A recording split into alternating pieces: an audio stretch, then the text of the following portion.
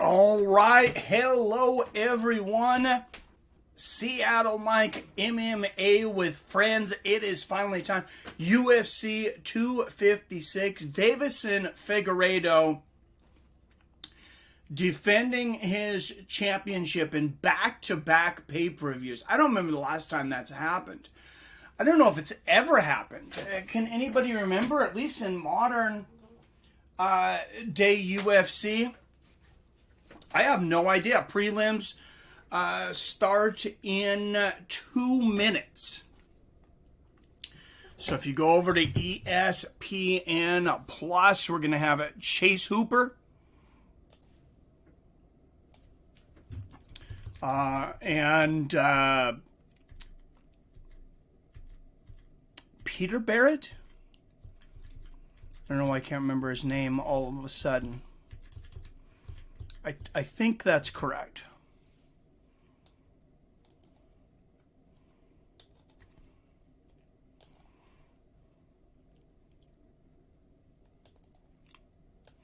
Chase Hooper, of course, 23 years old, a few hours from me, out of a small town here in Washington called Enumclaw.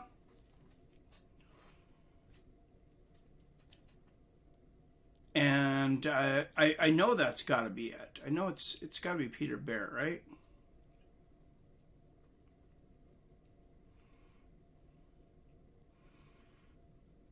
Why am I drawing a blank on this guy's name all of a sudden? All right, in just seconds until ESPN Plus goes live with the prelims. Yes, Peter Barrett, Chase Hooper, a minus 300 favorite. Coming into this, Peter Barrett, a plus 250. And Peter Barrett, he was very blunt about this. He said, I'm going to knock this kid out. He said, I'm going to upset him. He said, Chase Hooper only knows how to block punches with his face. And some of you in here have... Baby Askren, yep. Some of you in here have compared him to Ben Askren in striking, and so far in his first couple of fights, I mean, it's not a horrible comparison. I will definitely say that. And you know, hell of a lot more, obviously, than I was doing, or probably any of us was doing at, 21 years old. Holy jeez. I mean, that is impressive. That he is even in the UFC. He might have needed some time to develop, though. Deiveson Figueredo in this main event, though, man, mad respect. This guy is one of, if not the most violent flyweights ever. I think he's the most violent. There's been now, some really good flyweights with Demetrius Johnson, Henry Cejudo, now Deiveson Figueredo, Benavidez as well, had his time. I think he was maybe a little bit past his time by the time he got the shot at Figueredo. But... yeah, that's he might not be the best flyweight of all time, but I think he's the most violent. I think he's the hardest hitting. The guy is just, he's off the hook. I don't know what these bookies are thinking with the odds on the fight. Yeah, there's some strange ones, I think, and I've said that before, and then the way the fights play out, and they play out completely different than what I thought. There was something I didn't know or didn't understand, or, I don't know. And if you're watching on the pay-per-view, of course, you get Joe Rogan tonight. It looks like it says prelims later on ESPN2. I'm assuming they're also on ESPN Plus. I think they have been every time. But, yeah, Peter Barrett, he's a plus 300 underdog tonight. I think he could come up with pay dirt tonight. And then you got Kevin Holland against Jacare Souza. Jacare Souza coming in a slight favorite against Kevin Holland. I don't see that one. I don't see Jacare Souza beating Kevin Holland tonight. I just don't. And he's a slight favorite. And then you got Cyril Gane, just a giant favorite against Junior Dos Santos. I believe it's over 4-1. And that's just crazy. I'm watching on Plus now. Yeah, there's the early prelims and then the prelims. And originally there was,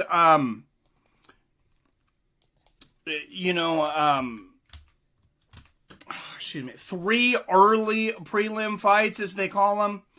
Now there's just one because the other ones either got canceled or moved up. This was originally 14 fights. There are 10 left.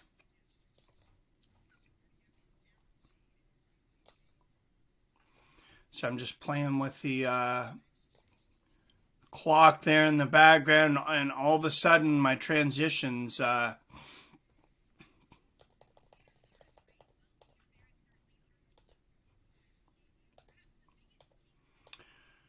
screwed up, and I can't get them to come back. So everything I'm doing in the background comes up on the scene. Gane is a -455 to win over JDS.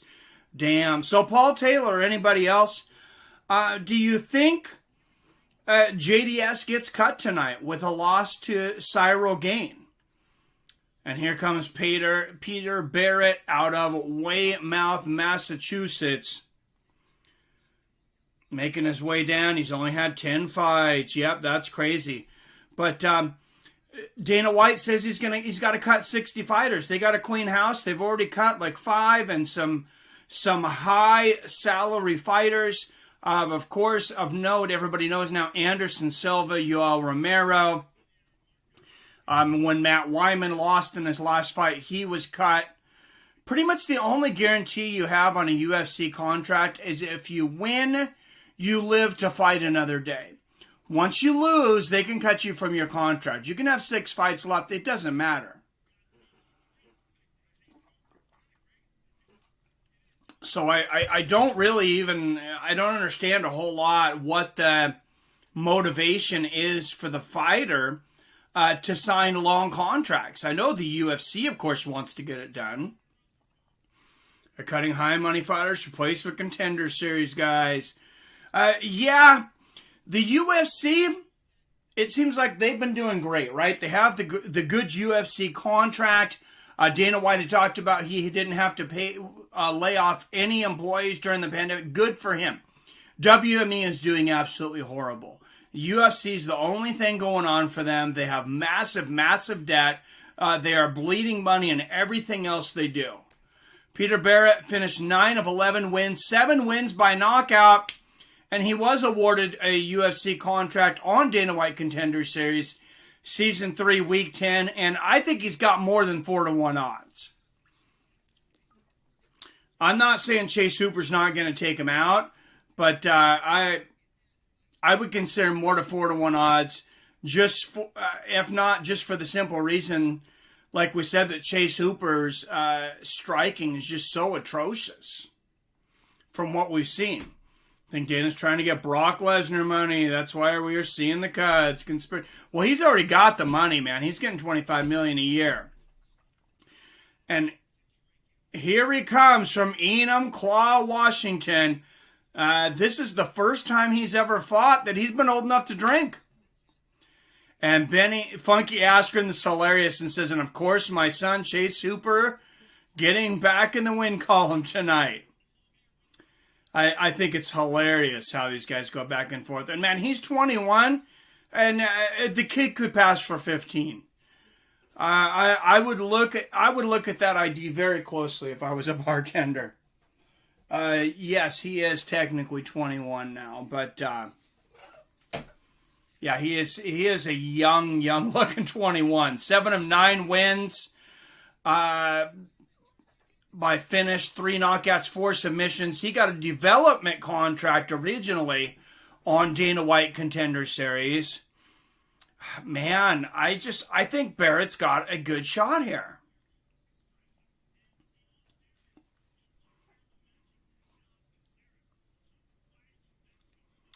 Looks like a lacrosse player. PBR Street Gang with the first donation of the night, dropping the super chat.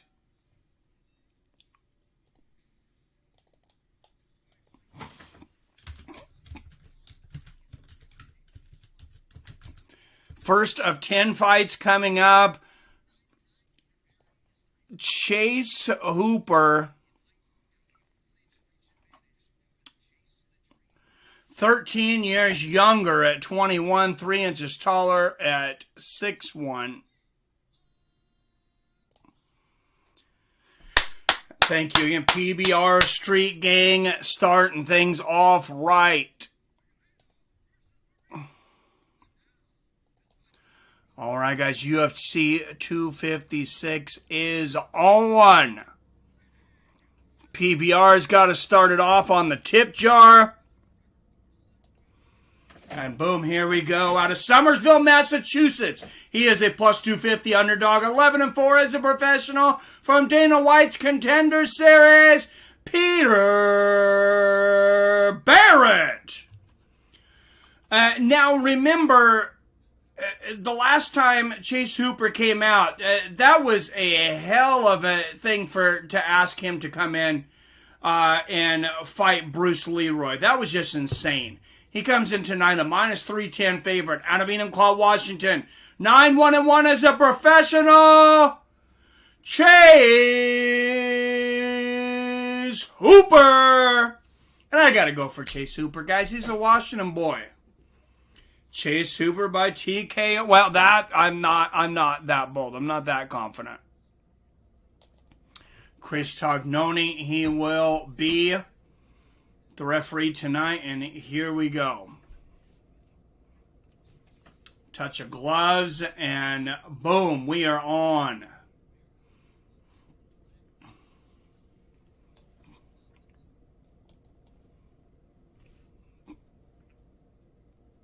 It is on like Donkey Kong, as they say.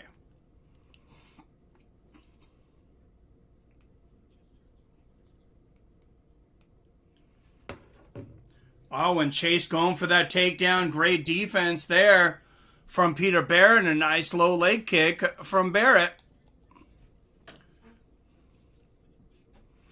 Nice side kick to the body there from Hooper. You can bet he's been working on that striking. And a nice leg kick there from Hooper. Good low leg kick there from Barrett. Barrett with another low leg kick to the outside now. And a straight right and a left. Peter Barrett finding a place for those hands on Chase Hooper's face pretty easily, as he said he would. A couple of nice leg kicks there from Hooper. Oh, big right hand from Barrett. Hooper comes back with a left kick and a side kick to the body. And I don't know if Hooper's coming out, feeling like he needs to show something in the striking world, but I don't think that's the best idea. Nice straight right there from Barrett. And then Chase Hooper, I mean, it's early in this fight, but it might be too much too quickly. Hooper going for the head kick. Barrett blocking that, but lands a nice front kick to the knee. And close first round here in these first couple of minutes. Great prelims tonight. Oh, nice left hook there from Chase Hooper. He is definitely striking, holding his own and striking with Hooper here, or with Barrett. 3 kicks in a row there for Hooper. What's up, MMA Knowledge? Chase Hooper needs his guard up and chin down. Oh, absolutely. It looks like there was a low blow from Barrett, and that's going to kill the time clock.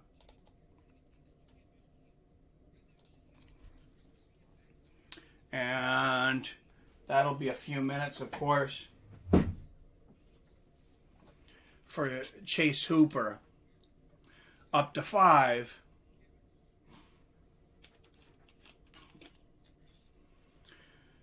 Man, and we'll see. He has not been able to get the takedown yet. And they're back at it. I'll count you down. 252, 51, 250, 249, 248. And exchange of leg kicks. There's another big leg kick there from Barrett. Oh, and Barrett. Oh, catching the leg kick and landing a big body kick does Barrett.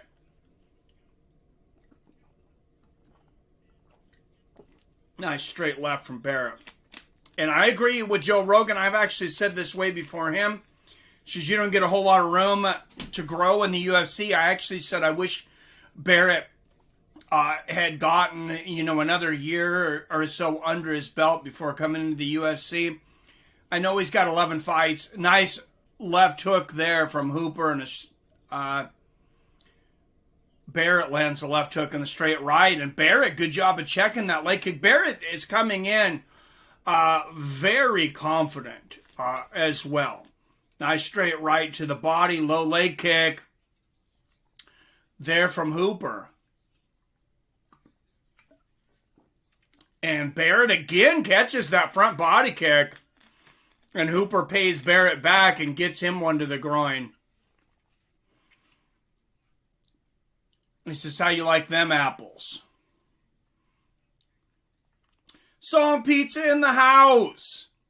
How much, man? Hey, good to see you too, man. Just having fun watching some fights with the boys, with the friends. And we've had some girls in here lately. Since I'd mentioned that, they started to show themselves. So hello to the ladies.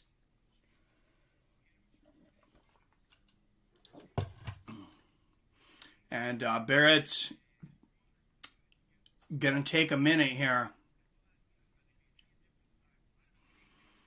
And the referee says, yeah, let's be careful. Tip for tap.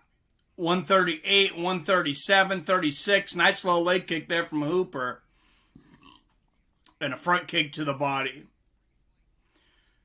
Oh, nice side kick to the body there from Hooper.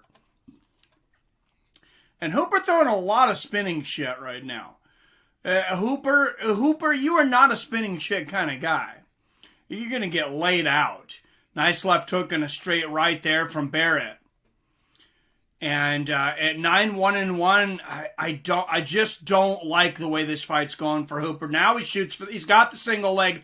His wrestling is very, very good.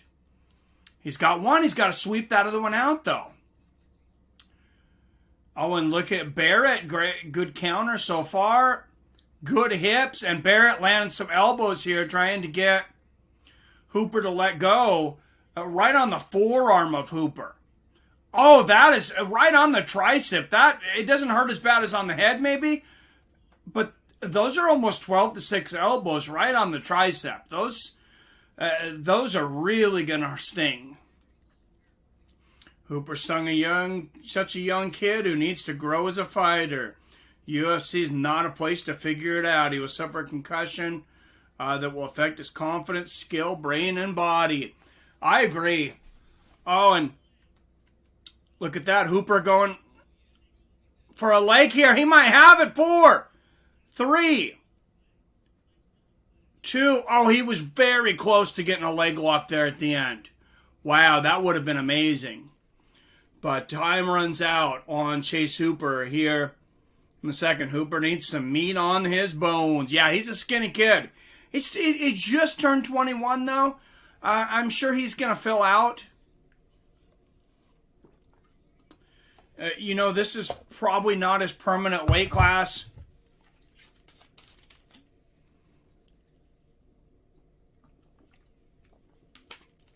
And, I didn't see. I think he's fighting a bantamweight tonight because that's what he fought at last time.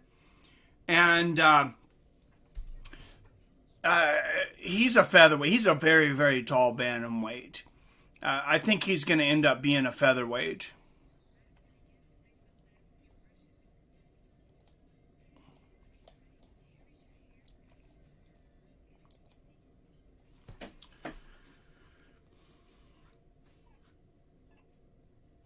Some more muscle really help. Yep. Oh, you think he is a featherweight now? Okay, I don't know why I missed. I thought he fought at 135 last time, but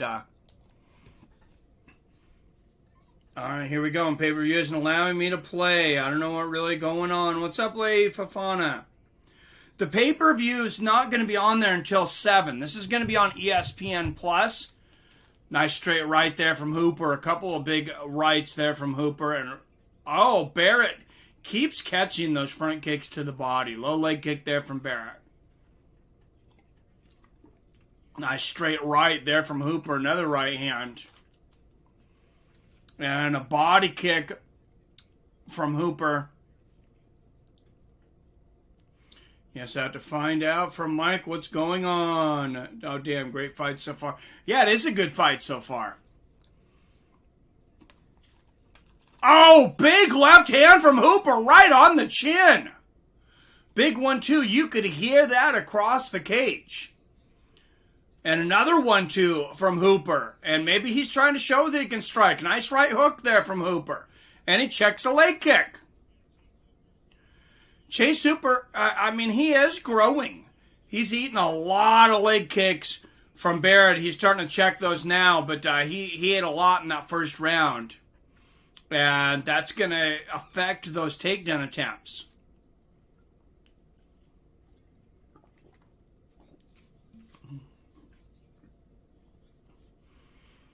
Barrett the southpaw trying to lay on that left hand. Nice, lands a nice right and a left hook behind it. Nice outside leg kick from Barrett. And Hooper can barely walk right now.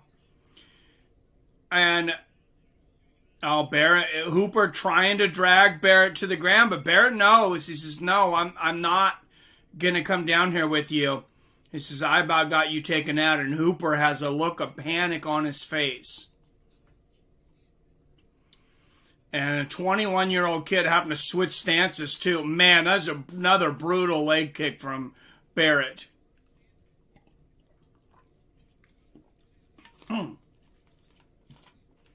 15 leg kicks landed for Barrett just less than halfway through the second round. And he is really whipping him tonight. Nice front kick to the body there from Hooper. He lands an outside leg kick of his own, but that...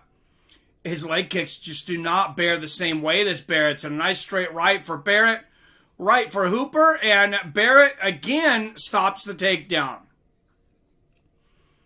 And things are really not looking good for Chase Hooper right now. Whoever took the bet, I'm not saying Hooper's completely out of this, but if you took the bet at 4-1, whoa, look at the Imanari roll from Hooper. Wow, and he just rolls on top. Wow, how skilled. And he's trying. Barrett's just about out, though. Hooper is just doing everything he can to throw up a submission.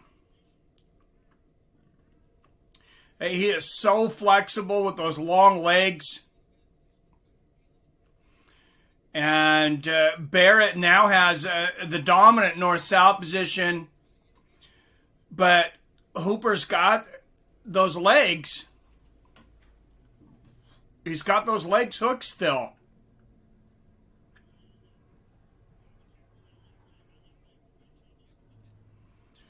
Oh, and look at Barrett stepping over. Oh, and Hooper, still looking for that leg lock, and he should have jumped on Barrett as Barrett got up. It was a good position for it. He landed a left hand. Front kick to the knee here from Hooper. And, I mean, this is a lot of mental maturity from a kid that just turned 21 years old to be in a fight where he's gotten that leg eaten up. He's trying to adjust and do anything else he can. He's definitely still in this fight. Front side kick to the knee, couple of good body kicks or leg kicks there from Hooper. I mean, the first round was very hard to score. I thought, this round, both guys have had their moments. I think Barrett, when he hurt him with that leg kick, that might have taken the round. Nice straight right there from Hooper. Lands a front kick to the body.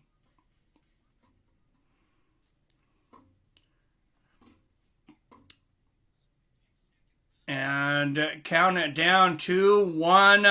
I gave that one to Peter Barrett. I have it around a piece. Close round, yes. Sorry, I'm a lady, little traded to the party. What's up? Hey, new Brandon Pauly, good to see you, my friend. Gonna be tough for Hooper to get off the stool. Yeah, his front leg is jello. And, I mean, to ask a kid that's, like I said, 21 years old, how long's he really been doing MMA? I mean, he was wrestling, growing up. But to ask him to change stances, that's next level shit. I know it's more common than it was, even 5 years ago and definitely 10 years ago. You were really considered something if you could, fight decent from both stances. But that's asking a lot.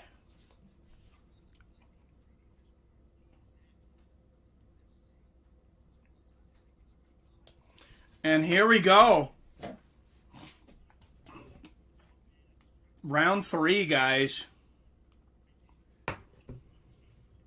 Nice side kick to the body there from Hooper. Oh, and a head kick lands for Hooper. He got the front of the foot on there. I mean, it wasn't beautiful, but it lands. Tony Ferguson is back. Yes, he is. Paige Van Zandt has her BKFC debut in February. Can't see. Oh, God. It's going to be horrible. Nice body kick there from Hooper. And a side kick to the knee from Hooper. And, I mean, Hooper, he looks different. Nice. Good job of checking that leg kick from Hooper in a straight right. Nice side kick to the body here from Hooper. I mean, he's stayed busy most of the fight. That's one of the big things. Even though, that's a big left hand from Barrett, though. He cannot eat those. And Hooper ducking down, going for the takedown, cannot get it.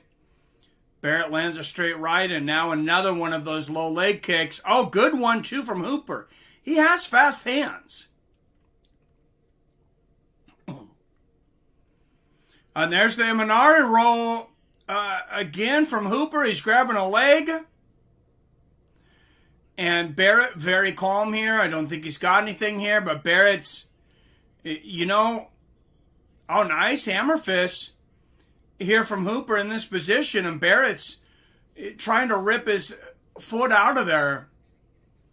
He looks pretty worried, and he's got a lot more time than he did the last time he had this. Oh, nice ground and pound here from this position. This is about 6-7 shots in a row from Hooper. And nice elbow and a hammer fist. It's funny, Barrett moving his head forward into Hooper's fist to kind of mock him, but I wouldn't want to continue to eat those shots. Now he's not liking eating them. He's moving that head now. And if anything, Hooper's also winning this round like this. And like I said, this is a close fight. I believe. BKFC is like the cigarettes of the combat sports world. Can you wear sunglasses, or will that violate some type of YouTube rules? For Frux to fight, it will get flagged. Yeah. So, Hooper winning the round now. Yeah, I agree. Oh, nice hammer fist there from Hooper. But the first 2 rounds, they were both close. I had it a round apiece coming into this one. So I gave Hooper, he might have this leg lock now. Oh, Barrett's freaking out right now. There it is, and there's the tap! Oh, those are so painful. Wow, and a lot of bleeping out there. You could hear Barrett screaming. Oh, and he is upset, and wow. Oh, man, he is limping. Peter Barrett comes over and gives Chase Hooper a hug, but he needs to get off. He needs to get off that foot. Barrett just started screaming. You could tell he was panicking. Wow, what an incredible roll. He hooks the leg back the other direction. I mean, this kid, his striking looked much better than it did in the first couple of fights, but I mean, he is so skilled at getting the fight to the ground. Very impressive. Very impressive. And I know it's easy, I think, to be hard on this kid.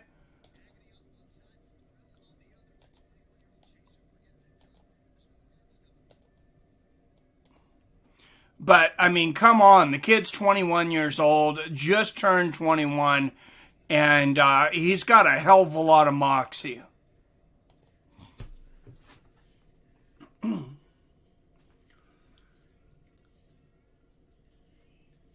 Hooper won, but I am not impressed with that performance, Paul Tyler. This isn't up to par for UFC. Oh, the way he's fighting. Yeah, that was interesting. Hooper definitely needs work. I'm sorry his fight isn't that good. Sam 302. Hooper got this win. I thought it was a fun matchup. It's always funner when you're kind of rooting for a guy, though. And like I said, Hooper's the hometown guy for me. Or he's the home state guy, at least. He's a couple hours from here. Enumclaw, I've spent a little bit of time over there. There's just, a real small town. I think they're right around a population of 1,000. It could be a little bit more. They're definitely under 5,000.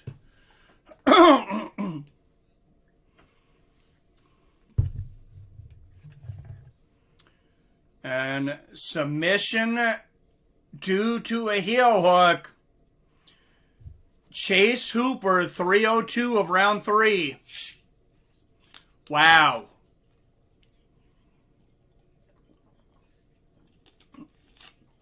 And, he definitely has a lot of room to grow. As people talked about, it's, I understand that. I have no qualms about that. I'm not so sure that the kid should be in the UFC. If it were up to me, he really wouldn't be in the UFC yet. But he's 2-1, in the biggest organization in the world. And it was just silly. To put him up against Bruce Leroy in his second fight, that was just, that was out of control. Hooper should go to ATT. Hooper needs a better striking coach. I don't think he had much striking at all before. Boxing's a joke. I'm done with it. After that, I did a strip for a headbutt that never happened. I was done. I'm so pissed about the Paul Floyd thing. Not doing it. Not doing it. Anybody who's interested, Billy said he'd take up the stream that night. I'm not fucking doing it. Enough's enough. I want to see him take some time to develop his strike. If WEC was still around, he would develop great there. I wish the LFA, I don't need the UFC to buy the LFA, but I wish the UFC would, they have used the LFA some like that, but why can't you bounce back and forth? And Joe Rogan talking about saying you had some difficult moments in the fight, took some big leg kicks. He said they're definitely very sore. And he did check some leg kicks. I think he's a lot better striker even than in that first fight. And then you put him up against Bruce Leroy. Like I said again, that was just a huge, huge mistake. You're going to take a 20-year-old kid in his second fight in the UFC.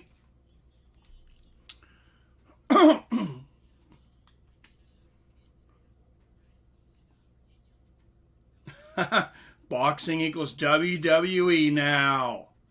That's ridiculous. I'm not doing it either. What a joke. Says my joke of a match, Floyd Paul.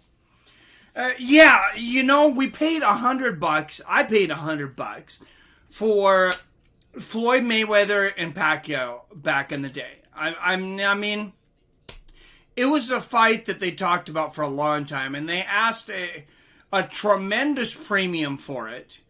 And but we paid it because it was legitimate boxers, and it was legitimately who we thought was the top pound for pound fighters in the world.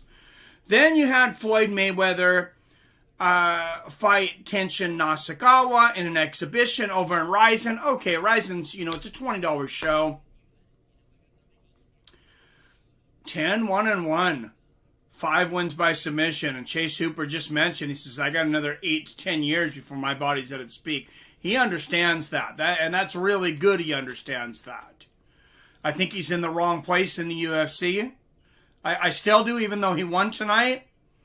I think he's got a lot of potential, but just not right now. Even though he wins tonight, I don't think this is the right place for him yet.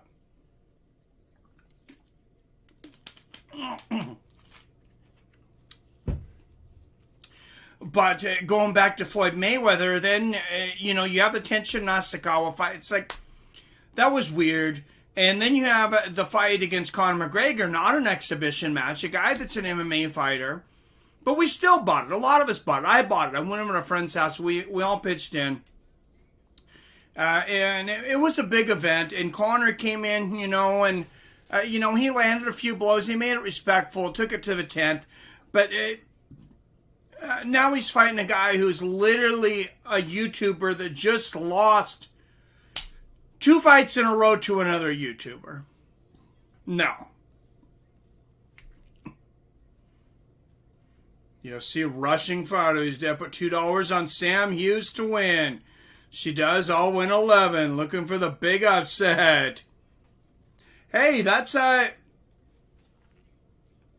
a bad thing. It's kind of fun. You want to get a big, you want to profit on a big underdog matchup, and you just put up, some chump change. And even though you may not win a lot, you could say, hey, I bet on Sam Hughes to defeat Tisha Torres if she ends up winning it.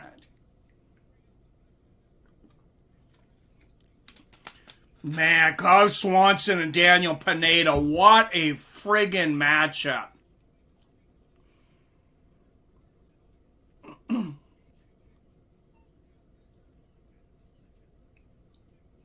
Damn.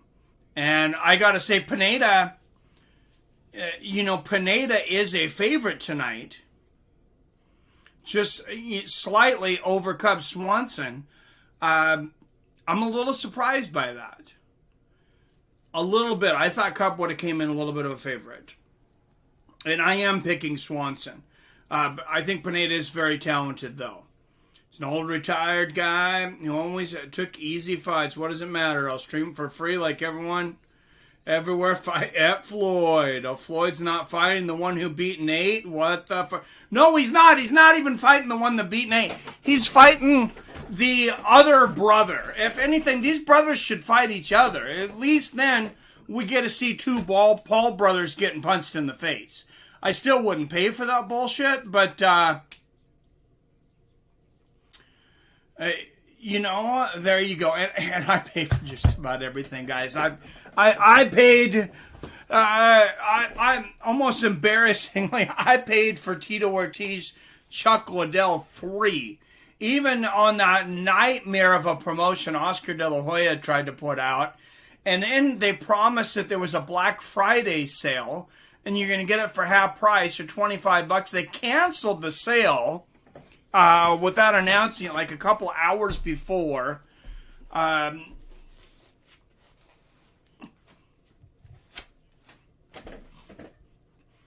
Maybe buy the dolls of each fighter and then reenact the fights with them.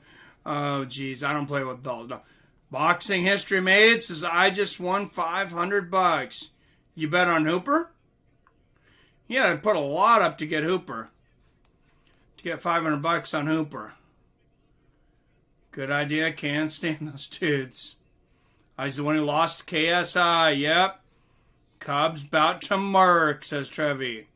There are too many Paul brothers. I love it. Torres versus Hughes. Look at that main card. Cyril Gane versus Junior Dos Santos. Jacare Souza versus Kevin Holland. Virna Jandiroba versus Mackenzie Dern. That is a sleeper fight at strawweight. Charles Oliveira and Tony Ferguson, of course. El Kukui returning, and Brandon Moreno, #1 contender, challenging the champion Deiveson Figueredo.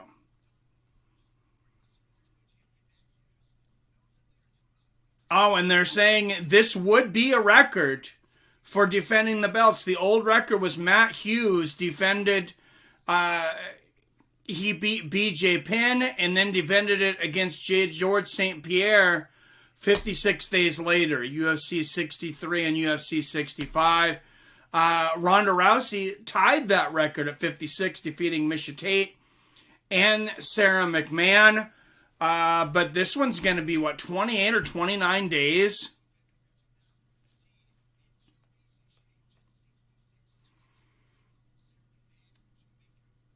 No one has Brandon. I have faith in the kid. No. It's not Holland for the win. I do think Holland will win. Anyone think Holland will rise to the occasion tonight? I do, Song Pizza. So it's 21 days. Just 21 days. And both of these guys are on a 21-day turnaround, for that matter. Brandon Moreno, he looked good in his last fight, but Deiveson Figueredo is a frigging murderer. He's got one loss by decision in his whole career. One better's got $66,666 on Deiveson Figueredo to win by finish. That, according to DraftKings, it would pay out $109,000. Wow. And I can't say he's an idiot for making the bet. I mean, if you got it to lose, if you're really that confident, if you're going to bet in the market, that's a return of 15% in one night.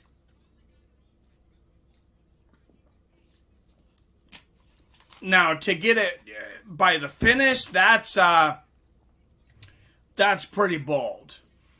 I wouldn't do it, but Me Too Boxing, home win by KO when he was injured, going into that loss against Formiga. Yeah, you're correct. His only loss was by decision to Jussier Formiga.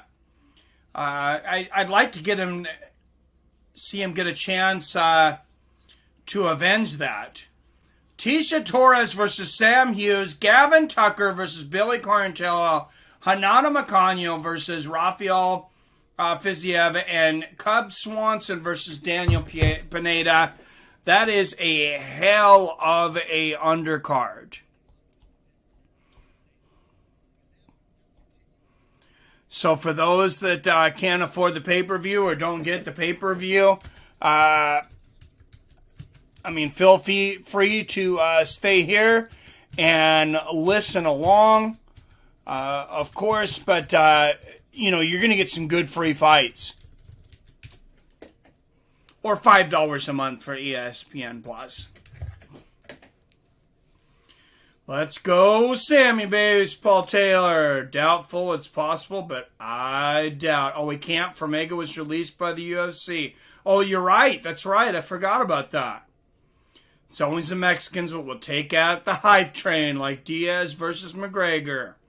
I like it. Never been impressed with Tisha. She shadow boxes during a fight. Yeah, I don't see Sam Hughes getting this, but I don't know anything about her. She doesn't look like a fighter, though. Which looks like maybe she got her nose broken, if that counts. What's up, Chris Jackson? Says Dana and JDS are going to have the talk after tonight. I agree, Chris Jackson. So, if they lose tonight, these are fighters that are on the cutting block. You're going to have, because they're all six-figure guys.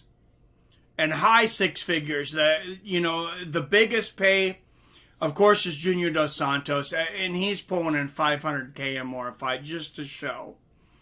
Then Jacare Souza. You're looking in the high twos to show for him, I believe.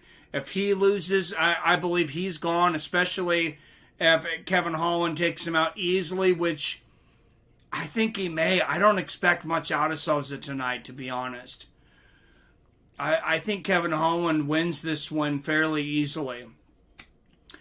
And I wish we could bet in Washington, or maybe I don't, because I'm a little overconfident. But then the third one is a guy that gets over 100 to show and over 100 to win, and that's Cub Swanson. And if he doesn't look good tonight, he's also going to be looking at the chopping block. So that's always 3 fighters on this card that could be getting out of here. And if Tecia Torres, I don't think she's going to lose tonight to Sam Hughes, but if she does, count her there too.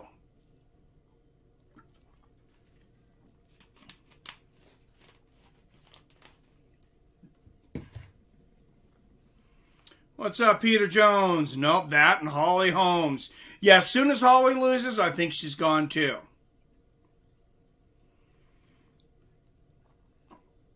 I took Ferguson, Figueredo, Mackenzie, Holland, Corintio, and Cub on DraftKings, says Trevi. That's all the guys I picked, I think, Trevi. So, you're a smart guy. No. 2016, McGregor was most definitely a hype train, my guy. Yep. Owen has bad takedown defense. That's what concerns me. Yeah, but Jacare, he's just not that explosive anymore. He could take him down and hold him. Owen, no fight IQ. He will lose by submission. That could be the case. If Jacare gets him down and gets him in a bad position on the ground, Jacare could submit him. You're right. Women's division is too shallow right now to make cuts. You could be right on that one, Paul. I think so, too. Cut the entire women's division. Oh, my goodness. Song pizza. Song pizza. Oh, man. And here, Michelle Watterson's been calling, been hoping that they're going to bring an atomweight division in, 105 pounds.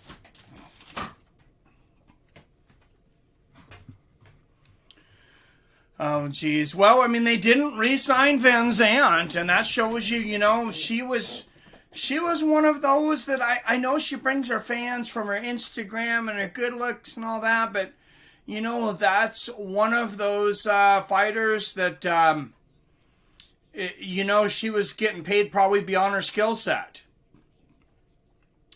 Or she was at least demanding it. Tecia Torres, 3 years older at 31. Sam Hughes, 4 inches taller at 5'5". She's usually shorter as Torres, and Sam Hughes will have a 3.5-inch reach advantage, 64 inches. And Bruce Buffer, I mean, he looks, I don't know for how many people used to watch the old Price is Right when Bob Barker used to come out in the couches. That is a Price is Right suit. Mighty Mouse versus Figueredo 2021. Please, God. All right, fighting out blue corner at Everett, Washington. So Everett's connected right to Lake Stevens. I didn't even realize she was in Everett. A plus 475 underdog. 5-1 is a mixed martial artist. Sam Page Hughes.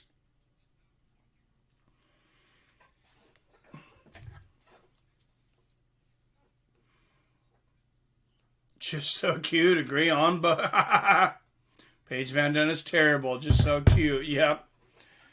All right.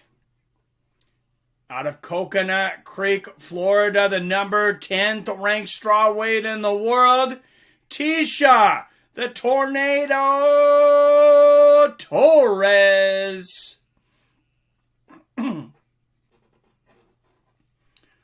Referee is Jason Herzog. If I would have known she was from Everett, I would have done some scouting on Sam Hughes because, I mean, there's only so many MMA gyms around here. If she's training out of Everett, yeah, I know all the spots.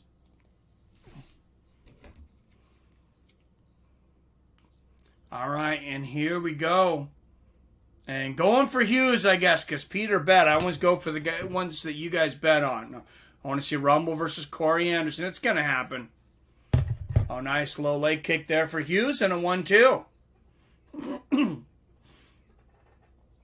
Inside leg kick from Sam Hughes. Superman punch from Tecia Torres, and a good start to this fight.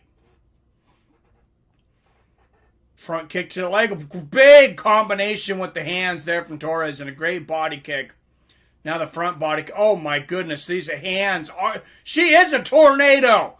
Wow, she just landed about a 12-punch combination on Hughes. Damn, I hope Hughes has got good peripheral vision because she's got punches coming at her from all angles.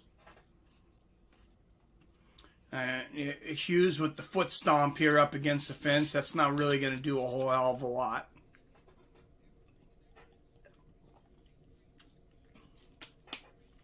But Hughes pushing Torres into the fence. Landing the shot to the body. And Sam Hughes is, you know, she's kind of doing about as what you should expect from, what you would expect with those odds.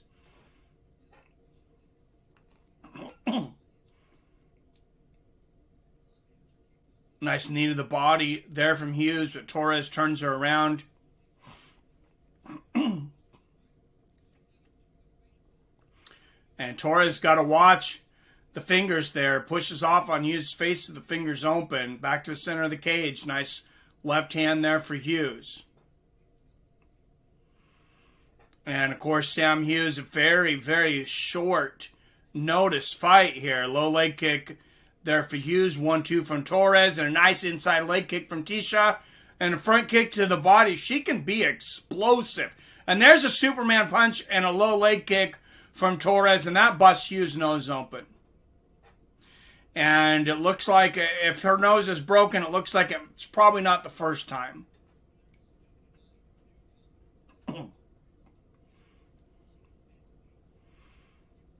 Good body kick here from Torres. Oh, another Superman punch. And the right hand from Tecia Torres showing off tonight.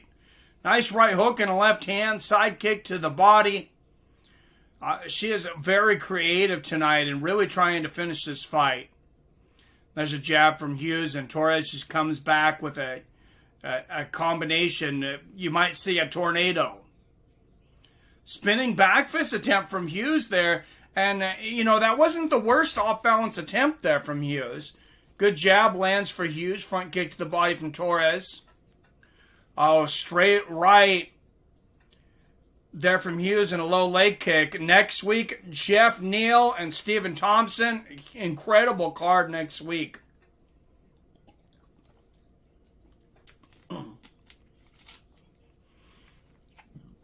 Oh, nice left hand there for Hughes.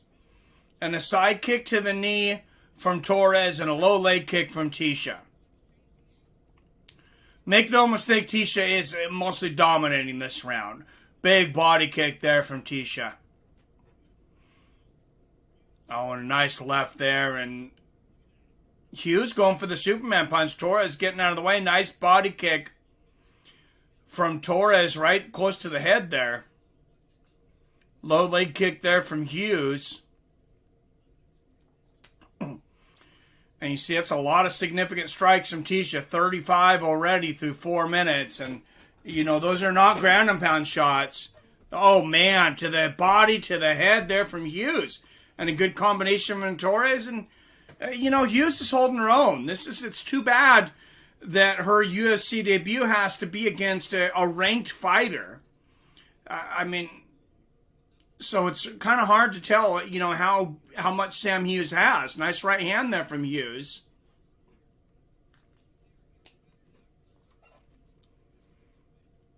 Torres with the Cerrone combos. Tecia actually looked decent. Oh, and Tecia going for the sweep. Oh, and Hughes. Oh, Tecia throws Hughes down, though, and lands a combination. And there's the head kick. Wow, big flying left hook there from Tecia and a right hand. Wow, Tecia. Oh my goodness! A huge slam from Tecia Torres at the bell. as she just picks her up and power bombs her. My goodness, Tecia Torres hit Sam Hughes with everything. Hughes is, I hope she got a little bit of bonus for taking this fight on late notice, because she's definitely earning it. She has taken a beating tonight. What's up, Snake Plissken in the house? Good to see you, my friend. My TV was built in 1973. What's up, even Marinata? Was your TV really built in 1973? Hey, they built stuff good back then. That double leg. Tecia Torres looking like a young lion. Yep. Fight over she can't see. Damn, Hughes is shell-shocked. Yeah, that was a crazy first round from Tecia. I mean, Hughes, she had a few little moments, but nothing to brag to her friends about. And they're gonna look at that eye, and they maybe gonna stop this in between rounds. It's over. Jason Herzog calls it off. Sam Hughes told her corner, I can't see out of the left eye. And she wanted to continue. That's weird. Now, I seen Tecia push on Hughes' face with open fingers.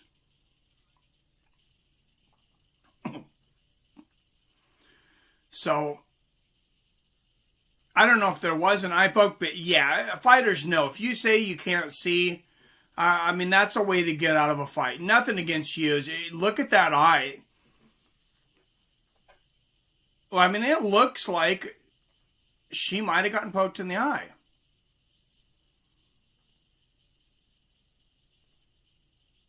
And she says, yeah, I think it was an eye poke.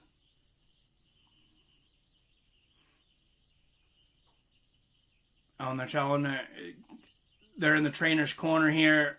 It's the replay saying, you look in her eyes. She said, can you see? She said, no. She said, no, twice.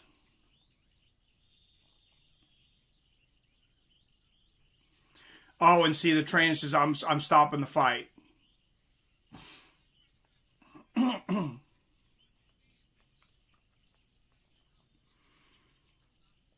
Oh, that eye is awful. She took the smart way. Yeah, why continue to take that beating? You're not getting paid enough. Sam Hughes, I mean, she got thrown into the frying pan tonight. Honestly, I'm not even sure that this fight should have been, that they should have been able to get a license for this fight. I know the UFC's got the but, I would not have been surprised if the commission would have said, hey, we're not going to sanction this. New York wouldn't have, I guarantee you. I guarantee you New York does not sanction that fight. And I don't think California does either. Donald equals UFC sellout diver. Oh, don't talk shit about Don Cerrone. That's not nice. Honestly believe that's why they set him up against Conor. Yeah, that eye is crazy. Showed a few times. Yep, they use Cerrone as an easy meal for Conor's comeback. And that could be true. And I mean, they're going on talking about how great this round and this fight was for Tecia Torres.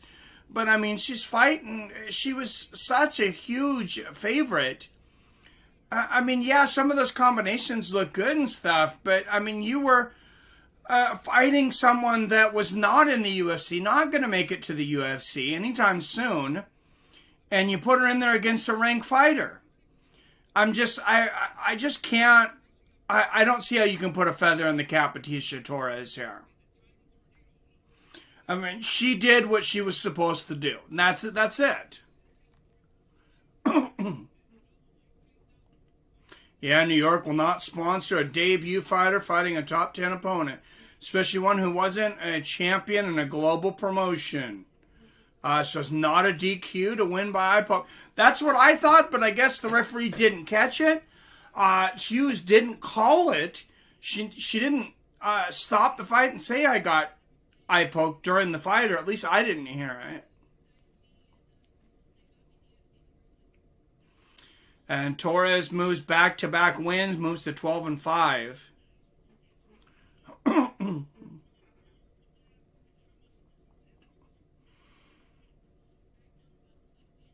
And, the button-up tieless shirt with the two top buttons unbuttoned, that's about as dressed up as I think we're ever going to see Joe Rogan.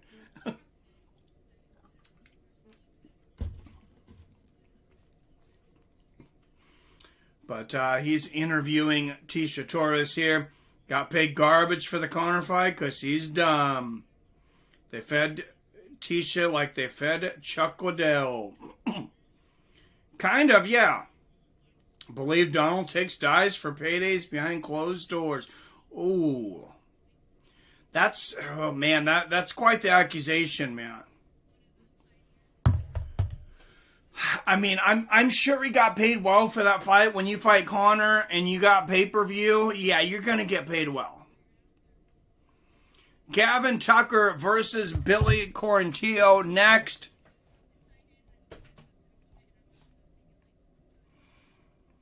And Tecia says, I hope I get a top 10 opponent, and I'm up for taking last-minute fights. Well, she's got the good side of the last-minute fight.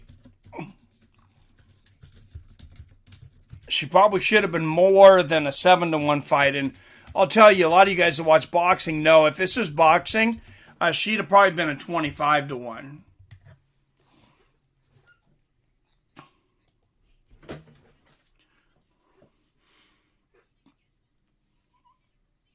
God on his knees. Oh, Jesus. Gadelha should be the next fight. I like that fight. Tecia and Gadelha. I like that fight. There's Gavin Tucker, Brazilian Jiu-Jitsu black belt, warming up on the pads. Taking on Billy Quarantillo. 8-fight win streak. 15-2 as a professional. Was very impressive on Dana White's Contender Series. I really like this kid. I expect a lot out of Billy Quarantillo. I can't believe how good the thing is, Snake. I just watched it this year. What did I miss?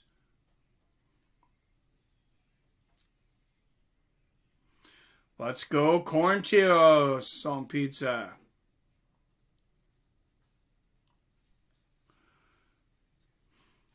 All right. Let's throw out a trivia question in between fights. I haven't had trivia questions in the last couple. So everybody refresh your browsers, and 5, 4, 3, 2, 1. What is the name? I'll take the name or the initials of the parent company that owns the UFC. This one should be a speed test. What is the parent company now of the UFC? Torres is emotional for beating up an average fighter. Congrats, Torres, right? It is not Zuffa anymore, Trevi. WME. Paul Taylor, you are right. Stands for William Morris Endeavor. I like that song, Pizza ESPN. Why didn't ESPN buy him? So, check this out. So, William Morris Endeavor buys the UFC for $4 million. Pretty quickly gets it evaluated somehow, or excuse me, $4 billion. Pretty quickly gets it evaluated $7 billion. ESPN buys the first 5 years for, I want to say it was $3.5 million. Immediately re-ups after a year to, I believe, a 7-year contract. And it's worth $5 billion. ESPN is paying more for the TV rights in the UFC than William Morris Endeavor paid to buy the UFC. And still, WME cannot run a business to save their life. They are It could be back to Zuffa. I'll tell you that. And I think it could go back to Zuffa, and I think the Fertitta brothers could end up buying the UFC back at a bargain. No, I don't really want Disney to own the UFC. That's true about Tale of the Chinese. It's hilarious. The elite globalists, basically the Illuminati. It's a cult thing. Hell yeah, then the woman fighting princess counts. If they were going to market with Disney, though, you would have kept Mighty Mouse around, right? Demetrius Johnson. I mean, you could do some things with some of these fighters. I'm just saying. Make some movies. You're going to get some realistic fight scenes. Maybe too realistic sometimes. Just have the guy really knock him out. Or have him really fight in the middle of a movie. And that's going to get some promotion. Oh, wow, these guys really fought in a movie, and it was in the script, and outside of the script, the people that wrote the script didn't even know what was going to happen because they didn't know who was going to win the fight. That would cause a lot of hype. Might not be real impressive for, fight fans. But when you got jackasses paying to watch Logan Paul fight Floyd Mayweather Jr., and they haven't paid yet. I will give them that. But I really think they're going to.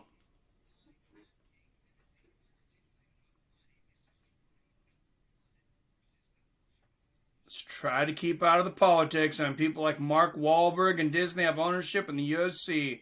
Yeah, I'm afraid the UFC might become a circus in the future. I hope not. Pay-per-view at Disney World would be awesome, though. Oh, God, Hollywood elites.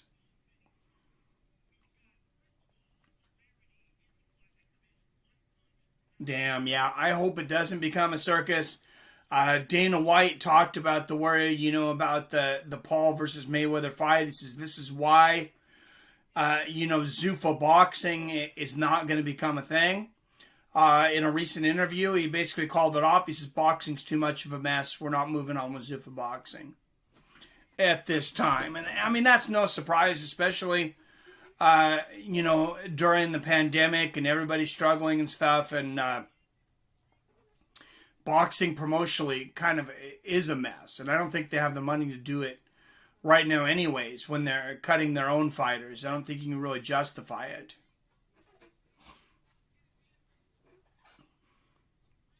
Cowboy jobbing to Michael B. Jordan. I like it. Rogan is a sellout.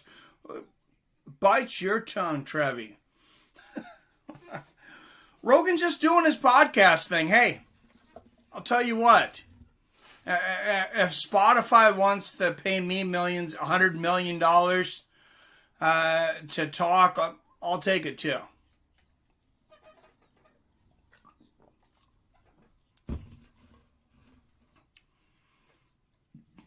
Wow, both of these guys, Tucker and Currentilla, have been on fire since the beginning of 2019.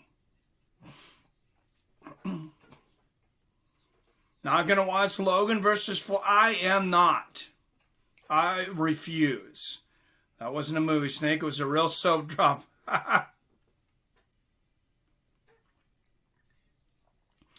Cowboy also recently jobbed in a movie in prison.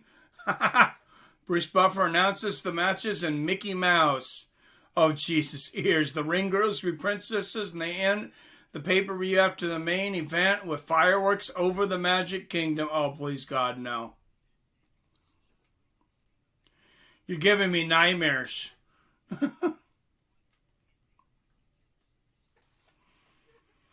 And didn't those dumbass Paul kids, didn't they come from Disney? I think they were Disney kids before they were doing their YouTube thing.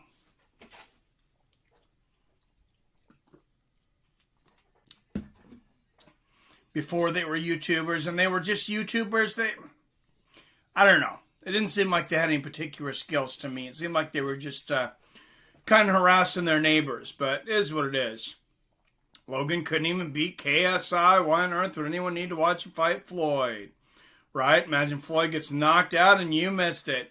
Then I'll miss it. I really don't want to see a guy that's considered one of the greatest fighters of all time get knocked out by some jackass.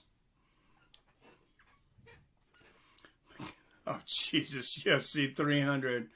They deleted hundreds of JRE podcasts. Now global corporations can void our constitution. Did they really delete hundreds?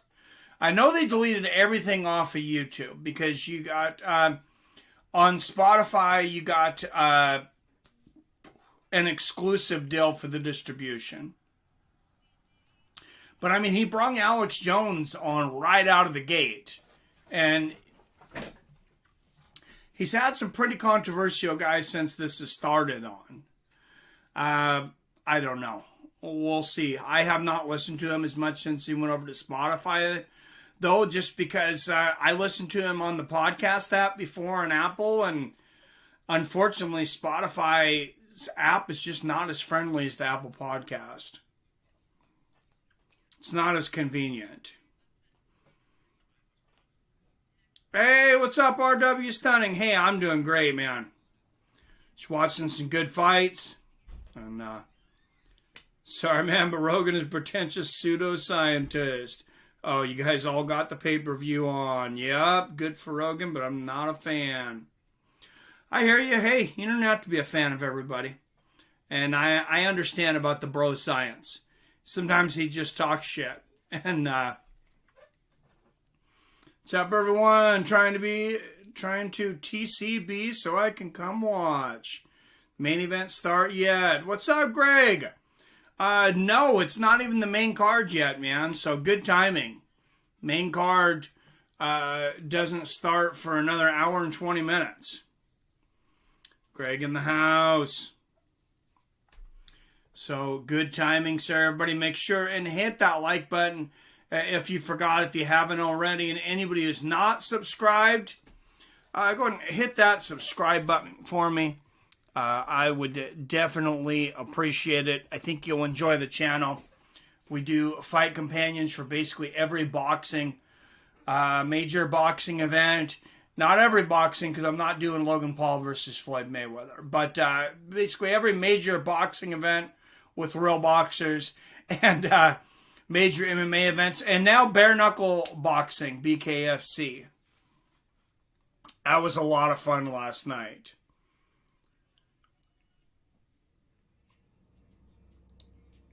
I got Tony tonight. Like Rogan's podcast back in 13 to 16-ish. Started having celebs and politicians on his podcast, which turned me off. Yeah, I think he's turned off a lot of the original guys. You placed any bets tonight? I haven't. RW Stunting has. They still haven't gotten figured out here in Washington. It's legal, but they have no way for us to place our bets. It's a mess. Gavin Tucker, 2 years older at 34 years old. Billy Quarantillo, 3.5 inches taller at 5'10", and he'll have a 4-inch reach advantage at 70 inches.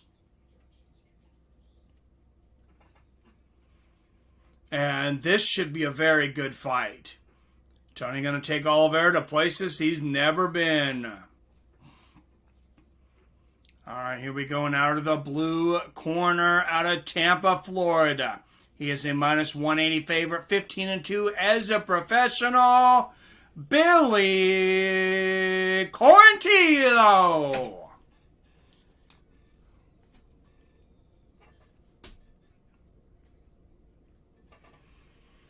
And across the cage, out of Canada, 12-1 as a mixed martial artist.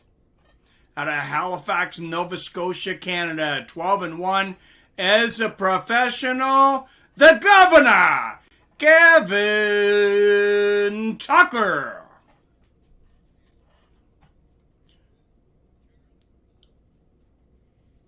Referee Jaron Vallel. I don't remember this guy judging any fights before, to be honest. But All right, here we go. Billy Q KO here. I have $30 on it. Nice. Tony the Boat. Where's Billy Hughes? Billy Hughes not in here tonight. Nice little leg kick there from Tucker. Good body kick from Billy. Oh, that was a big body kick from Quarantillo.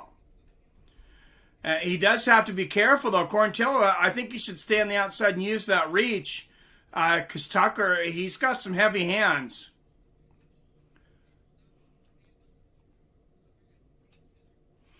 Nice inside leg kick there from Tucker. Oh, and the overhand right. Tucker looking to land big body kick there from Tucker. Oh, nice right hook from Quarantillo. Nice right hook and a big body kick.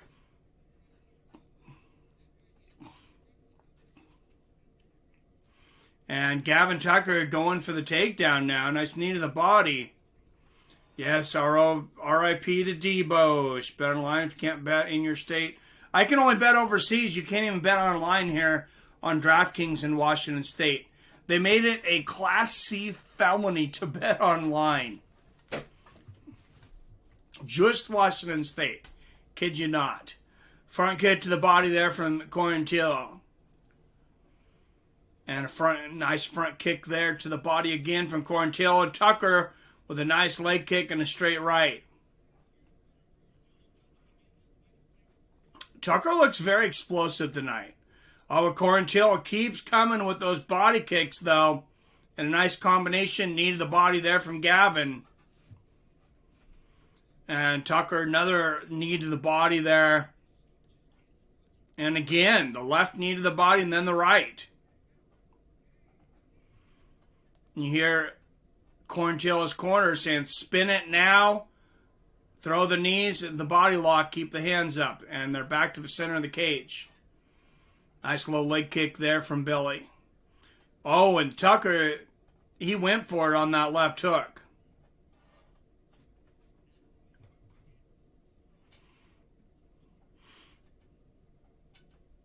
And Tucker clinching up against the fence with Quarantillo here. Nice knee to the body here from Gavin Tucker and a right hook. Straight right there from Tucker. Front kick to the body from Billy. And less than 3 minutes in, there's a lot of action in these first 3 minutes. Nice knee to the body from Tucker and a nice elbow. Good body kick from Quarantillo. Nice right hook from Tucker. Both guys really showed up tonight. Front kick to the body there from Quarantillo. Great combination upstairs from Tucker with the hands. Oh, and that was a brutal knee to the body from Gavin Tucker. He's going to look for that clinch again. Quarantillo might have been hurt by that knee.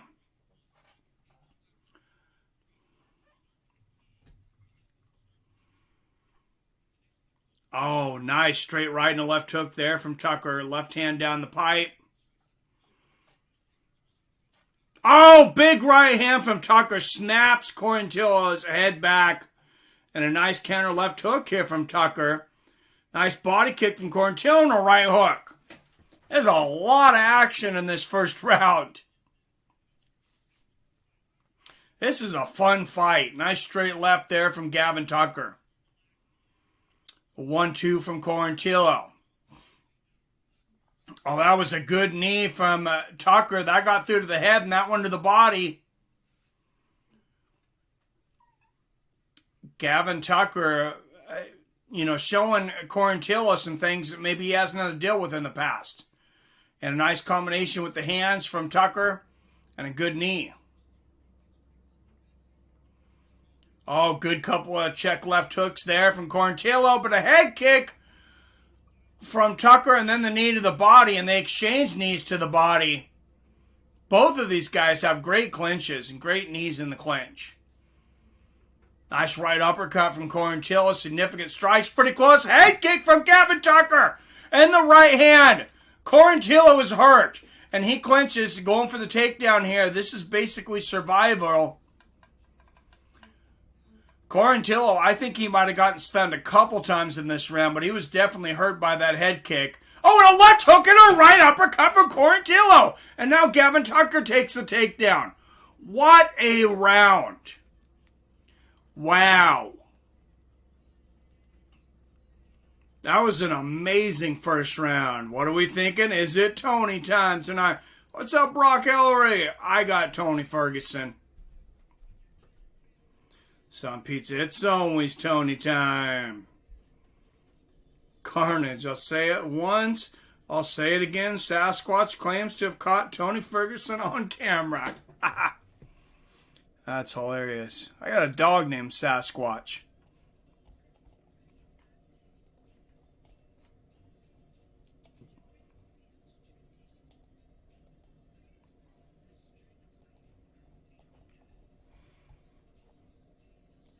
He hasn't said anything about seeing Tony Ferguson, though.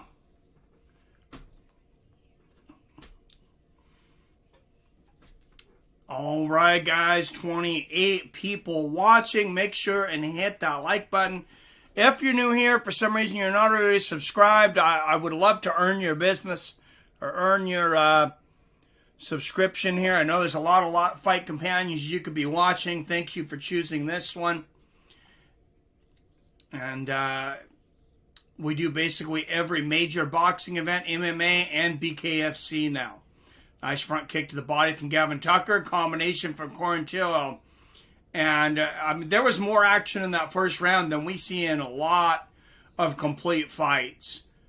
Nice right elbow from Quarantillo. Inside leg kick. What an exchange. Oh, and Tucker is lighting Quarantillo up right now. The check left hook and the head kick once again. And yeah, Quarantillo, he's got a chin on him, but he can't keep eating these. Nice knee from Tucker and another check left hook.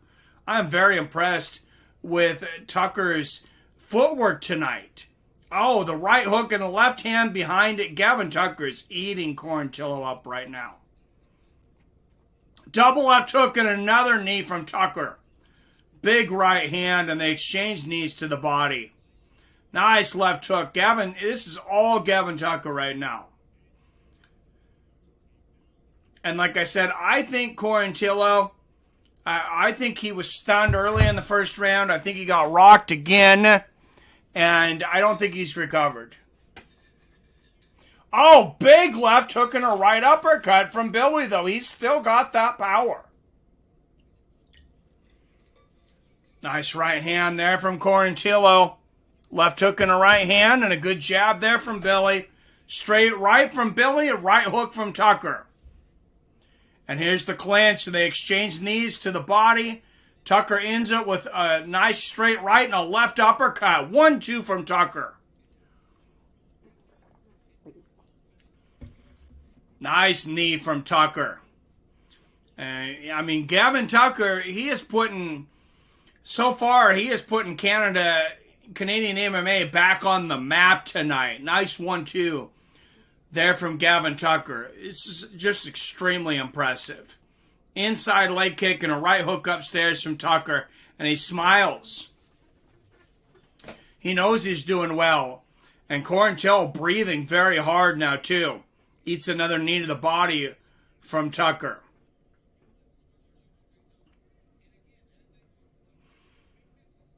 And Tucker, the aggressor here. And Quarantillo, oh, nice right hook to the body and a left hook upstairs from Quarantillo. Big combo with the hands there from Tucker. And there's a knee to the body from Quarantillo. And something for Billy Q. I mean, his chin could keep him in a lot of fights. Because he's gotten blasted with some shots. And he keeps coming, and he's got power. But Gavin Tucker looking for the takedown here, looking to tie Quarantillo up. Spins him to the ground and puts him in the position he wants to, but and hits Quarantillo with the knee as he's getting up, and another combination with the hands. This is a huge round for Gavin Tucker. Another takedown for Tucker. Beautiful timing, gets him right into side control. Oh, and he's got him almost a crucifix there, getting the ground and pound. And Quarantillo, I mean, he is He sounds like he's suffocating. This is absolute domination right now.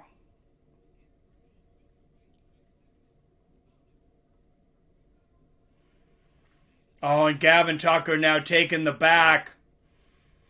And Billy Q, it just looks helpless right now. He might want out.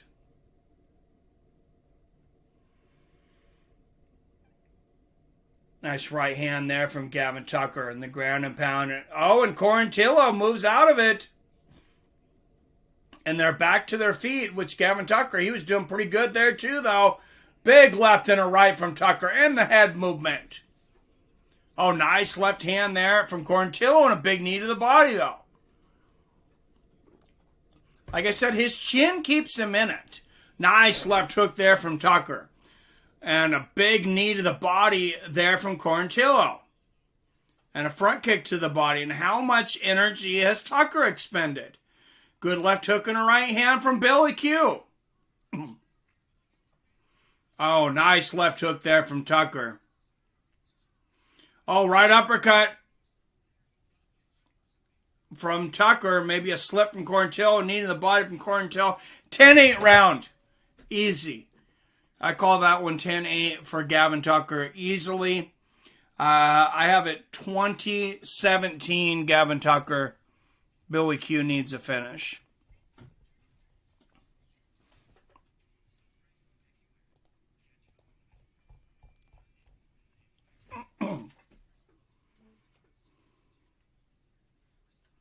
Fight of the night so far, man. Damn, this is a damn good fight.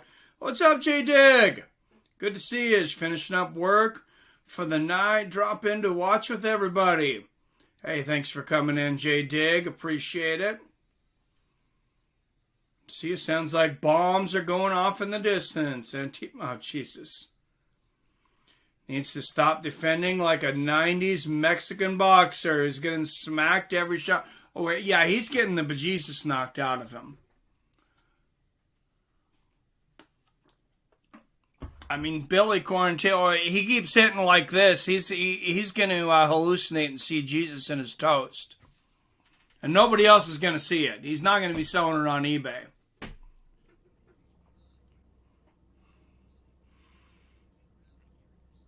And touch of gloves here. Oh, big shots from Gavin Tucker to start the third round. And like I said, Gavin Tucker, I gave him a 10-8 in the last round. There's a head kick from Tucker.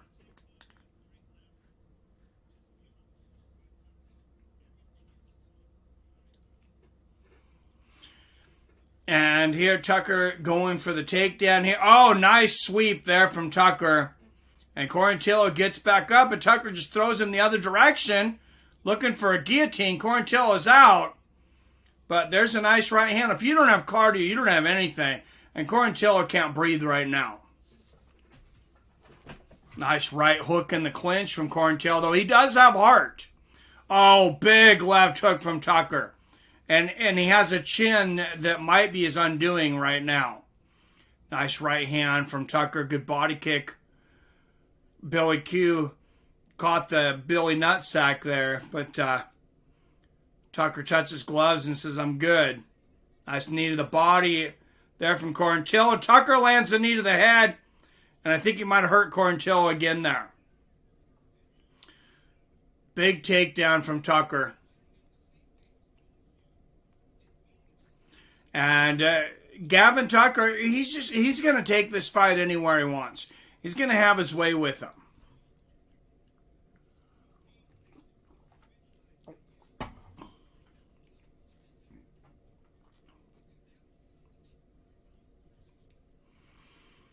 And Tucker in the guard of Quarantillo here, but now Quarantillo gives him the back, trying to escape.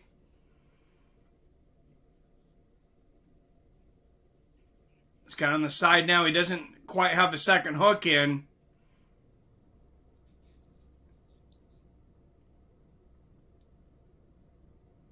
Oh, looking for the backpack there for a second. Quarantillo throws him off, and they're back up. And Quarantillo's got to know that he needs a finish, I would think. Nice left hook from Tucker. And Quarantillo's got a big cut on the left side of his head. I think they're going to judge it as a clash of heads. Yes, they are. They're saying, hey, it was a clash of heads.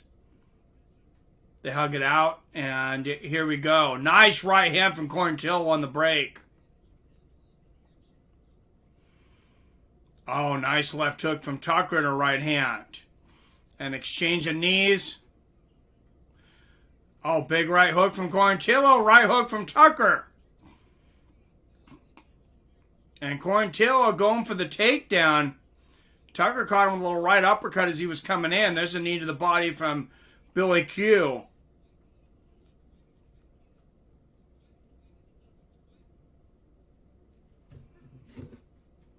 And the fight clock I should have killed a second ago here because they had to stop for the low blow. I'm at 158, 57, 56, 155 if you're looking to sync up. And Gavin Tucker with another takedown here. Oh, passes easily. Getting the back here. Quarantillo standing up again here, though. He's done a good job of escaping tonight. But that's about the only thing he's done a good job of. I think I remember seeing Quarantillo on top. Wow, what a slam. Gavin Tucker slams Quarantillo on his head. 6 takedowns from Gavin Tucker. Oh, and some big ground and pound from Gavin Tucker. He's always had the heavy hands, Gavin Tucker has. He's really been working on the wrestling, and it definitely shows. Now, those up kicks from Quarantillo, he landed a couple. Those were legal because Tucker was standing. 55, 54, 53, 52, 51, 50 seconds left in this fight. Nice little elbow from Quarantillo.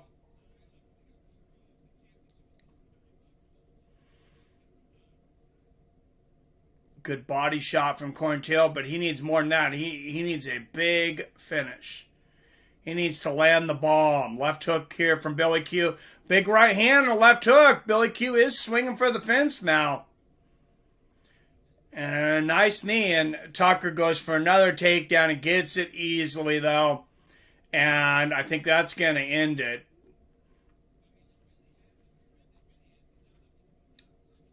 Wow, 7 takedowns. Over 50% accuracy on the takedowns tonight for Billy Q. And that's going to be the end of the fight. And I got it at 30-26, Gavin Tucker. I think I remember, I wouldn't be surprised if it's a draw. Oh, Jesus, I'm pretty shocked. I didn't think Tucker would dominate. You and me both, man. You and me both. Did not expect it at all. 29-28 Tucker, SRW stunning. All right, and that's funny. My Roku, for whatever reason, on my ESPN Plus app, it'll never let me go completely live. It'll let me get within 25 seconds, and then it won't fast forward any further. I don't know what the deal is with that. But, all right, here we come. Here comes the official decision.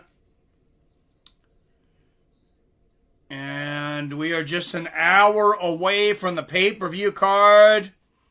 Is there any way to donate, man? What's up, RW Stunning? Yeah, if you hit that little super chat, it's pretty easy to donate there. Definitely appreciate it.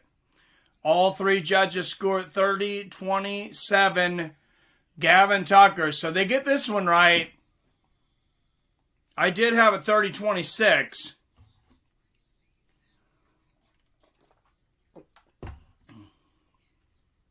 And RW Stunting with the 5 pounds. Right? The Great British Pounds.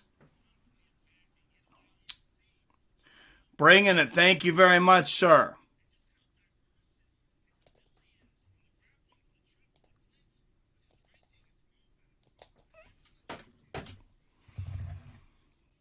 RW Stunting with the second donation of the night.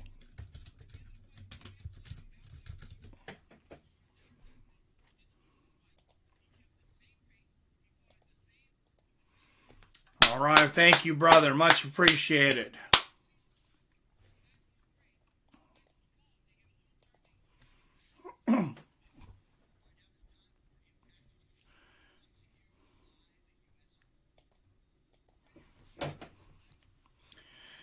Don't forget to hit that subscribe button, guys, if you're not subscribed already. A lot of stuff to come, including a big UFC card next week as well. RW from across the pond. Yep. All right, guys, I'm going to take a quick restroom break. 31 people in here. Like I said, thanks for all the likes and the new subscriptions. I'll see you in a second.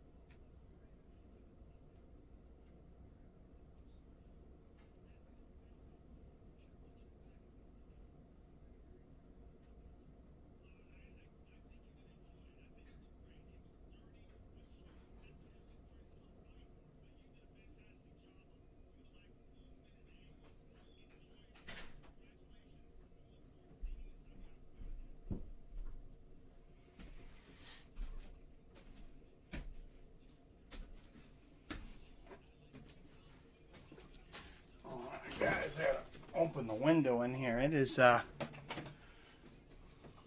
working up a sweat in here.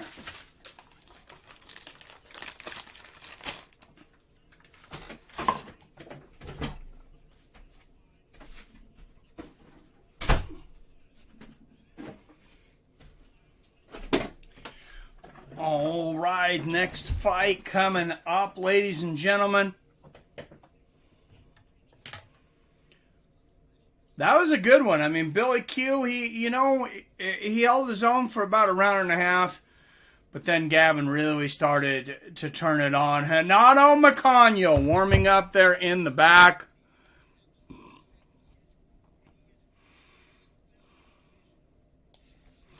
And he is actually a slight underdog tonight against Rafael Fiziev, 8-1 out of Kazakhstan.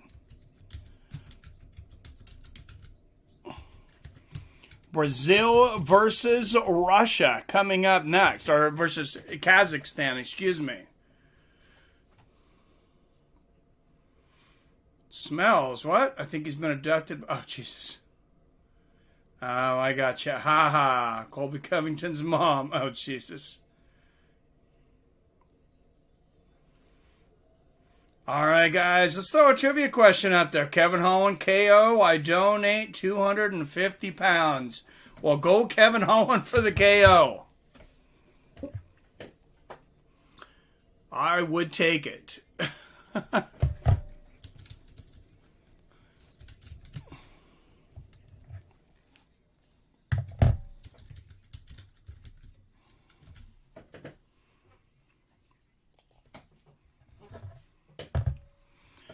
Oh, and I gotta update the tip jar there, actually. I have it at $2. Actually, it's $7.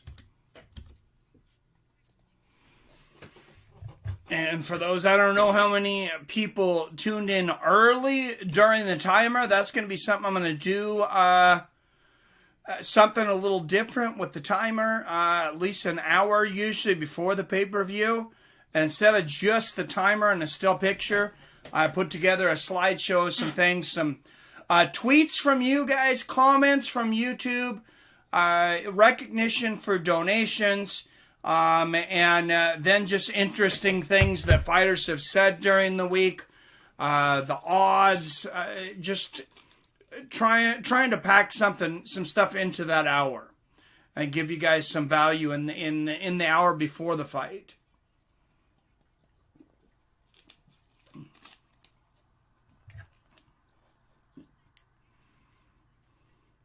Stunning. We'd all appreciate that. Such a great stream here. Well, thank you, Brock Ellery.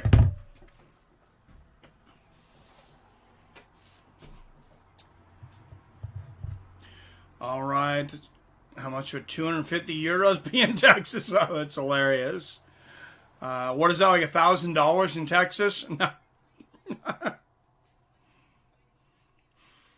You're in the country of Texas, huh, Sam? I got to visit you guys sometime.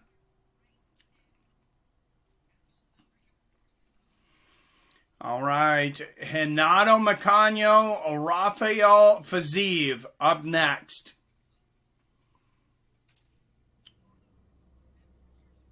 Yeah, I knew it was something like that, but that's funny because Texas, it's cheap in Texas.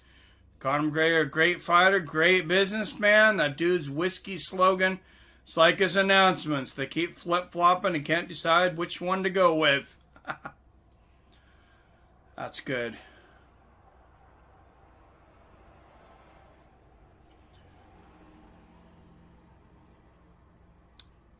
Some pizza.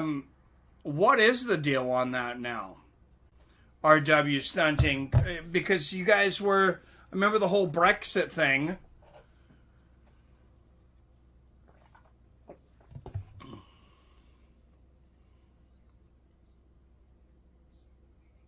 Oh, 1 pound is 1.1 euro. There are no euro. Oh, okay. Pounds are in the UK. Pace. Spend pounds only. Okay, thank you.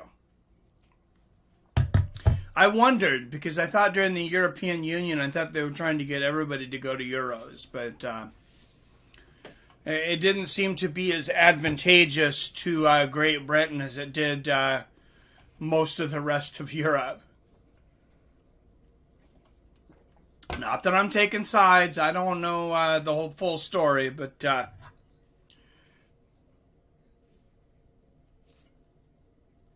Texas is welcome for you, bud. We got more land than we know what to do with. Trust me. Hey, if my wife would go for it, I would move on to freedom. I would probably definitely check it out. I'm going to have to go and visit anyways, though. You're an $8 tip man, not $7.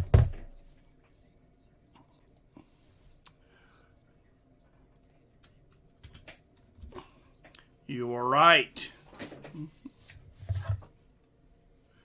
Because the pounds, Texas should become its own country.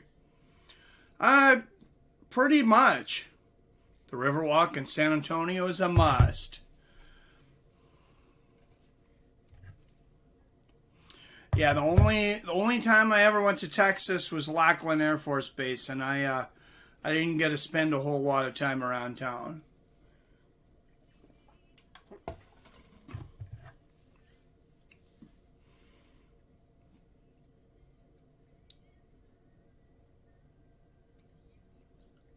Not chosen. I totally disagree.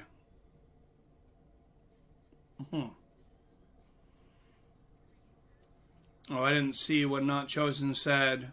Whatever it is. Let's throw a trivia question out here, though, because it looks like we got a second. Everybody refresh your browsers in 5, 4, 3, 2, 1.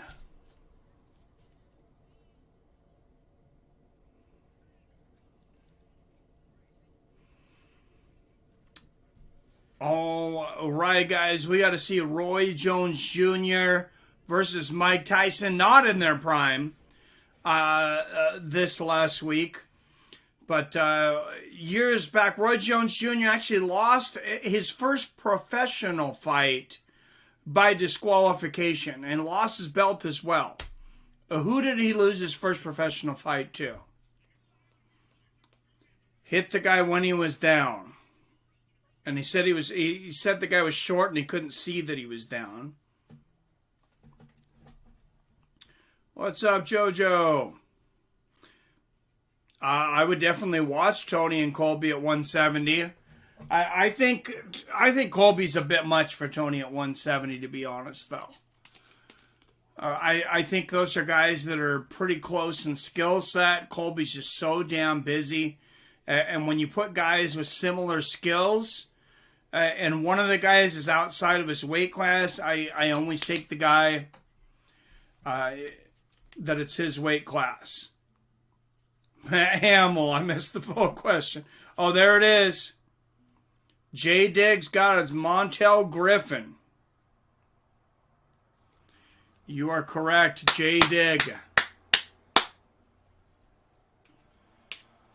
And then, of course, Roy Jones came back and about decapitated him in the rematch. But it's just McConnell's second fight at lightweight.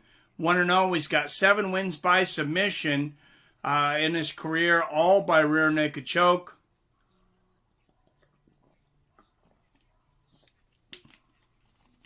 And Rafael Fiziev, back-to-back wins, 5 wins by knockout, Muay Thai and combat Sambo champion.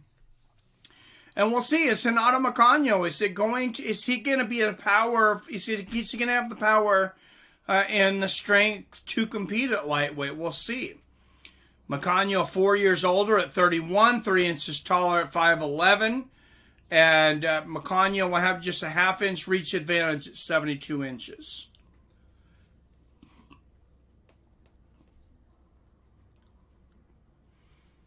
Big old woman in San Antonio. Oh, Jesus.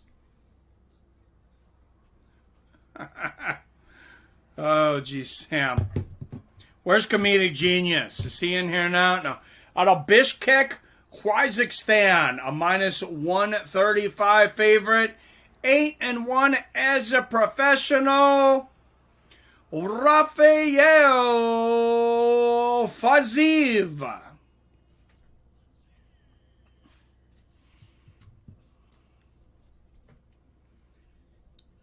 I want MMA trivia. All right, we'll throw some more. Oh, you didn't like the boxing trivia, huh? Brasilia, out of Brasilia, Distrito Federal, Brazil. Renato Mackenzie. All right, we'll throw some MMA trivia out after this fight. Chris Tognoni, the referee. And here we go.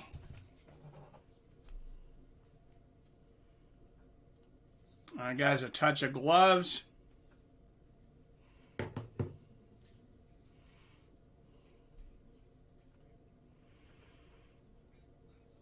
And Mackenzie pushing Fiziev back so far like he said he would.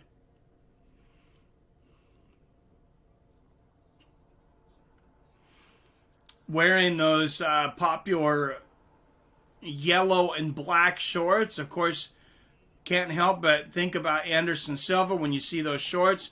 Nice leg kick there from Fiziev. Good right hand from Mackenzie. Nice body kick from Renato.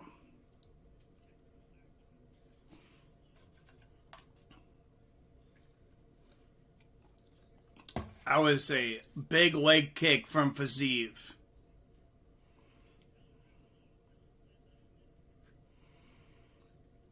Oh, nice counter right from Mackenzie, but two body kicks, from Fiziev, and there's a body kick to the other side. He just snaps that. Straight right there from Mackenzie. And a lightning fast leg kick from Fiziev. Right hand to the body from Mackenzie.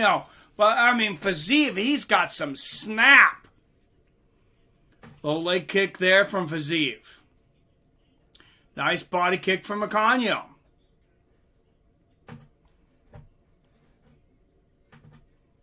Nice right hand there from Mackenzie. Oh, big left hook to the body from Fiziev. He's so accurate and so technical in his striking, is Fiziev. I mean, when he throws strikes, he throws strikes like a professional striker. Oh, nice right hand there from Renato Mackenzie. Oh, beautiful inside leg kick from Fiziev and a nice body kick. They can say a poke to the eye from Mackenzie. Fiziev says, I'm good. Nice right hand to the body there from Mackenzie. Body kick from Fiziev and a right uppercut from Mackenzie. This is a firefight so far. I'm loving this. Mackenzie going for the head kick. Misses, but lands the low leg kick and a nice straight left from Mackenzie. And, you know, Daniel and Joe keep talking about how Mackenzie needs to take this down and how he can't strike with Fiziev, but I think he's holding his own just fine. Oh, beautiful exchange. A big jab and a right hook there from Mackenzie. That was a big shot. A left hook from Mackenzie. I have a nod on Mackenzie winning this round. Oh, big right hand from Mackenzie, right on the chin. And a nice right hook from Mackenzie. He looks great tonight. Inside leg kick from Fiziev. And Fiziev is dangerous as hell. Both these guys are.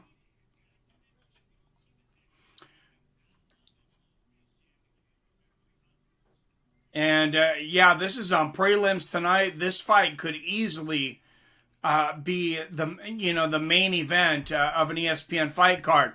Nice left hook and a big right hand from Fiziev.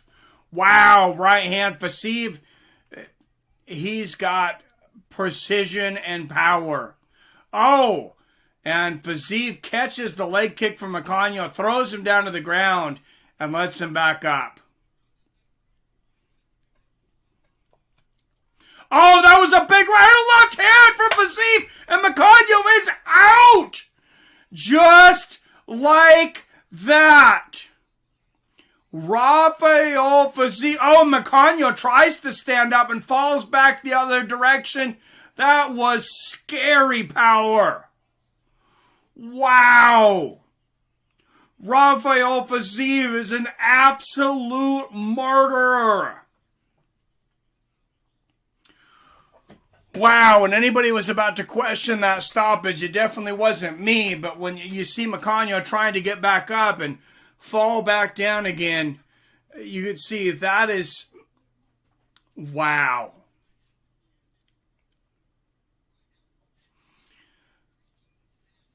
That is some sick, sick power. There's the left hook to the body, right hand upstairs. Left hook.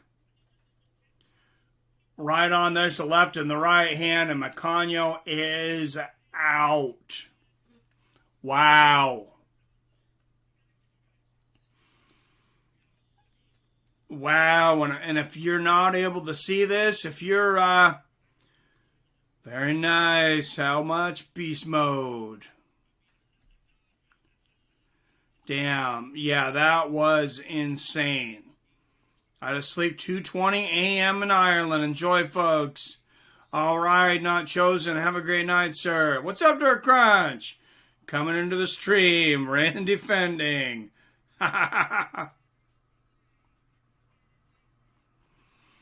All right, guys, and if you go over to Seattle Mike at Fights W, friends, if you didn't catch that knockout, you're going to catch it here in a minute because I'm uploading those few seconds to my Twitter.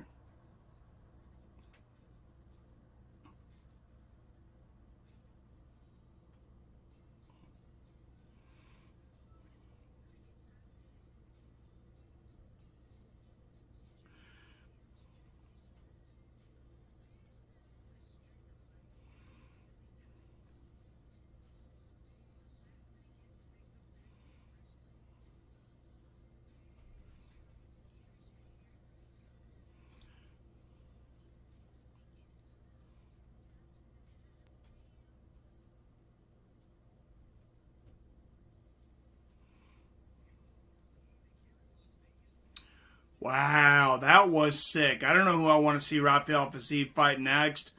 But damn, he was eating some shots. Mackenzie was really starting to land some good shots, too. But Fiziev, he's just got a different kind of power.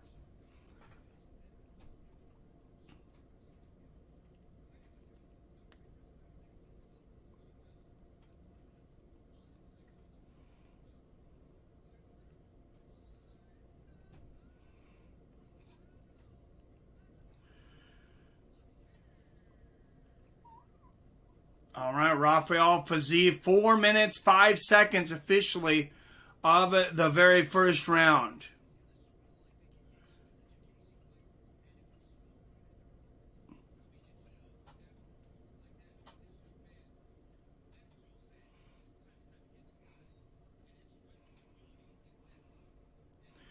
All right, guys, and you can follow me over there, Seattle Mike at Fights W, friends.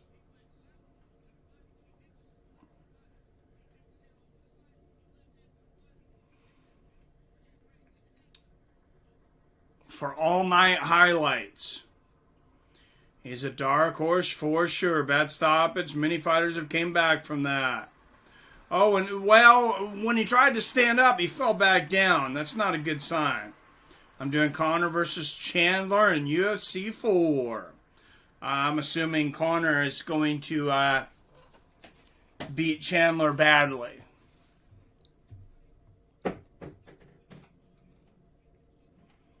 Oh, God, Perry will be cut after that KO. Snake, I got the Series X and UFC 4. Nice.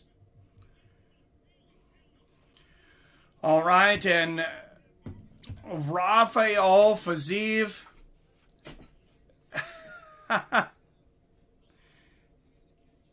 He says, I don't know what to say now. I said everything I wanted to say in the cage. 9-1, 6 wins by knockout. He definitely did a lot of talking inside the cage. I mean, if his talking's inside the cage, this guy's a chatterbox. Wow, and next up is the main event of the prelims.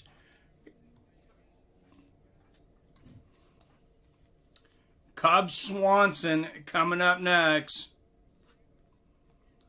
Is that your game tag, Mike? It is Fights with Friends. Actually, on PS4. I haven't been on in a long time. I very rarely hook up online, though. I just haven't had the time in quite a while.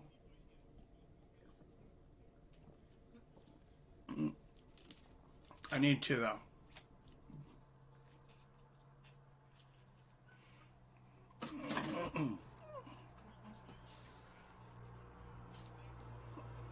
Got PS4 Pro. I think I'm pretty decent at UFC 4. I'm not very good. I will say Cub Swanson versus Daniel Pineda. Excuse me.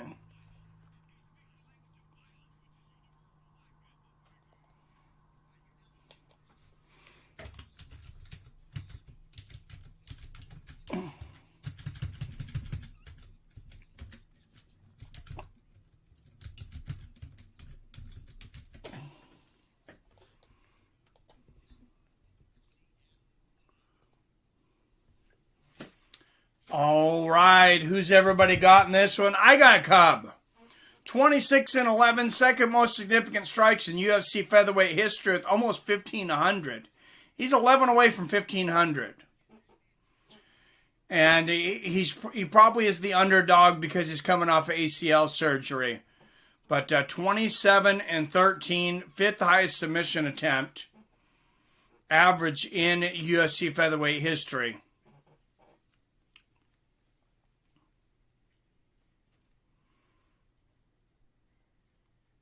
Don't have PS5 yet. Yeah, I haven't even looked for it yet. UFC 4 is kind of lazy. I'm still okay with UFC 3 time to time. Yeah, I mean, UFC 4, it has some things, like it has some cool things, I guess, in the career mode. And I like the different venues and stuff. But as far as, like, the gameplay, UFC 3 was better, in my opinion. I have money for one. Retail only, though. PS5. Nice. Just Series X. MMA or nada. All right. 7 pesos on Cub Swanson.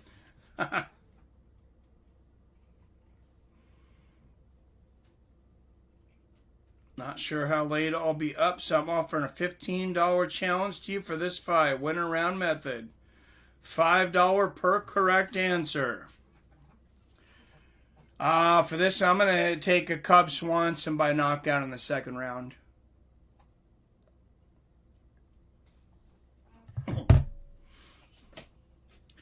By a punch. Do you have to be that technical? Just a knockout, maybe?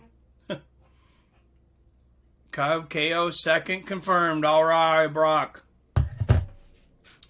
Thank you. All right, 32 people watching, and somebody wanted some MMA trivia. So, 5, 4, 3, 2, 1.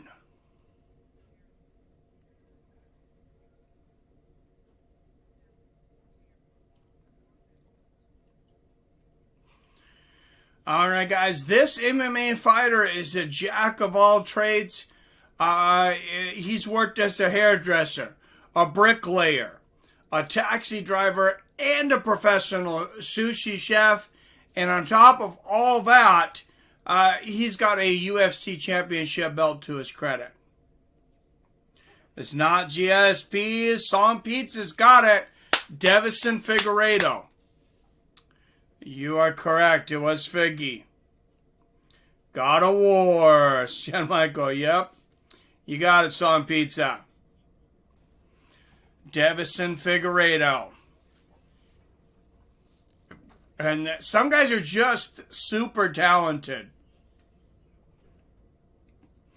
And that's Deiveson Figueredo. I'm especially impressed with the professional sushi chef.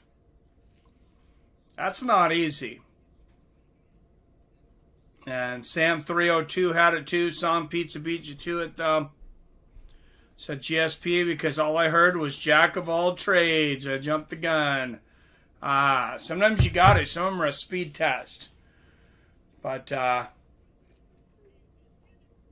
Deiveson Figueredo, he is a monster.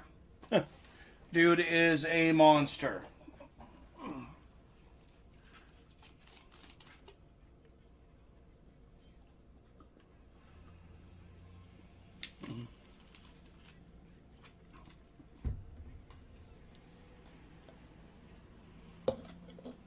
And there's the replay of Figueredo getting that first round guillotine of Perez just 3 weeks ago. Just one trivia question be about Chunky Liddell. Oh, jeez. Yeah, we might throw one in here later, but I can't tell you which one it is because, you know, that would make it pretty obvious.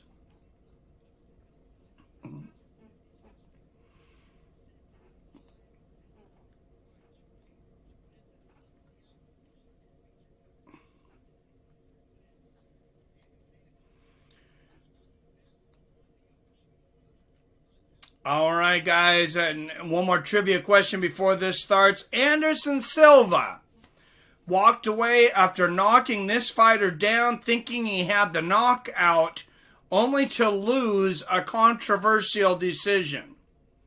Anderson Silva walked away after knocking this fighter down, thinking he had the knockout. I thought he had the knockout, too.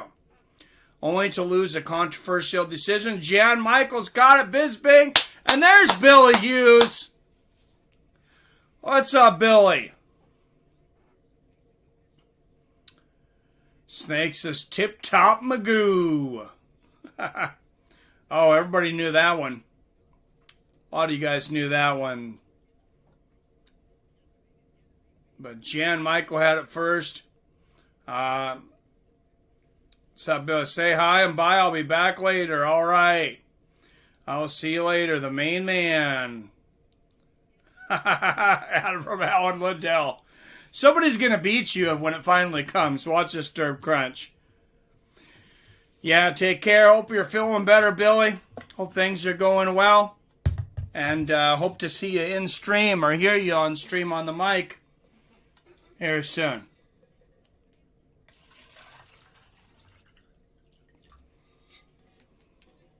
Of course, Billy had the Tony Khabib virus and had some after effects, unfortunately. Had this one first, but I spelled it wrong. Oh, Bizbomb. Actually, on mine, Jan Michael still was just slightly before you, Brock Ellery. But I'll try to be home by the co-main. All right, sounds good, sir. Billy must be on a keyboard.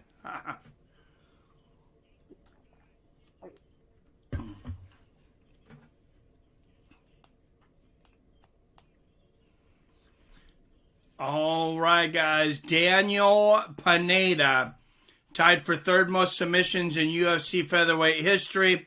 He's got 100% finish rates, 18 submissions, 5 knockouts, 17 first round finishes. I might be a little worried for Swanson now.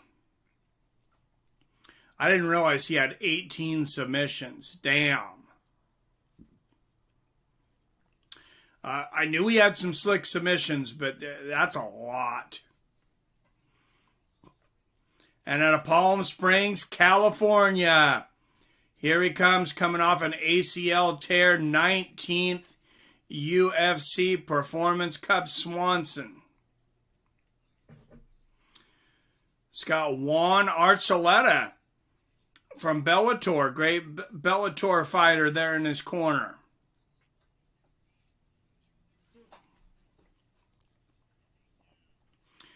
And unfortunately, it was this submissions-only fight that he was in, Quintet. And, had just beat a top Gracie and then ended up going against Jake Shields and got that ACL torn. Anybody that's into submission, like jiu-jitsu, judo, throwing things like that, do not spend a lot of time fighting or even practicing guys that are way bigger than you. It's just way too dangerous. It's weight classes for a reason.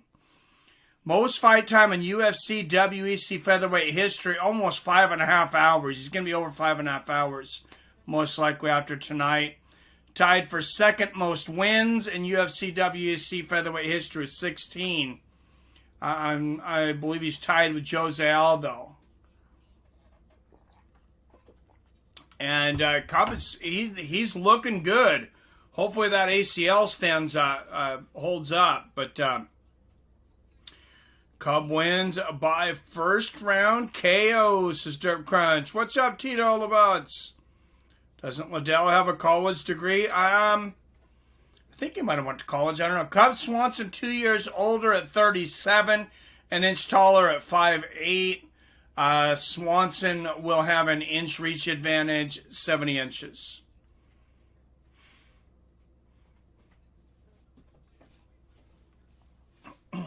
All right, guys. Featherweight division. This is the main fight of the prelims. And first out of the blue corner, fighting out of Houston, Texas. He is a minus 170 favorite tonight. 27-13. As a professional fighter, Daniel Pineda.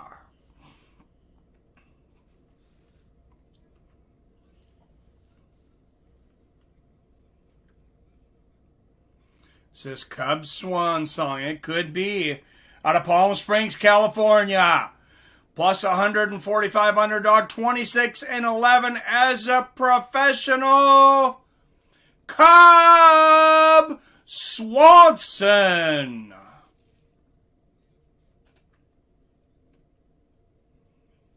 Referee will be Mark Smith for this one.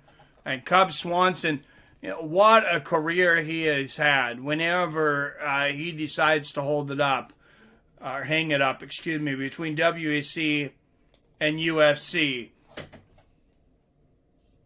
And a class act the whole way.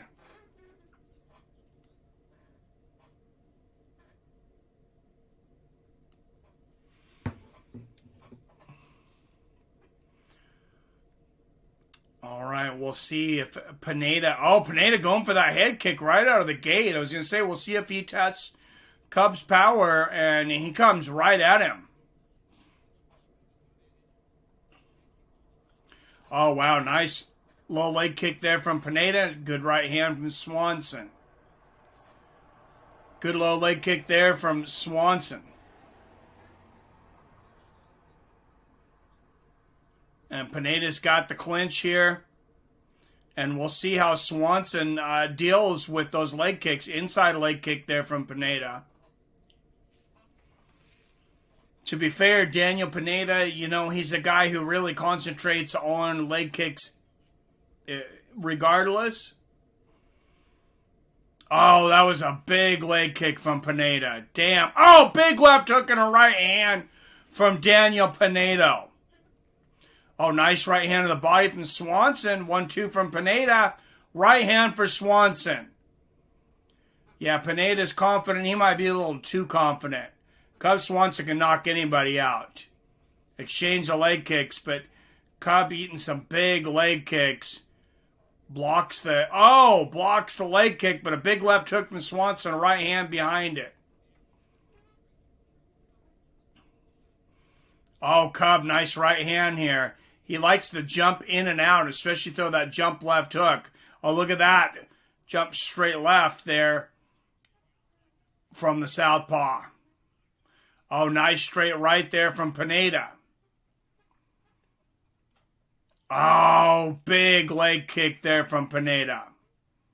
Swanson comes back with one, lands a big 1-2. Oh, that was a bad leg kick from Pineda, but he falls and Swanson gets Pineda down. Swanson's got to be really careful on the ground, though.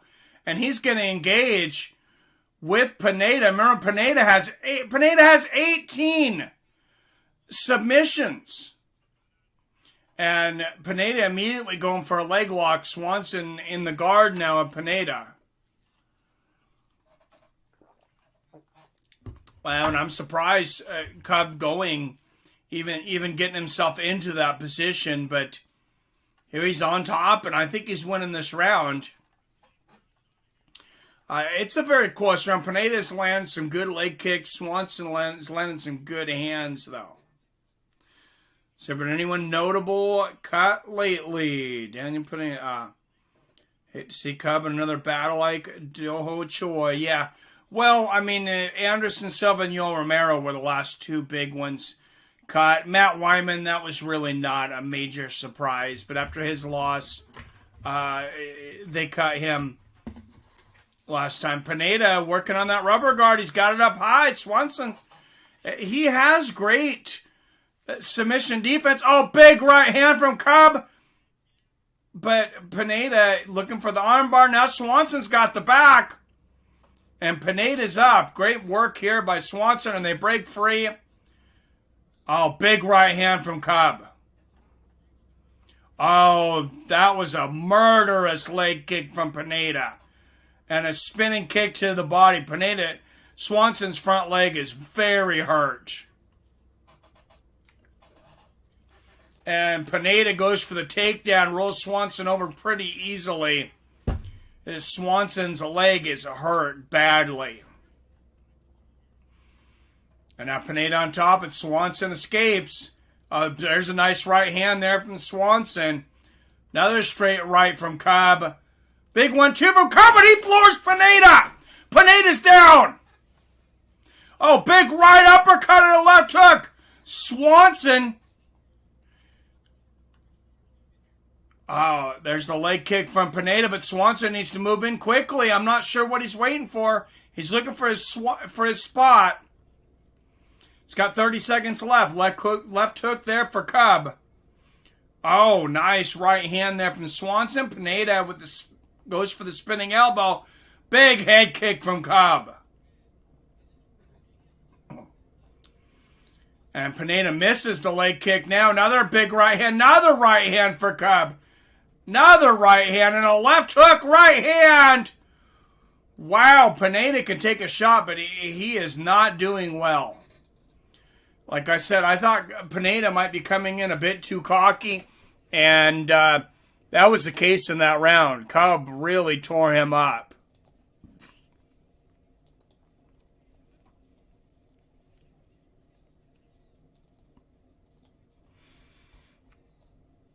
And if the UFC, if they're looking to cut some salary, Cub Swanson, he might literally be fighting for his career right now.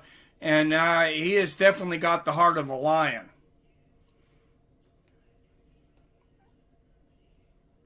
Tony Ferguson loses. He should be cut out. Come on, Derp Crunch.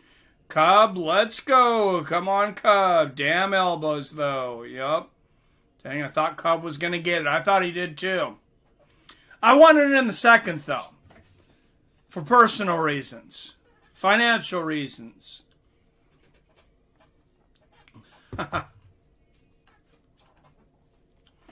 All right.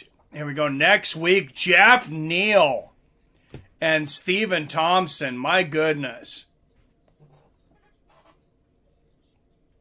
You also get Chito Vera and Jose Aldo next week. All free. Nice little flying knee from Pineda. Oh, flying right uppercut there from Cub. Oh, Cub going for a spinning heel kick. Swanson misses it, but Pineda might still be hurt. Nice left hand to the body there from Cub. Pineda just really careless with his guard and his defense.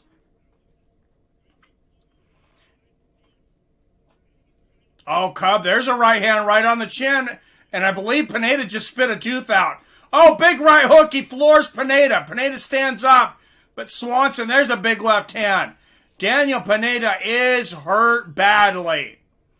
Cub hurt him with that jab even. And Pineda misses another leg kick. Blocks the body kick from Cub. Or from Pineda, excuse me. Nice left hand there from Swanson. Pineda's shooting for the takedown. He might get this, though. This is bad for Cub. He's got one leg. We know Cub's got a compromised leg. We'll see if he can stop this takedown. And Pineda just holding that leg up. Looking to sweep out the other foot. Oh, and Cub, great job getting the hand control. And we'll see if Cub can break. And he can. Nice right hand from Cub with a left hook. And now Pineda lands. Oh, and a big right hook! Cub Swanson puts the lights out on Daniel Pineda. Bang, bang. And Uncle Dana, you're going to have to wait for another day to rip up that contract to Cub Swanson. This lion is not going anywhere. Cub Swanson. Wow.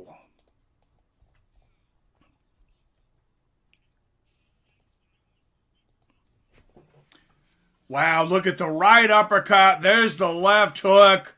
Yes, damn. Fook, yes, shut them mouth, Cubs. Damn, that was awesome.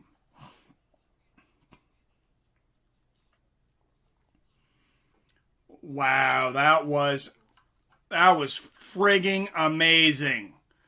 Wow. Wow, what a way to close out the ESPN Plus prelims. Cub Swanson taking care of business.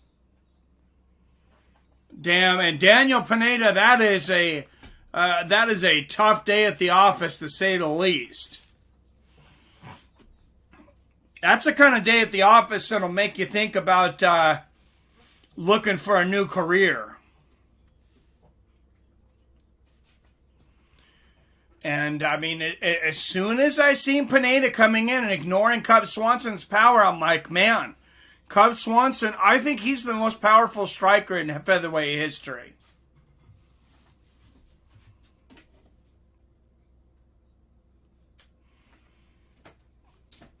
1 minute, 52 seconds of round 2. And hey, what's up, Roscoe family? I think Pineda underestimated Cub. Thank you for the donation. Chris Jackson.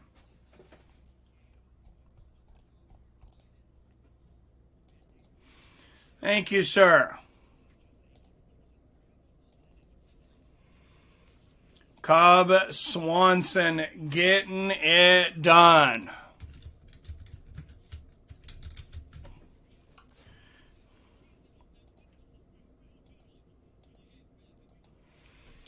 Great job, Chris Jackson. Thank you. And great job for Cub Swanson. Wow.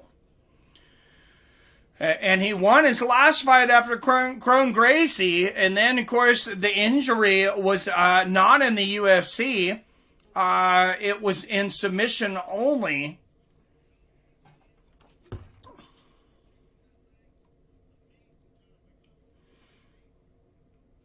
And it was that right hand over the top. And then the big right hand.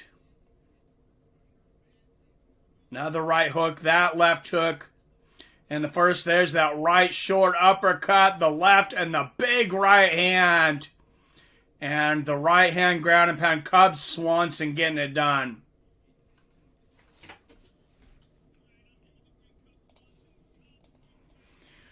Wow, guys, and I will be right back in a minute. We're about to go to the pay-per-view portion of this. Junior Dos Santos versus Cyril Gane up next.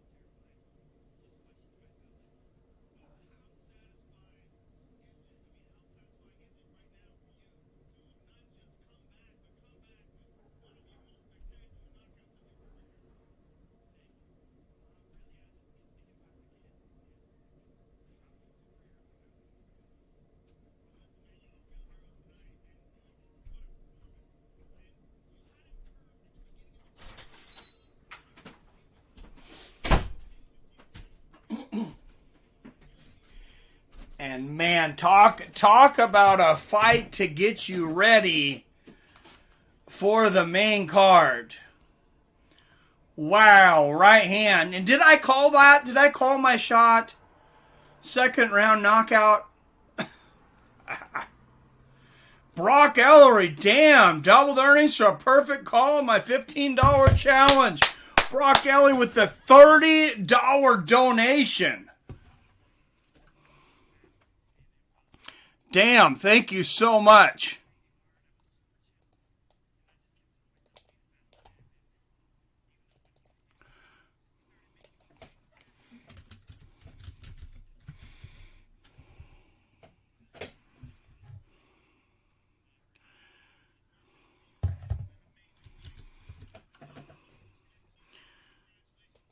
Brock Ellery, you are a badass, sir.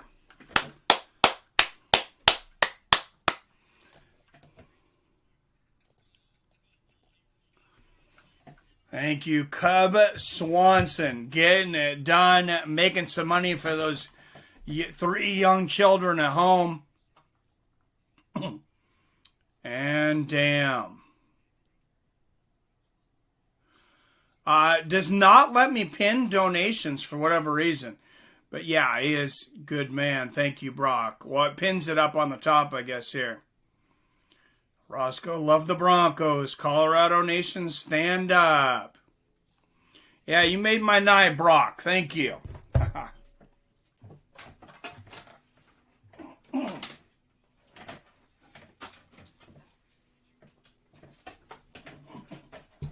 And, of course, it's already been a pretty damn good night. And who said this wasn't a good card? Did somebody say this wasn't a good card? This is a damn good card.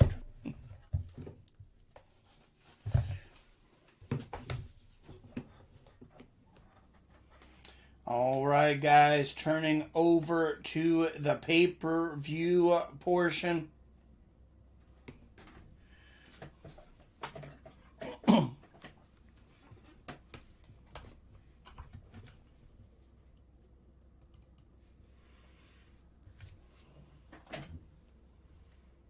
Tip jars at $40 now. Yes.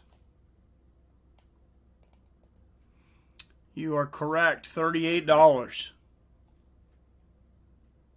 Oh, 40. Sorry, $2 for Chris Jackson. Puts it to 40.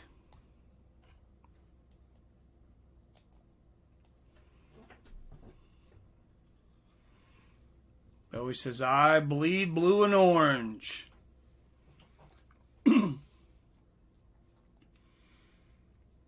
Well, I can't say much right now. My Seattle Seahawks just lost to the frickin' Eagles last week.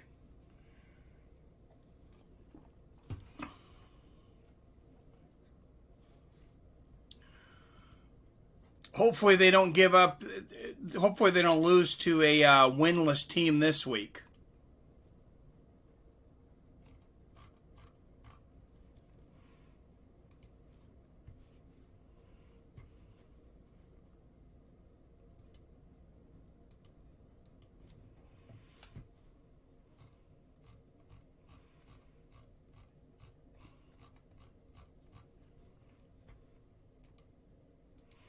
That would be pretty sad.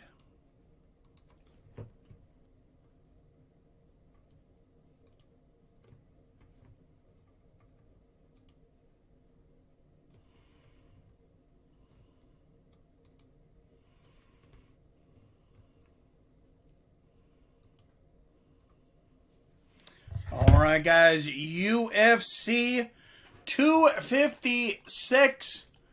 The pay-per-view portion, Figueredo versus Moreno up next.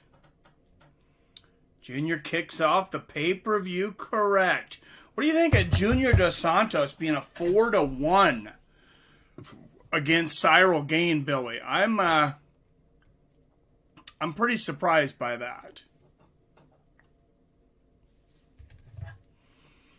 That's pretty heavy. I'm not saying that Cyril can't take this, but damn. I bet 35 on Seahawks and they crapped the bed.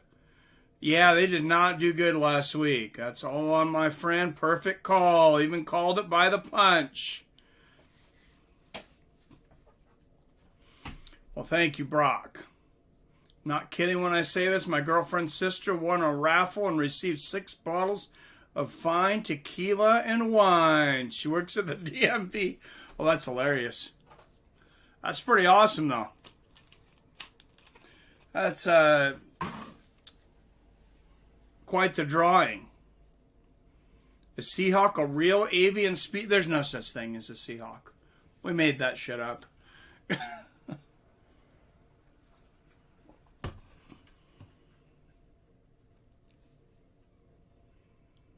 Think Sagano needs to close some mouths too.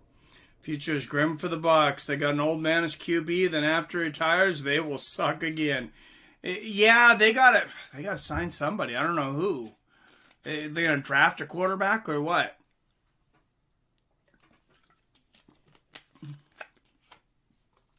And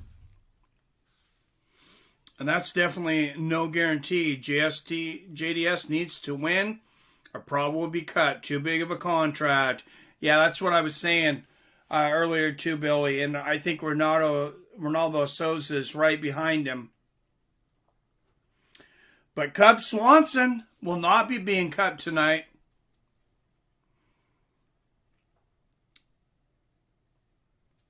Yeah, right. We're loaded, says Trevi. I think Dana said there will be over 60 cuts within this month. Yeah, I said 60 cuts before the end of the year. So that's why I'm just looking at these big contracts. Anybody that you see scheduled that is making big money and is in the twilight of their career, If they lose, expect them to be cut. I don't know where JDS would go. I'd love to see him. Somebody said bare knuckle. I would love to see that. Hey, Ashish Boards, get the fook out of here. Jesus.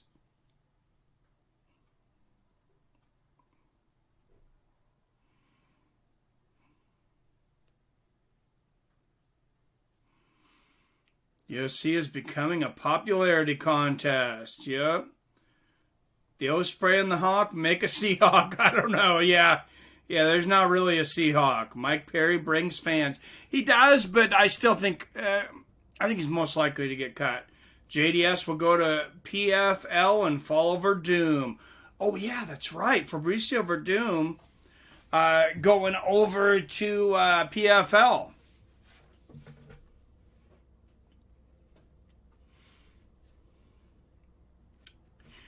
Yep, yeah, that guy came in just to be a jackass. Spam guy gave a thumbs down. Man, I'm going to track him down. Bastard. All right, guys, just 1 minute away from 7 o'clock and the start of the main card. Who's got JDS and who's got Cyril Gane? I don't know how to call that. I'm just so surprised to see JDS is such a big underdog tonight. I know his chin does not stand up well anymore. But Perry will be in bare knuckle soon. I could see him in bare knuckle, especially jumping off that line. You know who else? And he's not going to be in bare knuckle real soon. But you know who I think would do very, very well is the guy we just seen, Cub Swanson.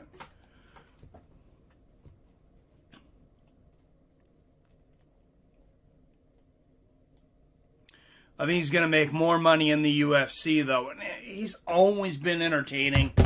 I see him sticking around for a little bit longer. Are they feeding Jacare to Holland so they can cut him too and send Jacare to Bellator? That's what I was thinking. JDS in trouble, says Keeping Real. I got Gane all day, Some Pizza. In a free moment, can you explain how to become a premium member for those who may be interested? Absolutely. Thanks for asking. So I'll just go straight to the channel and show you guys and bring up the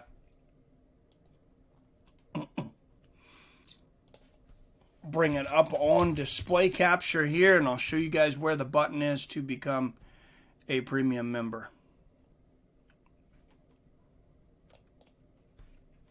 Oops.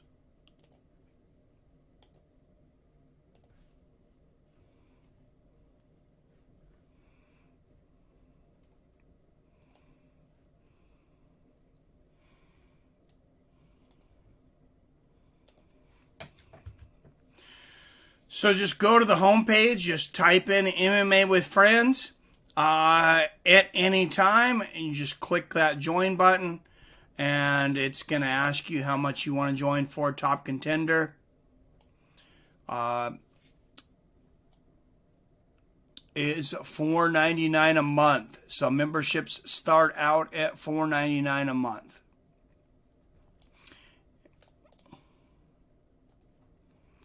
Oops, excuse me. So, and then Undisputed Champ is $9.99 a month. Champ is $24.99 a month.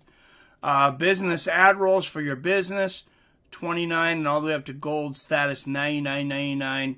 And you get a lot for that. You get custom emojis and different things just starting at the $4.99, and some exclusive content coming up. Well, not exclusive, but you'll get the content first. I don't like to make anything to where nobody can ever watch it, because not everybody has the money, but you guys will get it significantly earlier.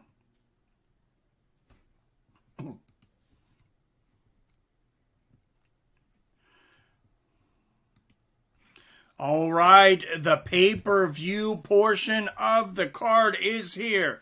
UFC 256. UFC sees more money in Kevin Holland. Yup.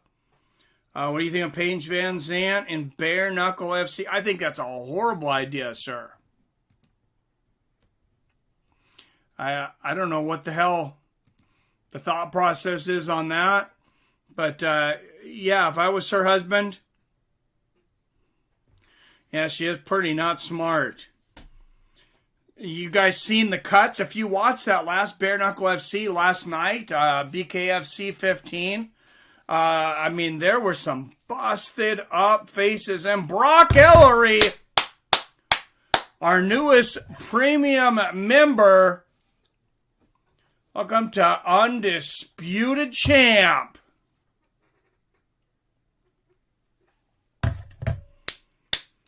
Thank you, Brock Ellery, for committing to donate monthly to MMA with Friends.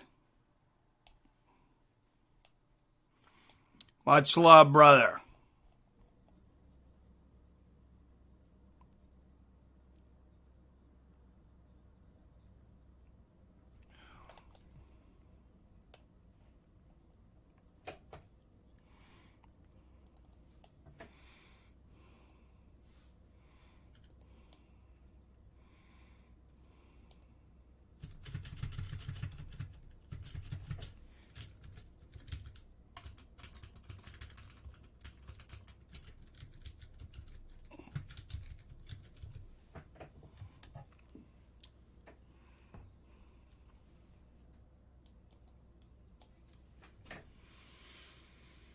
Sir. Paige is too hot, says Derp Crunch. Pretty girl's bound to get some facial scars for sure. The Undisputed Champ, Brock Ellery. She is fine for sure. Renato Macano, early stoppage, says Harold Fifth. I don't think so. What's up, Harold Fifth? What do you think Paige Van Zandt is getting paid per fight at BKFC? Probably 80. I would say she's probably getting 80 to 100,000 to show, and then she's probably getting some motivation or some kind of incentive to how many subscriptions, that she sells. Because, of course, that's a subscription-based service.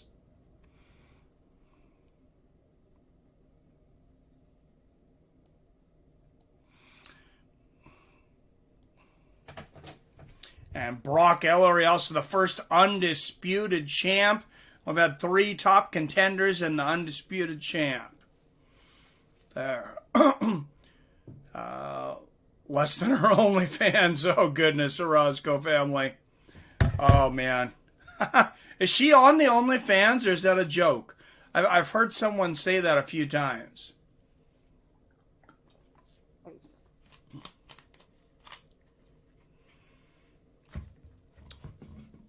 Wow. The history of Junior Dos Santos. Of course, the pinnacle of his career was the first show ever on Fox. And you guys remember the first ever show on Fox? They scheduled one fight. And it was Cain Velasquez versus Junior Dos Santos. And Junior Dos Santos came out and put Cain Velasquez away with one punch in just seconds, and that was the whole broadcast. So the first ever UFC on Fox 1. There was literally like less than a minute, I think, of action. I don't know what they were thinking with the with only scheduling one fight, but damn. Rachel Ostovich was just cut.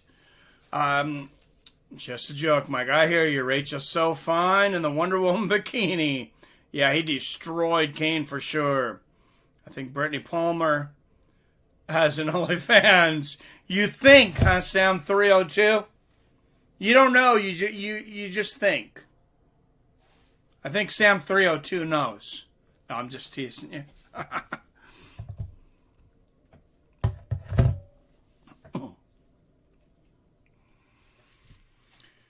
And Deiveson Figueredo, he may be able to do for this division what Demetrius Johnson couldn't do in 13 straight championship wins. He is just so violent. He hits so hard. His submissions are so vicious. And with Demetrius Johnson, I love the guy. I love to watch him. I would pay to watch him fight all day, but he was more of a finesse guy. And finesse, finesse only seems to sell when you have showmanship behind it. Like a Floyd Mayweather Jr., like a Sugar Shane Mosley. If you're looking at boxing, it really, I'm trying to think of finesse that's really sold in MMA. Maybe GSP.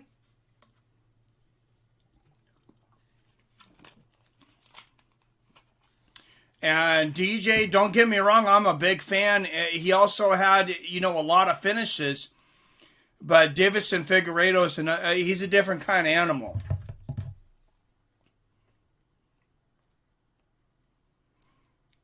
Yeah, Fox learned real quick. You don't schedule one MMA fight. Yeah, that was not smart. Sam 302, you exposed me. Sorry about that. UFC couldn't pay Paige $100K per fight. She's sure worth it. You would think so. Sounds like a good time, Derp Crunch. Demetrius was kind of like GSP, just really technical. Yep. You all confidently say Moreno is getting starts tonight. My heart bleeds. I mean, I'm not counting Moreno out. But I'm also saying Deiveson Figueredo is going to start him. You never know. Brad Moreno, in all seriousness, I mean, he's a tough-ass fighter. And he's less of an underdog tonight than the former heavyweight champion Junior Dos Santos. He is the number one contender. And what about the co-main event tonight? Torrin Brown. Is Torrin Brown in the house? He's the big Tony Ferguson fan. El Kukui returns tonight against Charles Cowboy Oliveira. And what a battle there. Nate Diaz, total finesse. Okay, so he's got the finesse. He's got the finesse. Like I said, the finesse... When you have the finesse, you need some showmanship. And, Nate Diaz, he's definitely got the showmanship. Same, Nick a little bit too. You do. You have some ideas for Rachel and Paige on Dirt Crunch. How nice of you. 50 on Dirt's accent showing up tonight. Oh, Jesus. North-south position. Oh, man. Flyweight division definitely needed a champ like Deiveson Figueredo. I agree. Well, I didn't expect no Dern was on this card. And that is that's a tough fight. Verna Jandaroba, she's no joke.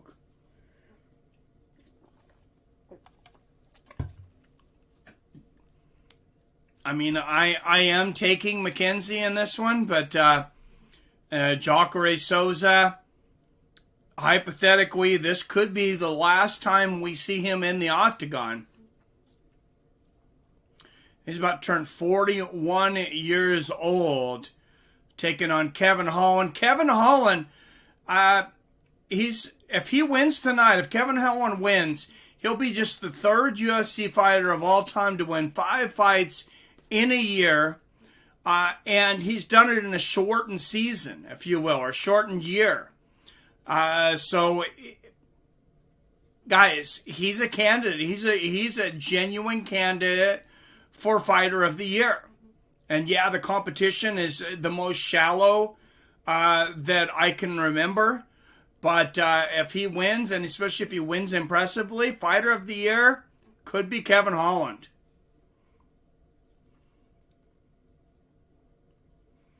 Do you want to... What's up, wise man? You want to avoid coronavirus? Escape to Africa. Oh, geez. Did Wilson Race get cut? Oh, I think I did see his name. I think he did, too. I seen 5 other guys, and I couldn't remember them all. I think that's one of them. Trade COVID for Ebola and malaria. No thanks. Yeah. Turned by sub. Almost a guarantee. I have seen the UFC lore on Evan Tanner. That is a great series, by the way. For anybody, if you had UFC Fight Pass and canceled it, they came back really strong. There's some great shows over there.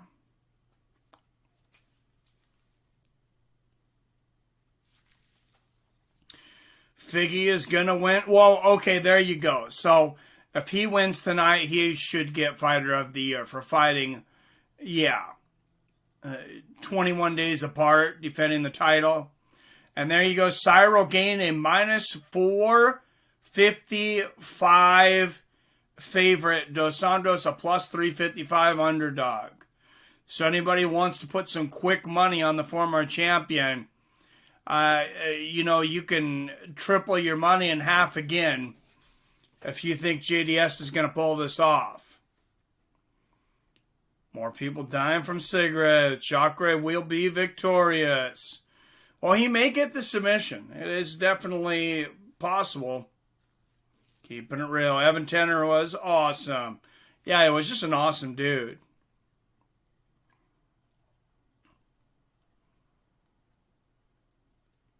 Boxes on pizza. I agree. Who you got, Mike? Figure Moreno? I got Figgy, man. What's up, Boxing History Made? Yeah, I got Figueredo. It's hard. How do you bet against him? Right now. Unless it's Henry Cejudo coming back, or he goes up to bantamweight, which he plans on eventually. I think he's going to have a lot more competition up there, too. Unfortunately, then featherweight's kind of back in the same situation again. But, he's got a lot of guys he could fight up at bantamweight. Peter Yan, Aljamain Sterling, the Snake, TJ Dillashaw, will be back beginning of the year. I believe in January. I believe TJ Dillashaw's back next, is it next month or February? It's very soon. Evan Tanner's from my hometown. Huge respect for the guy. Big inspiration. Yeah, he's a cool dude. Was. JDS is a good bet, but I never put money on MMA. Probably smart, Greg. You never know what the hell is going to happen. How much? Just chilling, sir. Think I'm going for Moreno to pull the upset. All right, sir. I will give you credit if he gets it. Keeping real, as I say, Holland smokes Souza. Think JDS is worth the risk. Still not impressed with Kevin Holland. Real excited about this fight, says Paul Taylor. I feel like Junior's experience is going to make the difference in this. So, out of Vendée, France, Cyril Gane, the number 14th ranked heavyweight in the world, making his way to the octagon. Now, Junior Dos Santos, his chin, it's definitely suspect compared to what it used to be. He's got it pushed in a couple times.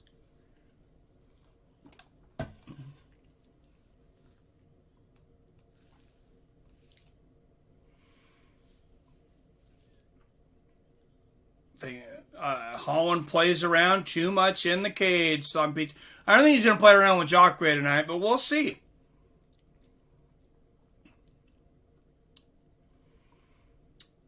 Adam from Allen showing the love too for Sam and Evan Tanner. Yeah, he was a great dude. Cyril Gane undefeated, tied for third longest active win streak in the heavyweight division with 3. One of 3 heel hook submissions in UFC heavyweight history. This guy, he's got a lot of hype behind him. And if he lives up to those odds against Junior Dos Santos tonight, that hype might be the real deal. Fun fact, Dos Santos KO Verdum, his debut match. Yeah, it's true. He's also got a victory over the champion, the current champion, Stipe Miocic. Played around with Thiago Santos in the... Oh, yeah, that wasn't a good idea. Good point, Song Pizza. Holland does have that Roy Jones Jr. type of cockiness. Yeah, but Roy got away with it. Roy, it was kind of like Anderson in his prime. It played into his game plan. It made other guys want to do what he was doing. And Roy did it to James Toney. Got him to do that little chicken move and knocked him down. But I don't see that at Kevin Holland yet. And Junior Dos Santos coming down to the Rocky theme. And if this is the last time we'll see him in the octagon, I mean, what a career it's been. Like you said, first round knockout of Cain Velasquez. Defeated Fabricio Verdum.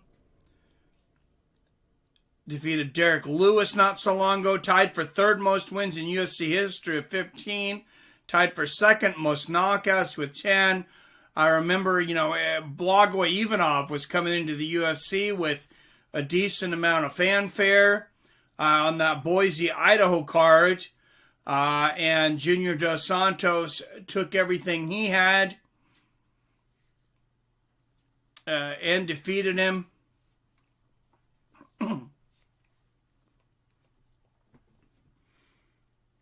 Oh, Cub Swanson was amazing, man. That was awesome. That was absolutely incredible.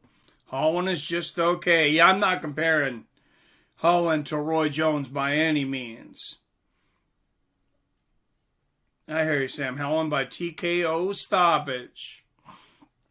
All right, here we go. Junior Dos Santos, 6 years older at 36. Both men 6'4". Just a pound between them. Cyril Gane a pound heavier at 247.5. But Gane will have a 4-inch reach advantage at 81 inches. That's a long reach. All right, we are live for the main card, UFC 256. Everybody, please hit that like button if you haven't already. If you are new or you haven't subscribed yet, make sure and hit that subscribe button. Join the MMA family here. And out of the blue corner, undefeated as a professional fighter out of Paris, France. He is a minus 455 favorite. 6-0. The 14th ranked heavyweight in the world, Cyril Gane. And across the octagon, out of Salvador Bahia, Brazil, a plus 355 underdog, 21-8 as a professional, the number 7th ranked heavyweight in the world. He is the former undisputed UFC World Heavyweight Champion, Junior Cigano Dos Santos. Referee will be Jaron Villel once again. And we got that heavyweight excitement, boys and girls.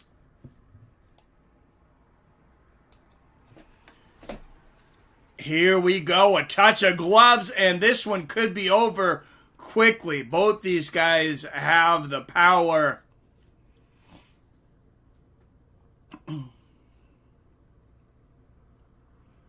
Gane throws first.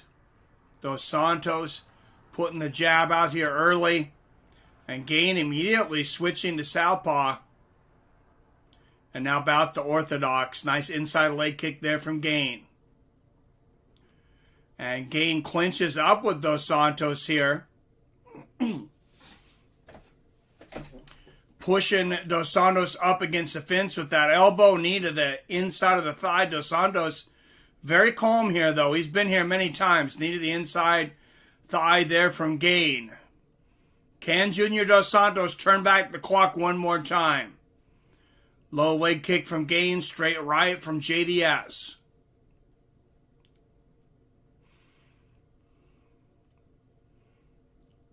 Inside leg kick for Gane. Both of these guys know the consequences of getting tagged once. Nice left hook from Dos Santos. Counters Gane on the way in.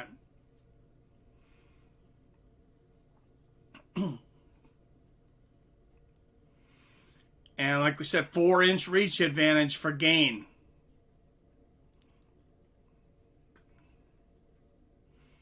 Nice low leg kick from Gane. Straight right from Dos Santos over the top. Nice exchange there.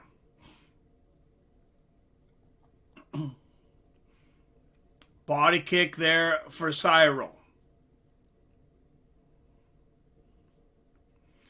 Dos Santos looking for those leg kicks to check, and Gane, wow, he mixes it up and lands a nice body kick. Dos Santos answers with a body kick of his own.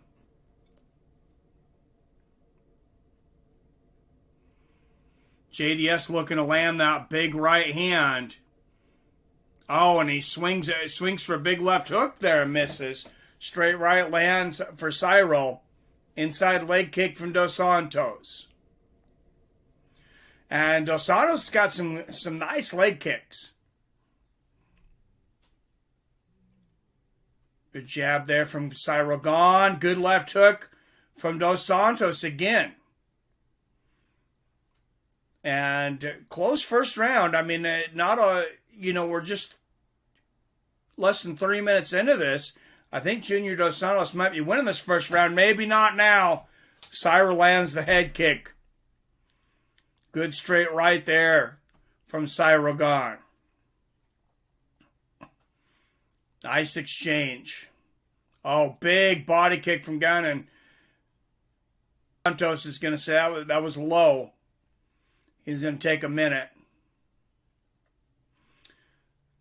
Let's watch the replay here. Oh, that was definitely low. Yeah, you can get much lower there.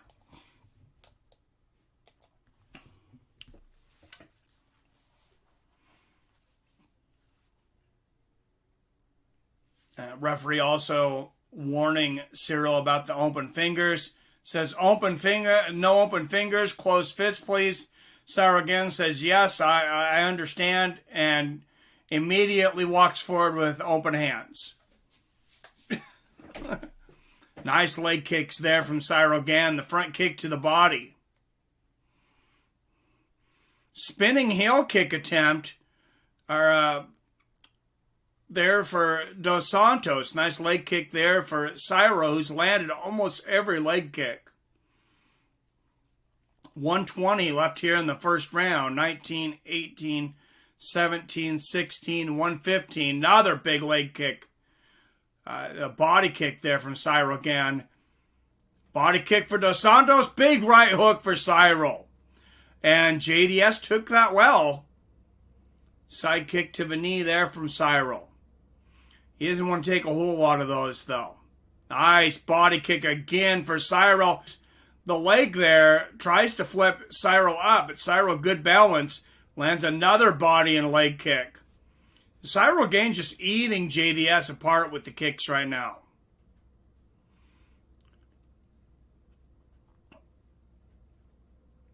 Front kick to the body lands for Cyril. And JDS finally cutting the cage off. Lands a left hook there. Goes for the overhand right and misses. And an outside leg kick from Cyril. He can't miss. Spinning kick to the body. Lands for JDS. Oh, big left hook for JDS. And a right hand. And JDS, I'm not sure if he realized how hard he hit Gane. He might have hurt Cyril there. He just popped him with 2 big shots. Nice low leg kick there from Cyril. And I gave that first round to Cyril Gane, but JDS landed some big shots there at the end. Oh my God, I hope Chris Lee has him. That guy should not even be allowed to watch combat sports again.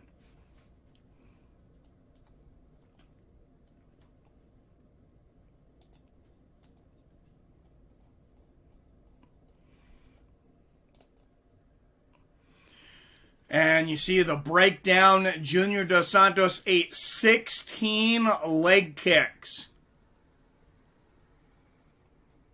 that round. That is a lot of leg kicks from a heavyweight that kicks like Cyril Gane. It's Chris Lee, another Adelaide bird. He might be worse. He is so horrible. Did he score? Oh my goodness. He's in the building. That friggin' idiot. Yeah, that guy's judged at least 2 fights that I know of where the fighter that lost was pissed off that Chris Lee said he won the fight. That's how bad this guy is. Front kick to the knee from Cyril to start the second round. And JDS started to have some success with hands in the last round. Nice outside leg kick there from Cyril. And Cyril might be a little more careful after that. Nice counter right there from Gane. And another inside leg kick from Cyril. Oh, big inside leg kick from Cyril Gane. And the front kick to the knee. And JDS, he might not be walking anywhere tomorrow. He's going to be sitting on the couch. And the wife's going to be bringing him the remote and some snacks. Oh, big right hand there from Dos Santos on the counter. They exchange. Big body kick from Gane, though. And the inside leg kick. JDS going for a spinning back fist. Not close with that, but straight right lands for Gane. And the body kick again behind it. And now an outside leg kick. Cyril Gane, he is so active for a heavyweight. And good defense there from Cyril. And Dos Santos finally checks the leg kick. And there's a nice right hand right on the temple for JDS. Those short right hands, he can put anybody out. And in the clinch now, knee from Gane, and they break back to the center of the cage. Side kick to the knee from Cyril. Oh, good body kick from Gane. Dos Santos looking to set up that big right hand, though. Front kick to the body from Cyril. Chris Lee was the only judge that scored a round for Hopper. Oh my goodness, that guy's a moron. Oh, and Dos Santos misses big with the left hook, and he pays for it with another big leg kick. Right hand for Cyril Gane behind it. Dos Santos finally checks another one there. Oh, big straight right there from Cyril. I think Dos Santos might be hurt. Left hook from Cyril. Knee to the body. Oh, big elbow from Cyril Gane. And Cyril Gane knocks out Junior Dos Santos in the second round. Wow, there it is. There it was. Damn. And a great performance. And it might be the last time we've seen Junior Sagano inside of the octagon. If it is, great respect to that man. Had an incredible career. I hope he's okay. That was a bad elbow he took. And there's the short elbow. Really hurt him. Knee to the body there. Oh, no. Big elbow and ruthless ground and pound. It's all over.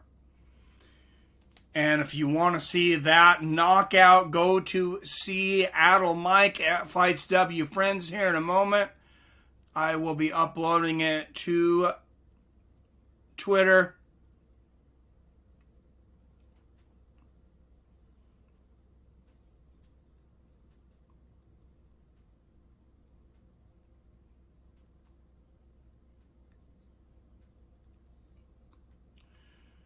And right in the behind the ear, that short elbow from Cyril.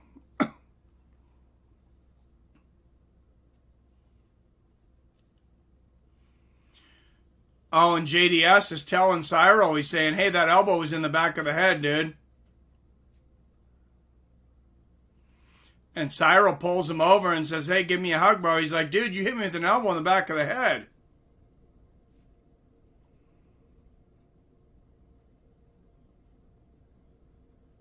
So, and I'd like to see that again. I don't think JDS is correct. I think that was a legal blow.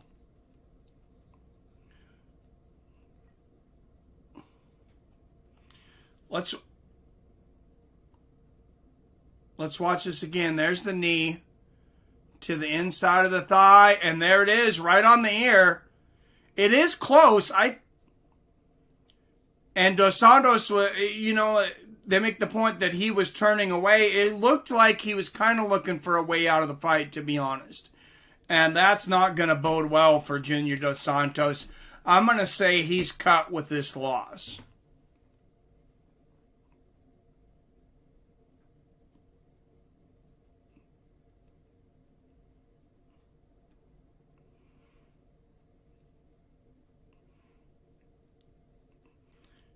All right, second round winner by TKO officially.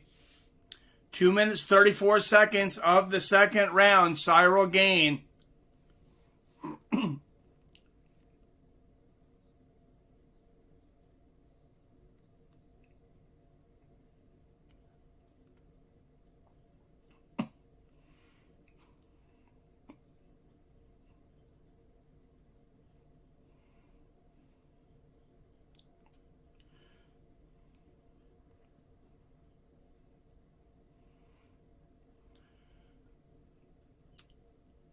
All right, guys, like I said, go over on Twitter. If you don't have the paper, you go over on Twitter. You can at least see the end of it. The knockout, Seattle Mike at Fights W, friends. You can see the finish of that fight.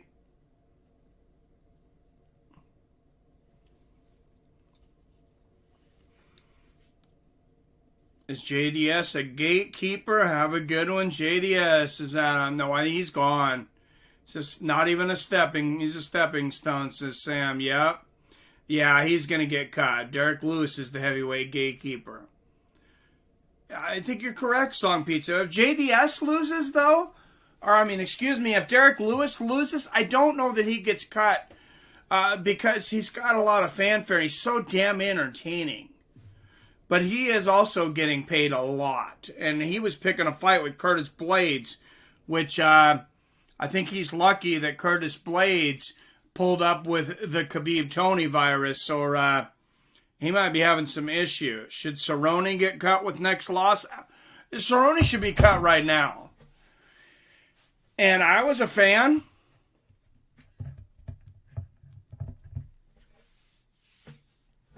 And Joe Rogan's asking him, he says, was there a little bit of controversy at the end of the fight? And Cyril Gane says, watching the replay, says, I don't know exactly. I mean, nice. He is being honest about it, but I don't think that he has anything to worry about there. It's close. And Cyril says, yeah, a little bit, maybe. Yeah, and Cyril, he's not responsible for JDS turning his head. I don't want to take anything away from Cyril Gane's performance. I think that's a legitimate knockout. Kevin Holland versus Jacare Souza up next.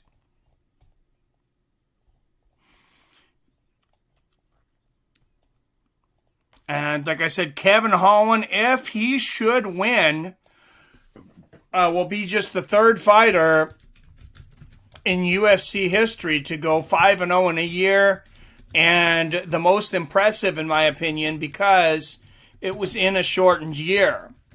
And if he gets it over Jacare Souza, a great veteran, that's a big feather in his cap as well.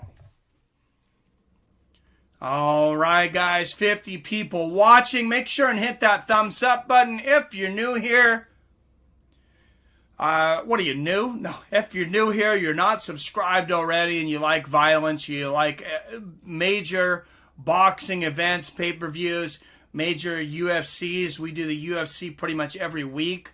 They have it, Bellator, and now BKFC. We got it all here, guys. No reason not to join. Diaz brothers need to fight or disappear.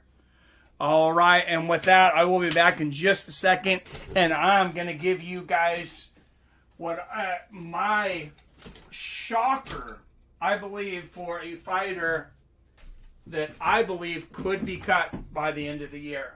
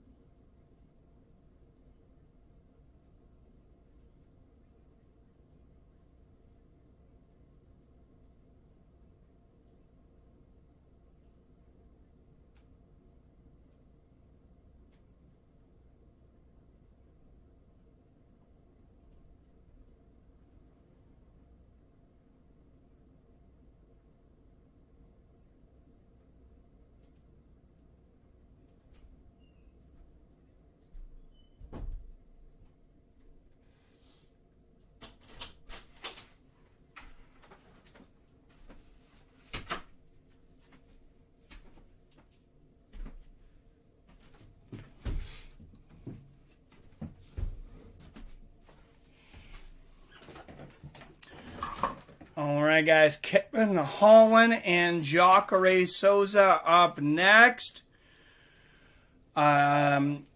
So somebody tweeted recently, and this might be a big surprise, and I could be wrong on this cut, but I want to go to what he said on Twitter.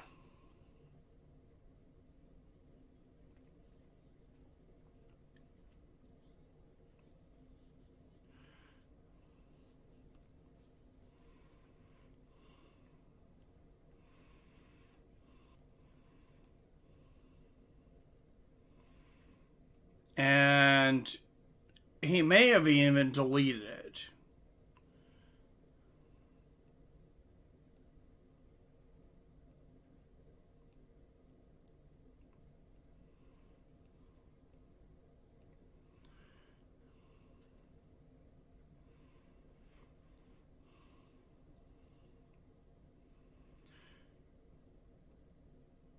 Yes, September 25th. The tweet was, I be out soon, got 21,400 likes and 2,000 retweets. And I'm talking about the very popular but notoriously difficult to deal with younger Diaz brother, Nate Diaz. Don't be surprised if he's one of the guys that gets cut. I wouldn't be surprised either way. And if that is the case, everybody's been talking about a Nick Diaz comeback. He's been training through the quarantine. He did a test cut. His manager said Nick Diaz is 99.9% coming back. And I will tell you this right now. I am about 99.5% sure that Nick Diaz will never fight in the UFC again.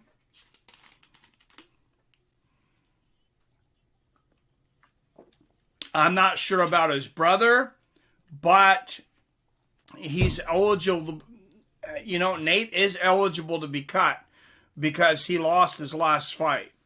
Nick Diaz versus Cerrone. That's about where he's at.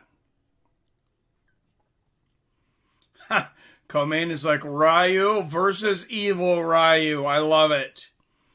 I want them to cut Nate Diaz. He would make more money in Bellator and he'd actually fight.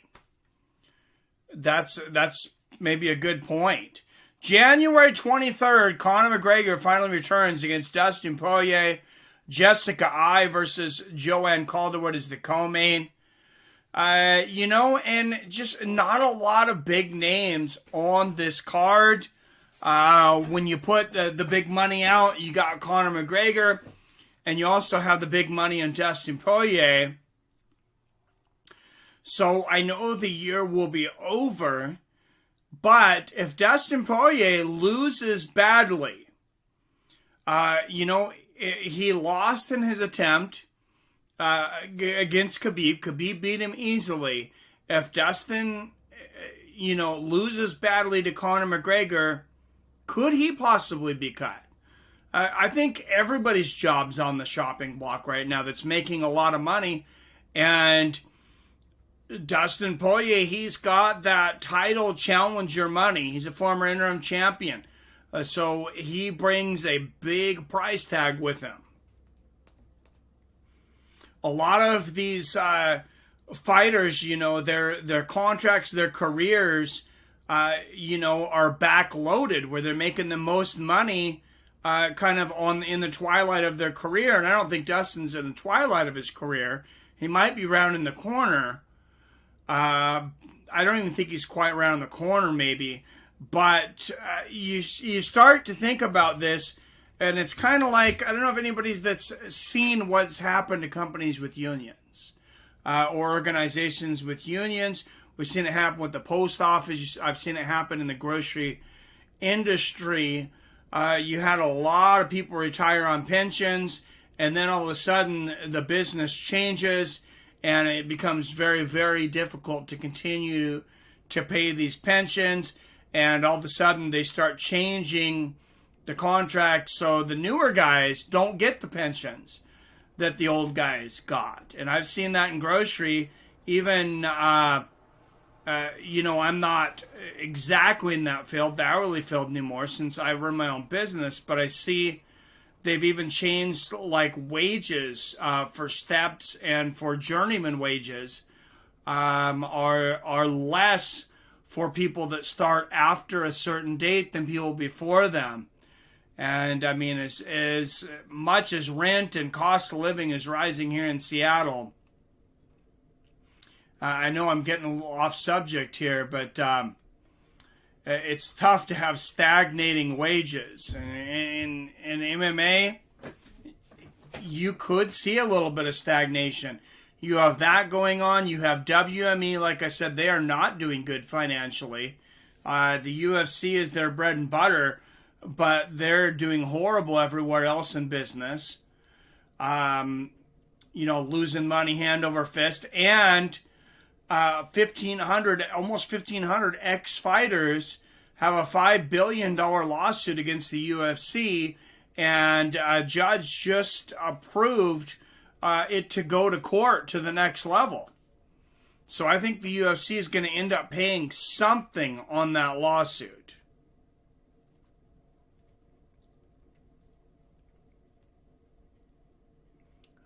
Sam, to be honest, you got in a fight and got KO'd and was on life support in hospital. The lady had a vicious uppercut. Damn. Oh, Jesus. UFC can only fire people from their organization. They can't fire a guy from competition. This is true. Dustin has a much better chance this time around. He definitely does. Look what he did to Maxie. Looking forward to January 23rd. Absolutely. Hey, Kusuro Chimo. No problem. Good to see you in here, man. Ally Quinton, Kevin Lee must go. Yeah, Kevin Lee, he might be on the way out too. And I Quinty, you're right. Be honest, I'm not real familiar with Kevin Holland. Came off of Dana White Contender Series. He's fought 4 times this year. He's won all 4. And, Jacare Souza is pushing 41 years old. We'll see what he's got left.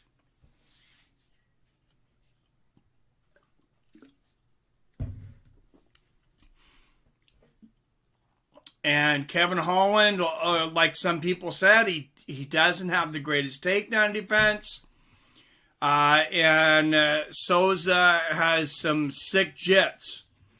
I mean, he gets some slick submissions. So Holland has a KO win over Jeff Neal. That's right, yeah. We do not speak in this room. All right, Jacare Souza, former Strikeforce middleweight champion.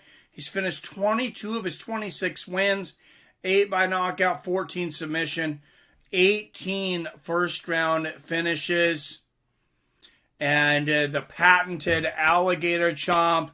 Remember when he was at the peak of his popularity, and you would have a whole crowd doing that alligator chomp.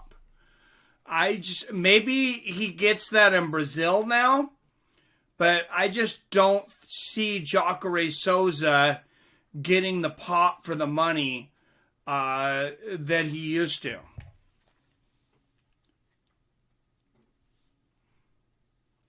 Did Kevin Lee kill Gregor Gillespie? I haven't seen him since his knockout loss to Lee. That is true. Has he been around? I should not speak his name. All right, and here he comes, Kevin Holland.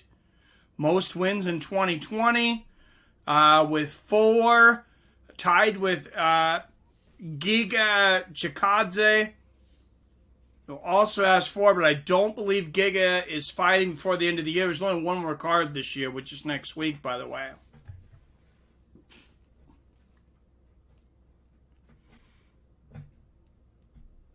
Might get to see Kevin Lee versus Benson Henderson in Bellator. I think Benson's, Benson has fought at welterweight recently, so you might. Kevin Lee, that might be a good spot for him, honestly. Joking aside, what Artem did to Mo Ignazi was awesome. Who's joking? Yeah, that was crazy. Kick of the can, man. Holland has a 9-inch reach advantage. Holy crap, that is a huge reach advantage.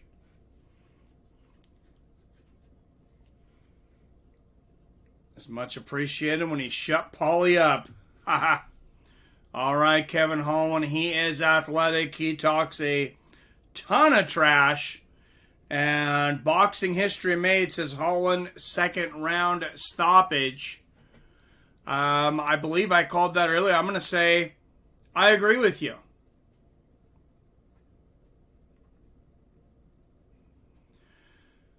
I'm going to say Holland either gets a late finish or a unanimous decision. Jacare Souza, 13 years older at 41. Kevin Holland, 2 inches taller at 6'3". Holland will have a 9-inch reach advantage at 81 inches. That is ridiculous.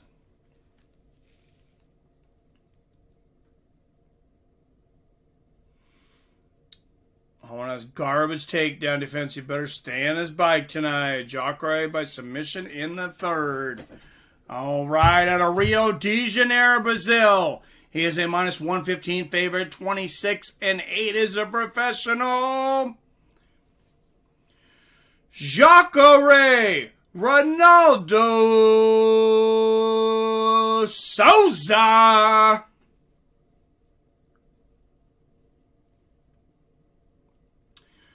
And I gotta say, guys, I might pick Holland to win it, but my heart's with the veteran Jacare Souza.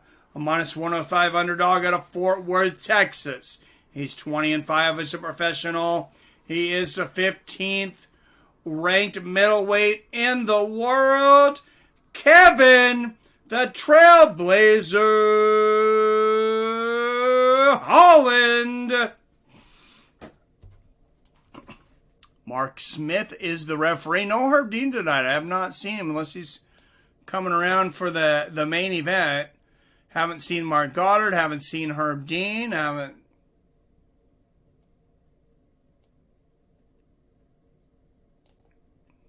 Oops. Sorry, guys. Wrong button.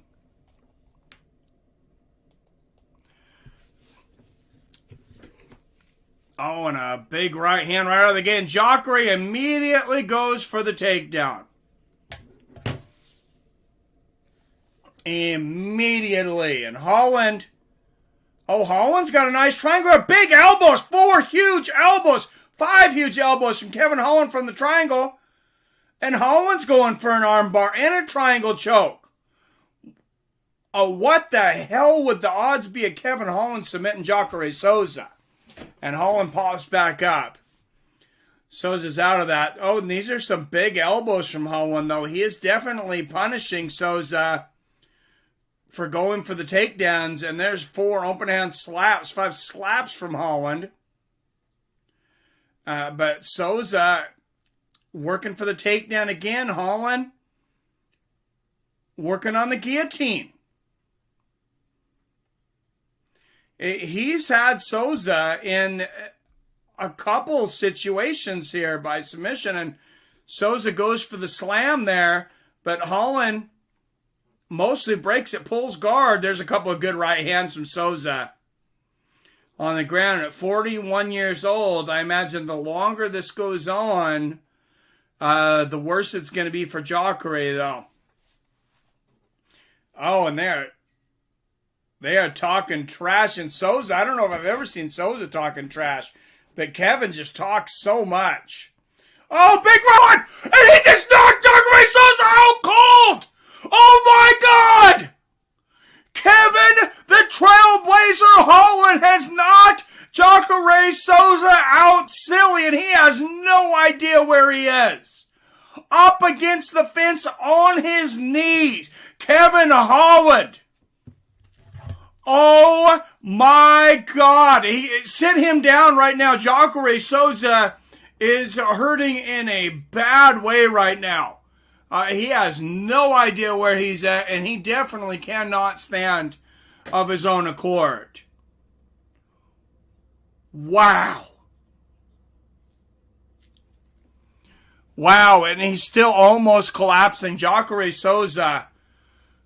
Man, prayers for this guy. Let's watch the replay here, though. There's some big elbows from the bottom. It started out with Holland, and he basically landed that off his back. The first right hand was off his back, and then he turns over. Let's watch this. There's the right hook. Boom, and big ground and pound. Wow, and Jacare Souza had no idea what's going on. And he looks to be drifting in and out of consciousness still. Scary situation for Jacare.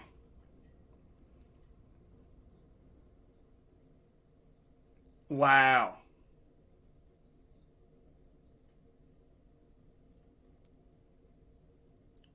Wow, wow, wow. Kevin Holland. Absolutely devastating tonight.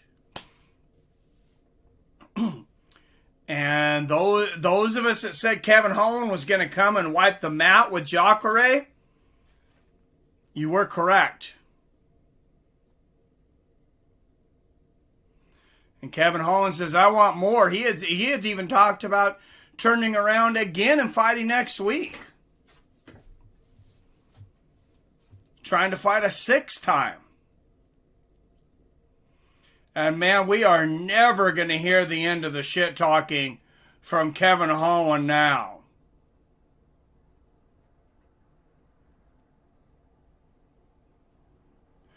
.145 of the first round. And he's going to come. He's Kevin Holland coming over, paying his respects and bowing to Jacare Souza. And Souza getting down on his knees and giving him a hug. And honestly, I still don't know that Jacare, now he stands on his own. That's good to see. He should be sitting down right now, though. Third modern UFC fighter in any calendar year with 5 wins. The other 2, Roger Huerta in 2007 and Neil Magny in 2014. Wow, off of his back. I mean, making Nico Price jealous right now. Damn. You just cannot throw punches off your back like that. That doesn't even make sense. Kevin Holland, you're not speaking English. This is not the way it's supposed to work.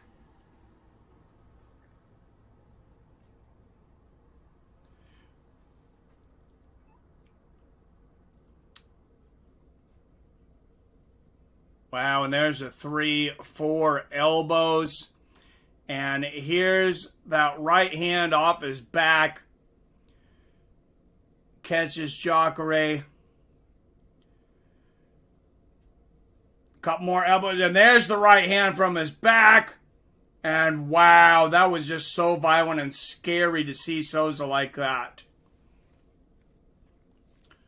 My goodness.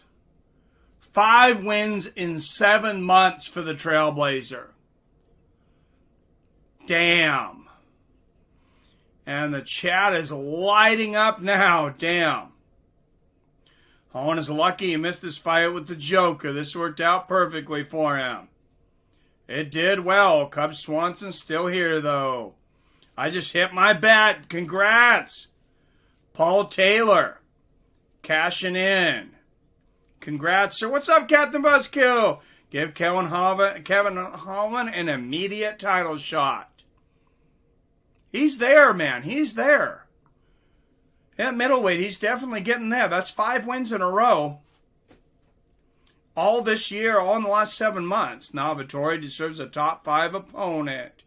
Called out Shimiev. Careful about their flexion off the back of the phones. Yeah, but thank you, Kasur. What's up, Iman Report? Holland versus Hall. Weidman went. Yeah. Is Chris Weidman fighting Uriah Hall? The winner of. The loser of that gets cut. Chris Weidman, how in the hell is he not cut yet?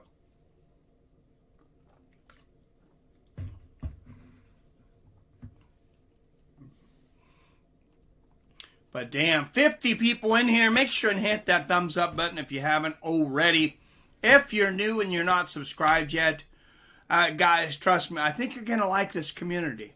Some really knowledgeable people in this community that have been here since 2017. A lot of people have been here since pretty much the beginning. So thank you for the dedication, those guys, and welcome to the newcomers as well. Some of these guys will teach you something. Weidman needs to get cut. Same with Rockhold. Weidman's coming off a win. Yeah, but he won't be soon.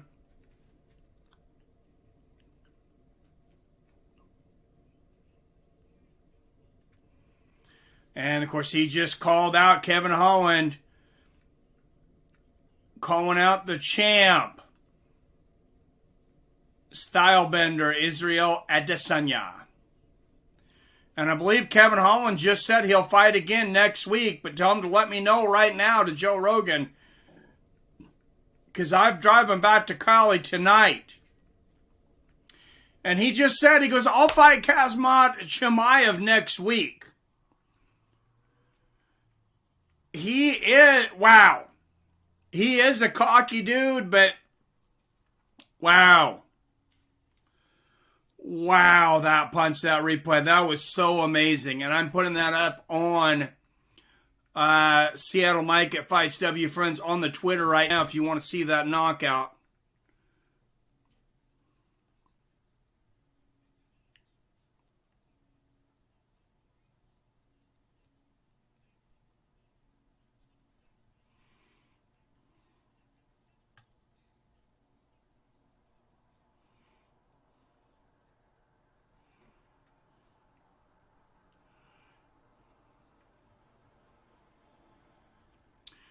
All right, first round from his back.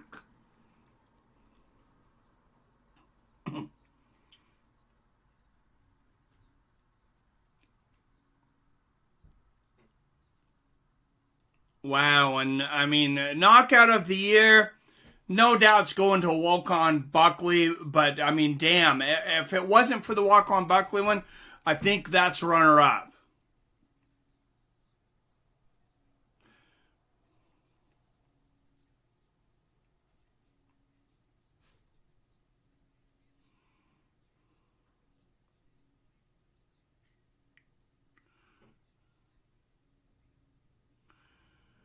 All right, guys. Mackenzie Dern and Virna Jandaroba up next. This is another exciting one, guys.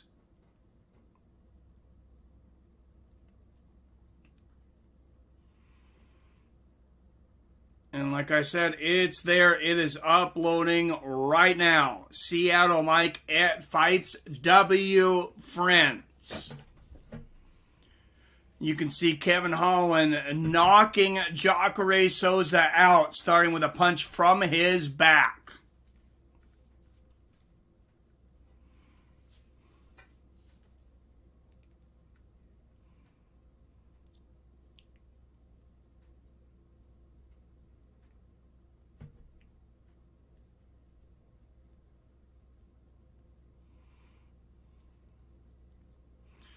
Chaos Williams versus Kazma Chimaev. What's up, KT McManus for? Vettori versus Holland. Brunson versus Costa. Thoughts? I think Costa would beat the hell out of Brunson. I think Chimaev would beat Chaos pretty handily. Vettori and Holland, I think that's a good fight. Jumped out of my seat when he got that head kick. KOs Sam. Next fight is the People's Main Events. Live and let learn. Chaos is fighting already, isn't he? Is he already scheduled? That guy is a beast, though. That's a guy. That is a guy to watch. UFC and Round Table. Oh, Round Table's delicious, Simon Report. That's my wife's favorite pizza, too. It's pretty damn good. What's up, Walt Liquor? Good to see you, sir. Oh, some liquor sounds good right now. James Macias in the house. Been subscribed to you since Miocic versus Cormier 1. And yes, your channel's been fire. Well, thank you, James. I appreciate that, sir.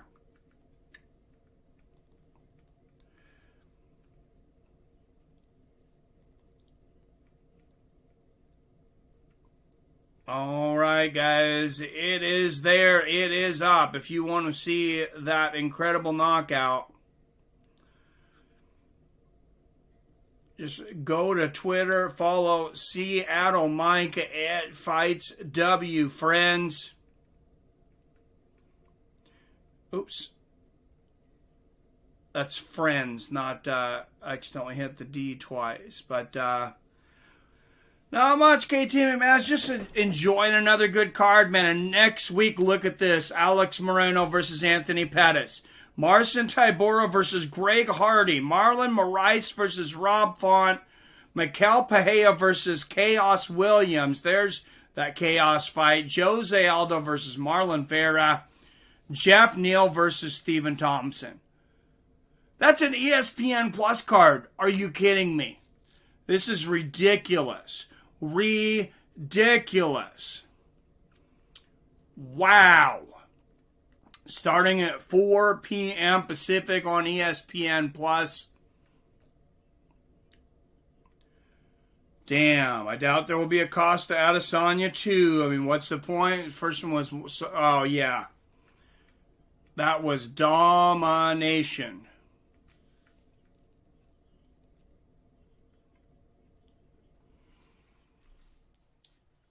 Wow, and some highlights here from the Wonder Boy, Stephen Thompson and Jeff Neal. That's going to be a hell of a matchup.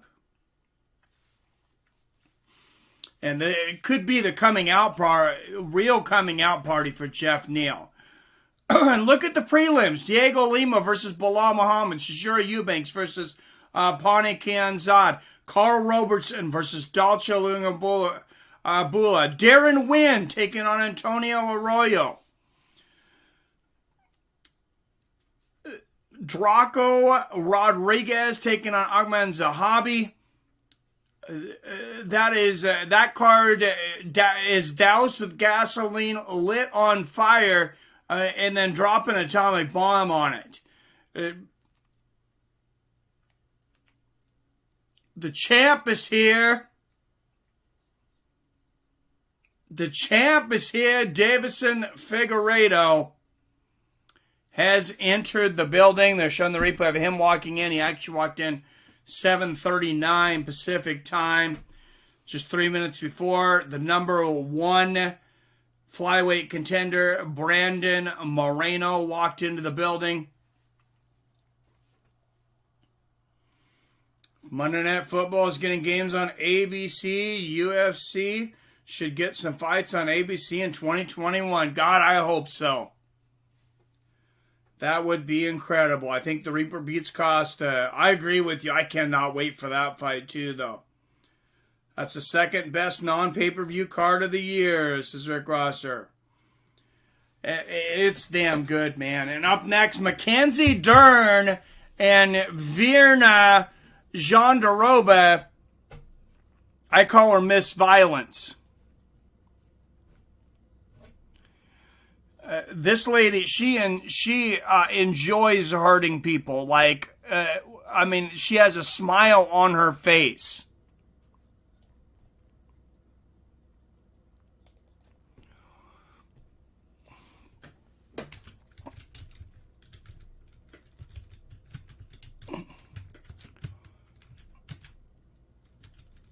This is a huge test for Mackenzie.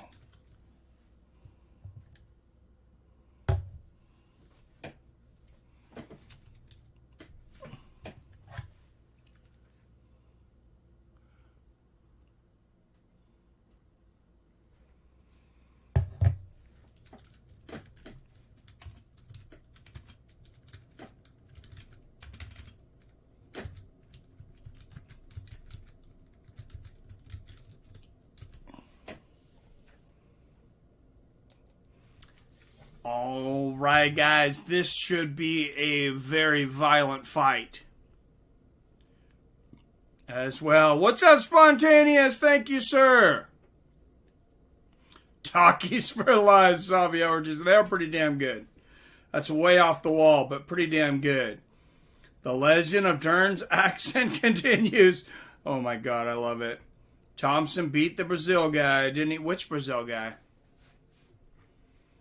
UFC is a business. They will not want to waste money on doing something twice unless Costa murders out the entire division or something. Good point, Paul Taylor. Good point, Virna Jandaroba.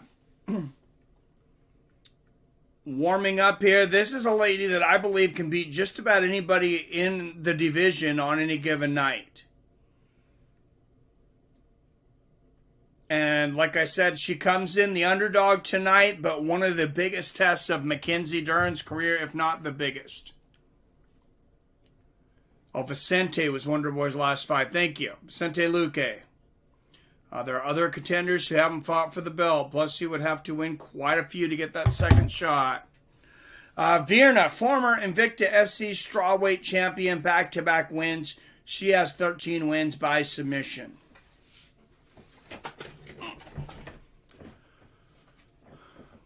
And just the 13th ranked strawweight in the UFC, but a win over Mackenzie Dern, and she's going to shoot up in those rankings. And, of course, coming up next, what I would say is the people's main event, El Cucuy, the return of El Cucuy, Tony Ferguson, taking on Charles Cowboy Oliveira. Sexy for sure, says Keep For Real. That's why is Whitaker still a conversation? He just won. Guess he will never make that mistake again. Here she comes. Out of Glendale, Arizona, the number 11th ranked strawweight in the world, Mackenzie Dern.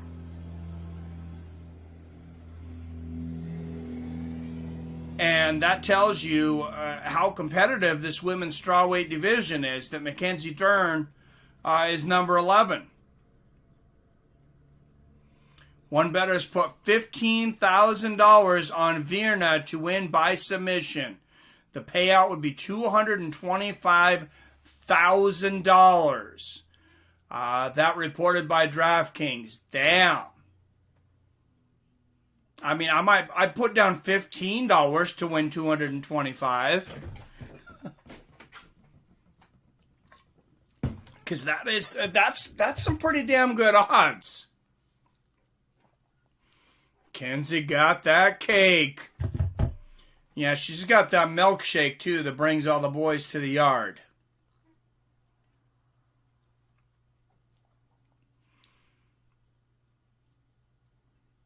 Getting the chapstick on, and the queen of the $50,000 bonus. Shortest average fight time in strawweight history, 7 minutes 45 seconds. Highest submission attempts per 15 minutes.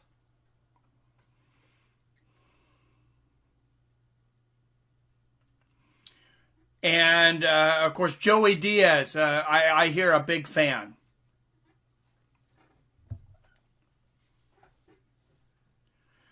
Mackenzie is smoking, New Broughton Polly. Well, unless you have a magic crystal ball, you can't predict the future. Sound like nobody ever had a rematch for the title. Hey, you never know. But, all right, here is the tail of the tape. Virna, 5 years older at 32. Dern, an inch taller at 5'4". Jandiroba will have an inch reach advantage at 64 inches.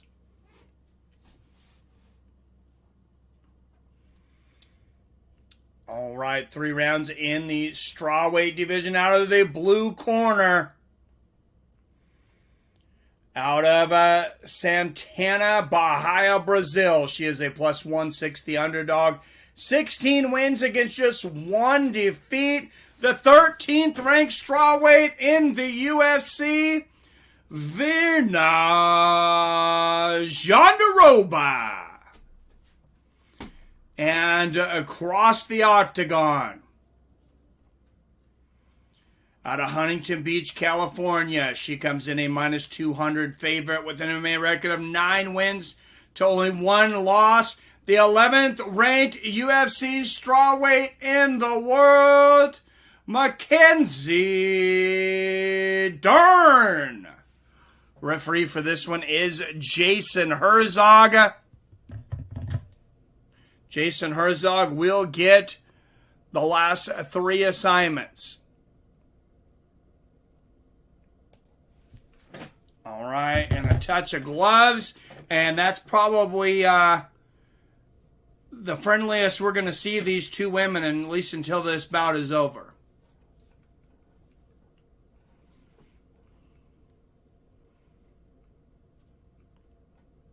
Nice inside leg kick there from Dern. Good jab there from Jandiroba. Oh, good one, too, from Dern in a right hand. Oh, right uppercut and a left hook. Wow, Dern letting the hands go early. And like you said earlier, big right hook for Vern. Virna throwing heat there. Mackenzie Dern, the aggressor here.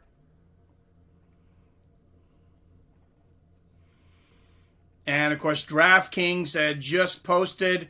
They said one bettor put down $15,000 for Jandiroba to win by submission. They would turn that $15,000 into a cool $250,000 or close to a $225,000. Inside leg kick for Dern. Nice 1-2 from Jandiroba. Oh, good right hand from Jandiroba, and Dern answers with a right hand of her own. Good feints here from Jandiroba.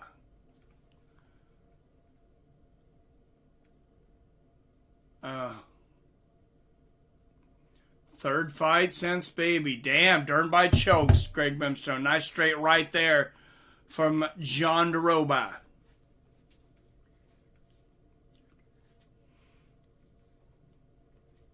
And these two are grappling masters, and that's a lot of times what you end up seeing. Oh, nice jab and a right hook. Overhand right lands for Dern in a combination. Mackenzie Dern's boxing much improved. She's looking great right now. And yeah, you get two masters of jiu-jitsu, and a lot of times you end up seeing a stand-up match. Because neither one of them wants to take it to the ground. Nice right hand there from Jandiroba. Mackenzie Dern's had the faster hands and some great combinations so far in this first round.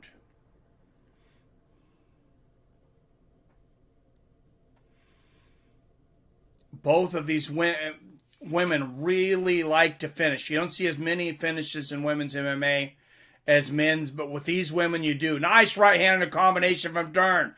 Left and a right hook, and Mackenzie Dern putting the hurt on Jandiroba's face right now.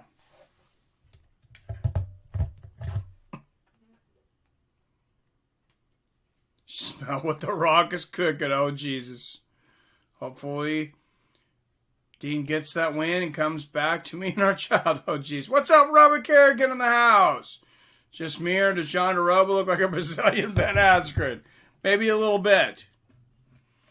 Dern's got to be careful with the eyes there, or the open hands. Almost poked Jandiroba in the eyes there. Good knees to the body from Dern, who's winning this first round pretty easily. Exchange of knees. Dern very aggressive tonight, though. Oh, nice left hook from Dern, and they break to the center of the cage.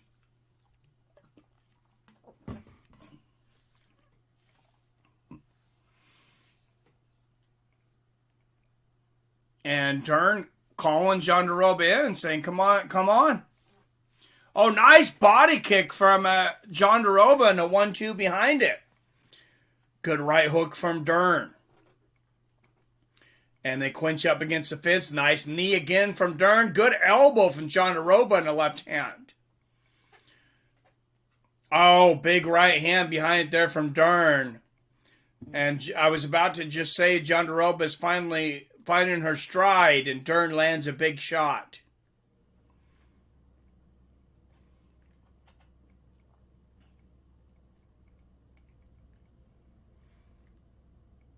Dern cutting the cage off here.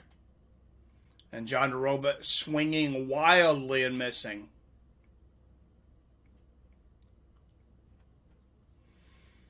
Nice 1-2 from Jandiroba. Low leg kick for Dern. Nice left hook. Oh, another left hand. Mackenzie's very aggressive tonight. First round, Mackenzie Dern, 10-9. Shout out to your child, Damon. What's up? Shout out to Damon. Smell the rock I've been smoking. Oh my. He said putting the hurt on her face. That's what she named her cookie. Oh, Jesus. Dern round 1. Yep, Tony up next. Tony's scared the Bronx into weighing under the limit. Ah. If anybody can do it, it's Tony.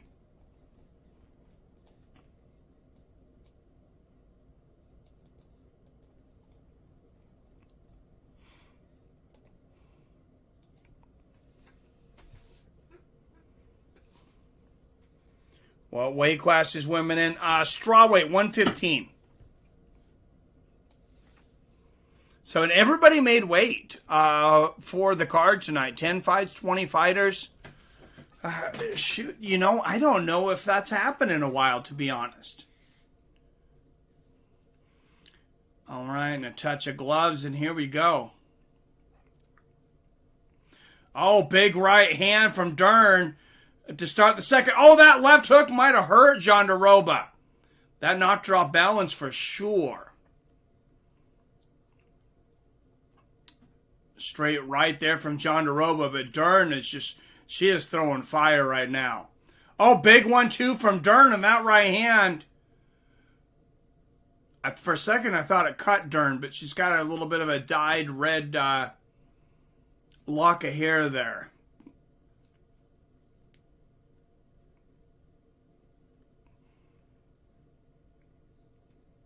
And Dern continuing to move forward. Nice jab there. Oh, good left hand there for Jandiroba. A nice right hand from Verna.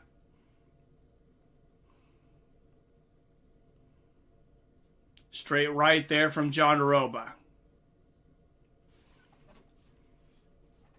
Good left hook from Jandiroba. She might be getting in a groove here. But every time it looks like she's kind of getting in a groove, Dern has shut her down.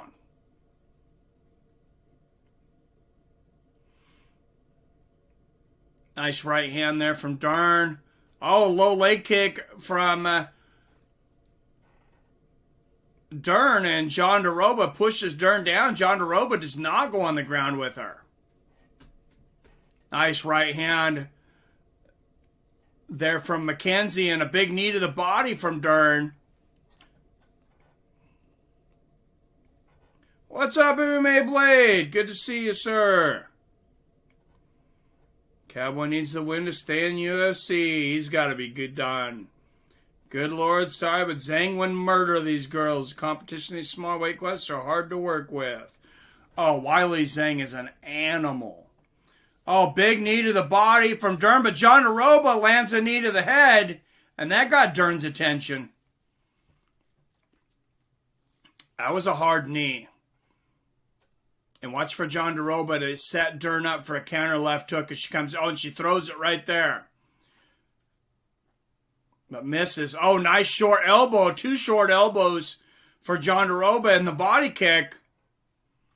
Verna might be coming on in this second round. Oh, nice right hand from Dern, though. A good exchange there. Another right hand from Mackenzie. Oh, and Mackenzie pokes Jandiroba in the eye here. And that's going to be some time. That was a pretty good eye poke.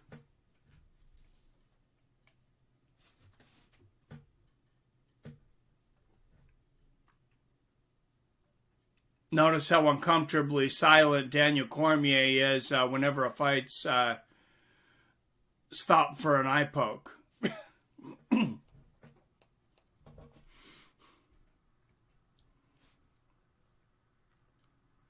Spend the holidays alone. All I want for Christmas is Tony to lose. Oh my goodness. What's up, Tito?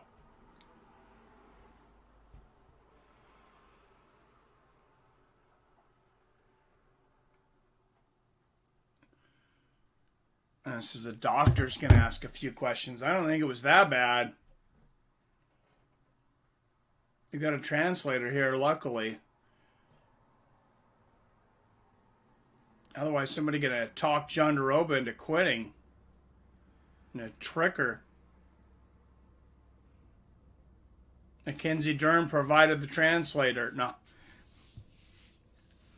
No, we're going to get back in there. Jandiroba wiping her eyes out. She gives the rag back to Herzog, and it looks like we're about to go back in there. Going to be a sad Christmas for you. This guy's not know there's another cowboy. All right, here we go. 205, 4, 3. Wow, and both fighters swinging for the fences. Wow, Mackenzie Dern coming out super aggressive. Oh, and both women throwing kicks. Both women catching the kicks. Dern going for the takedown, but Jandiroba stops the takedown, lands a knee to the body. Oh, and Dern's got a nasty cut. I think there might have been a clash of heads there. Generally, that's a headbutt. Oh, that is, wow. Out of the bridge of her nose, that is leaking badly. And that's on her back. This is going to be hard for her to breathe with where the blood's coming out. Her nose is cracked the F open. Wow, and Jandiroba on top. Mackenzie Dern's definitely got a broken nose. Cowboy Oliveira is probably getting cut too. No, they're not going to cut him. Win or lose, I don't think they're cutting him.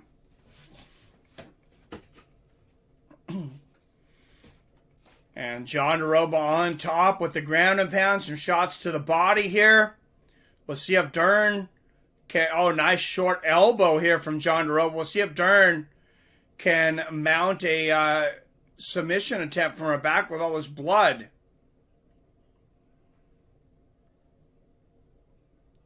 And there it is, Dern. Going for the triangle guard here. Nice hammer fist from her back for Dern. And 14, 13, 12 seconds left in this second round. Oh, nice. Ground and pound there from Jandiroba. The left hook and a big hammer fist. And close round, but I'm going to give that one to Jandiroba. I have it a round apiece. Through 2, 19-19. You can farm in Brazil. Cowboy Oliveira just puts on a cowboy hat. Oh, jeez. Yeah, you're not cutting a guy on a 7-fight win streak, right? Now, Cerrone, the other cowboy, that's likely to happen.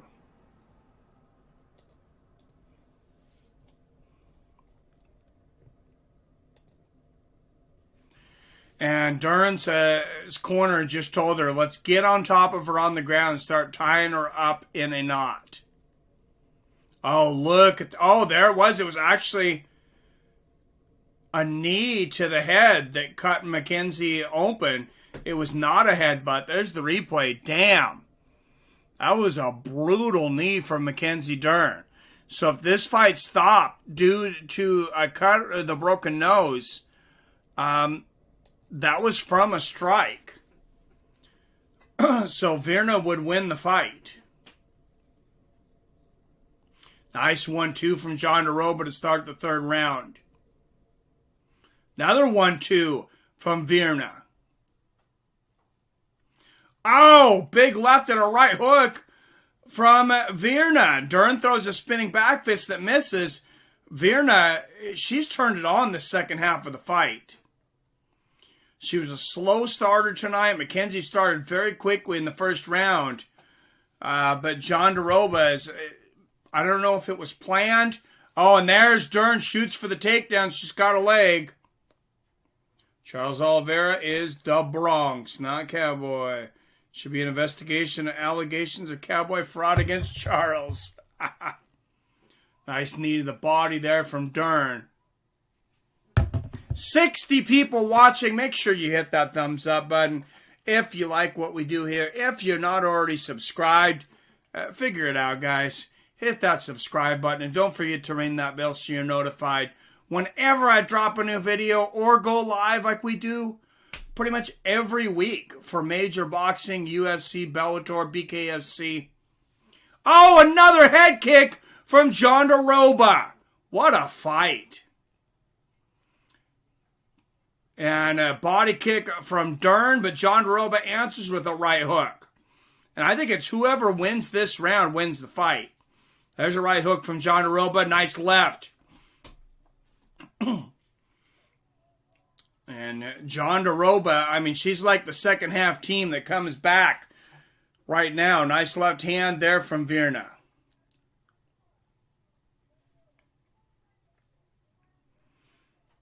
Oh, another left here from Virna. And a straight right. Oh, big right hook from Virna. And a big 1-2 from Dern. And she might have hurt Jandiroba with that shot.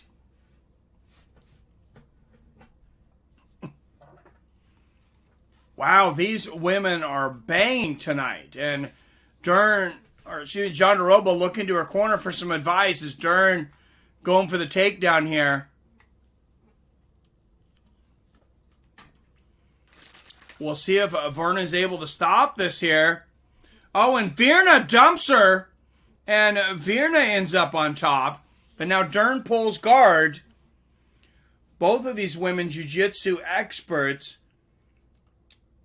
But Virna on top, and of course Dern, jiu-jitsu world champion. Yeah, Virna does. I don't think. Oh, and Mackenzie butt scooting all the way to Virna, and Virna's like, "Get up!" And Herzog finally calls her up with 2 minutes left in the fight. Oh, nice 1-2 there from Jandiroba and a right hook. Good jab there from Mackenzie, a right hand from Dern, and a right hook and a right hand behind it there for Jandiroba. What a fight. Good straight right there from Jandiroba. Oh, nice 1-2 there from Dern. These women could be looking at 50 G's. Oh, nice body kick from Dern. That was a heavy body kick. Jandiroba answers with a right hook over the top. Nice left hook from Jandiroba, and there's a good jab. And a straight right from Jandiroba. Please, God, don't let Chris Lee be judging in this fight.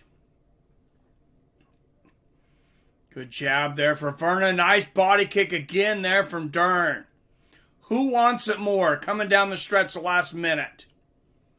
Good jab for Dern. Good left hand there for Virna. Knee to the body from Jandiroba and a right uppercut from Dern. And there's another knee to the body there from Virna. Couple good elbows there from Jandiroba. Dern going for the takedown here, though. This would be huge.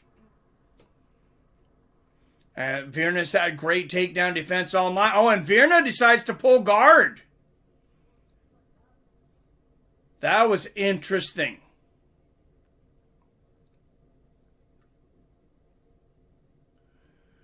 And Jandiroba going for an arm lock here.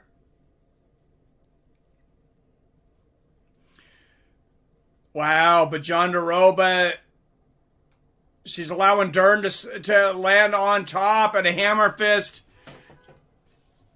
Wow, and I gave it to Jandiroba. I thought she won the round. Hopefully, judges don't see that last few seconds of Mackenzie Dern and base the whole fight on that. I'm not saying you can't give Dern the fight. I thought Jandiroba won it, though, 2-1.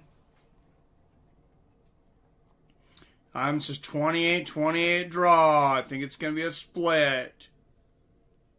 No, I don't think it's going to be a draw. There's no 10-8 round. No 10-8 rounds and no points taken away.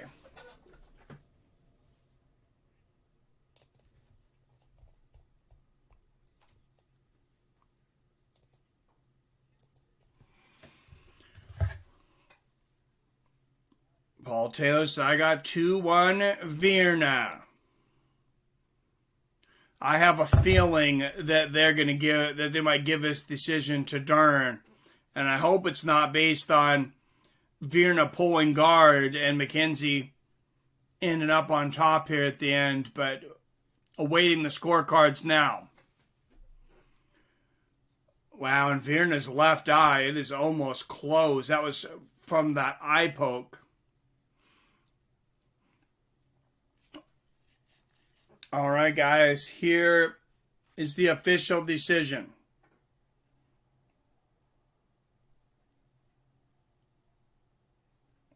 All three scored 29-28. Unanimous decision.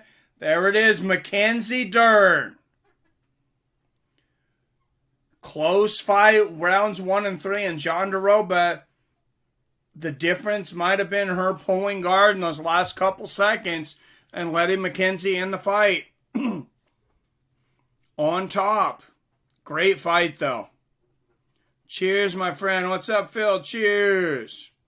Oh, I'm sorry. I'm in report. Of course, I forget about draw rounds. All three judges drank their Pepsi.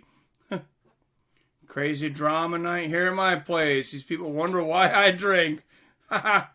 Live and let learn said I had Dern 2-1.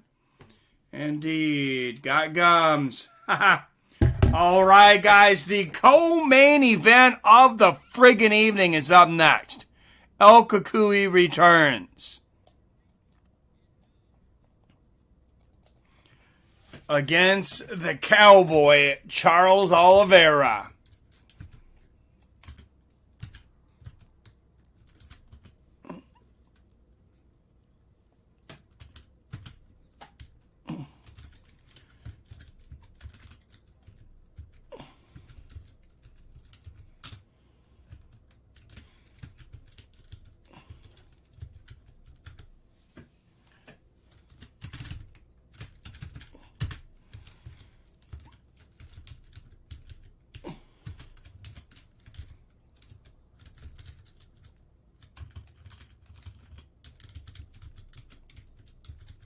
Not quite enough room.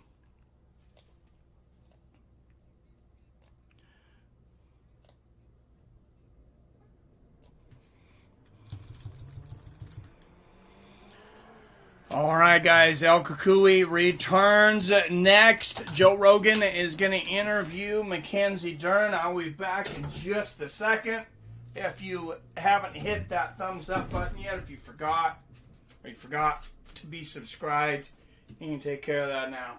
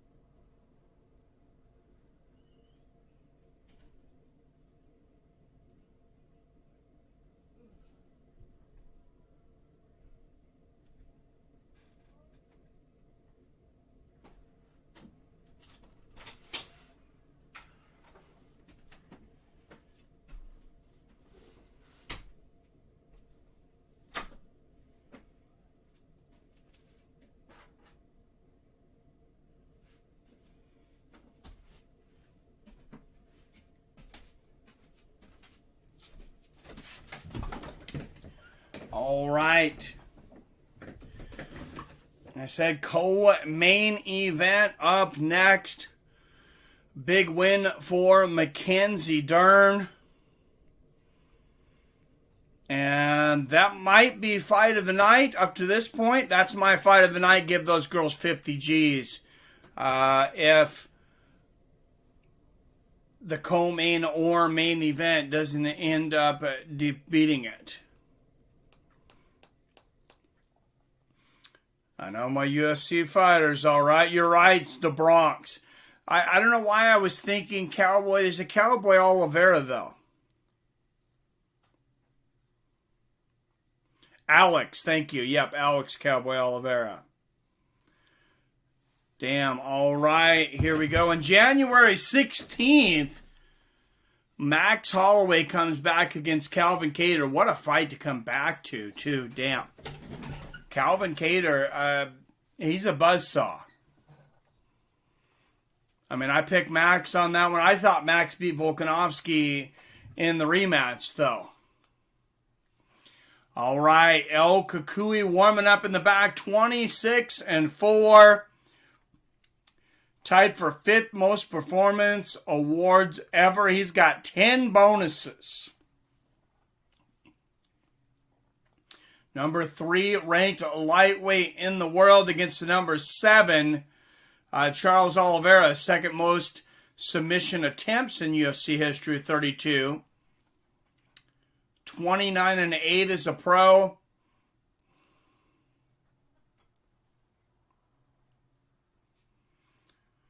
course, he's had a lot more of those wins recently, riding a big win streak. I believe eight wins in a row for Oliveira, is it? Max versus Cater should be damn good. Yep, Max beats Cater for sure. I think so. Holloway will cruise to a decision.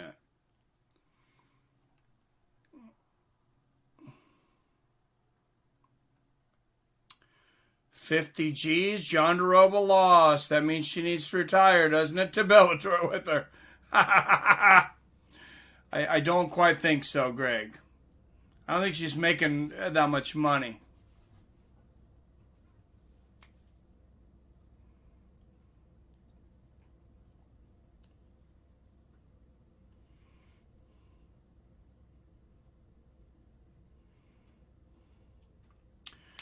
All right, guys, who does everybody have? Tony Ferguson or Charles Oliveira? The poll is still up. Check out the poll. 71 of you have voted now. And overwhelmingly for Tony Ferguson by finish, 56% of you have Tony by finish. 15% have El Cucuy by decision. 18% have Oliveira by finish, and just 10% Oliveira by decision. You see Tony Ferguson ranked just below Dustin Poirier and just above Conor McGregor, who will be fighting each other January 23rd.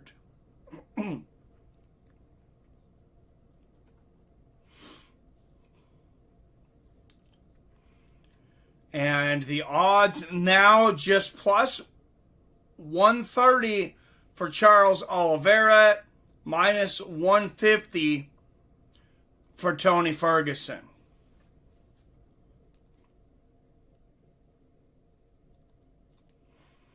And, I mean, has there ever been a fighter that's had more bad luck and had more misfortunate things happen to him than Tony Ferguson? I believe the longest winning streak in lightweight history, 13, 14 wins in a row? And then he's scheduled to fight Khabib 5 separate times. One time Khabib misses weight. The last time they were scheduled, of course, that freak accident, Tony Ferguson tripping over a wire and, tearing his LCL.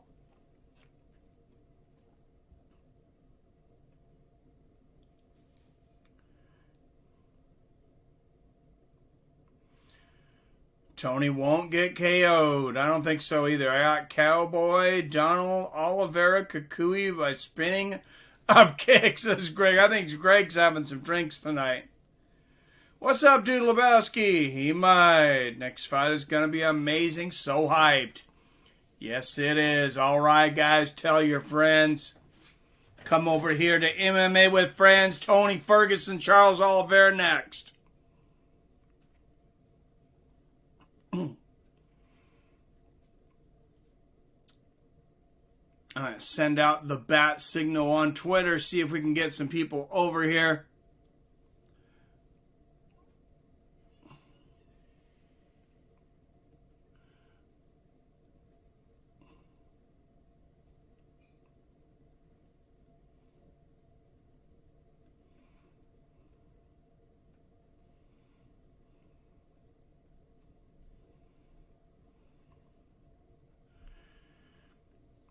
Wow, and yeah, I was watching some of the highlights of Tony Ferguson. You see the guy lose once, and it's like people forget how great he was and how great he is. Flying ankle picks is Rick Ross. Tony by flying ankle pick. I love it. The Bronx has been KO'd, stiff, and submitted, Sazon Pizza.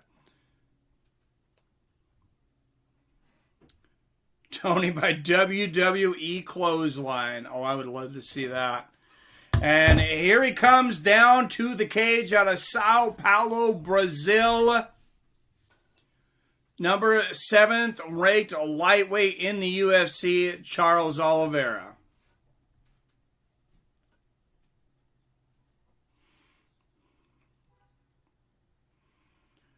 Still just 31 years old, been in the UFC for 11 years.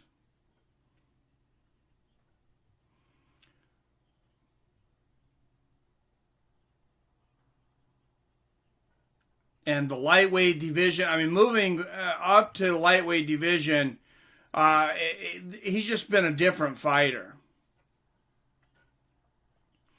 110%.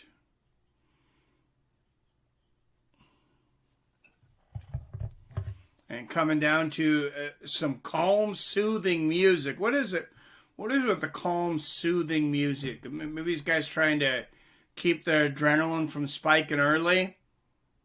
I don't see as many guys coming out to Back in Black or Killing in the Name of anymore. Oh, he's back, baby. Back with purpose, is some pizza. Is Torrin Brown in here? Torrin Brown's been talking up Tony Ferguson all week. Where the hell is he? Second longest active win streak in UFC lightweight division. So 7. Tied for most finishes in UFC history with 16. Most submissions in UFC history with 14.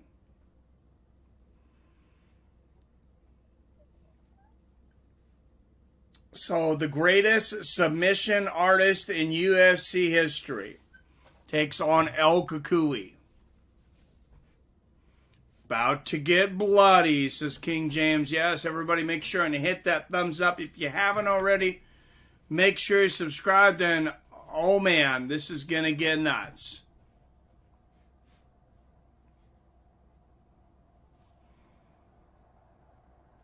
Yeah, Torrin's MIA. This is weird. The people's main events, Chris Jackson. Oh crap, Tony's in trouble. Oliveira went Super Saiyan. And here he comes, champ shit only.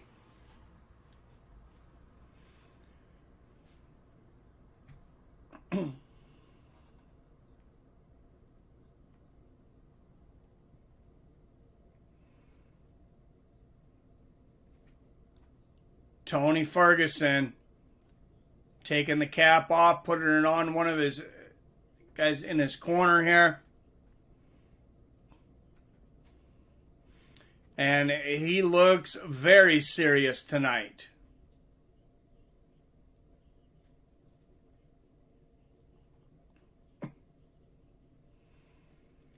And good luck training for Tony Ferguson, predicting what this guy's going to do. Tony will be like Kevin Holland in this fight. Did the stream freeze? Because that's weird. We're losing people. What's up, Matt Roche? Tony will win. I think so, too. I thought maybe we got a little freeze because we were losing people as we come into the co-main event. Not much, man. Good to see you, Matt. How you doing? Froze a little. Okay. Yeah, it seems when you get to the co-main and the main event,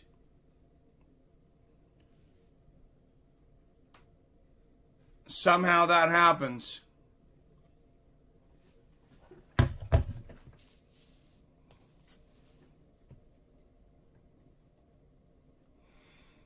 And this is basically the main event.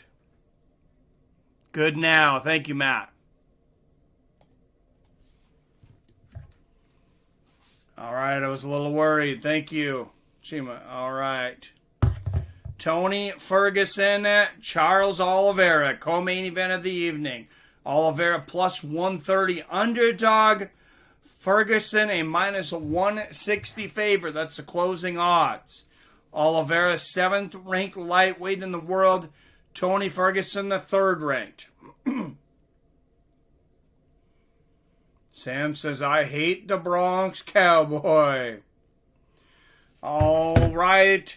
Tony Ferguson, 5 years older than Oliveira, an inch taller at 5'11". He'll have a 2.5-inch reach advantage at 76.5 inches.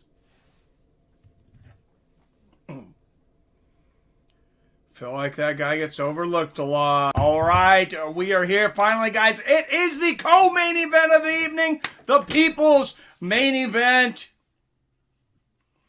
Out of the blue corner, out of Sao Paulo, Brazil, he is a plus 130 underdog.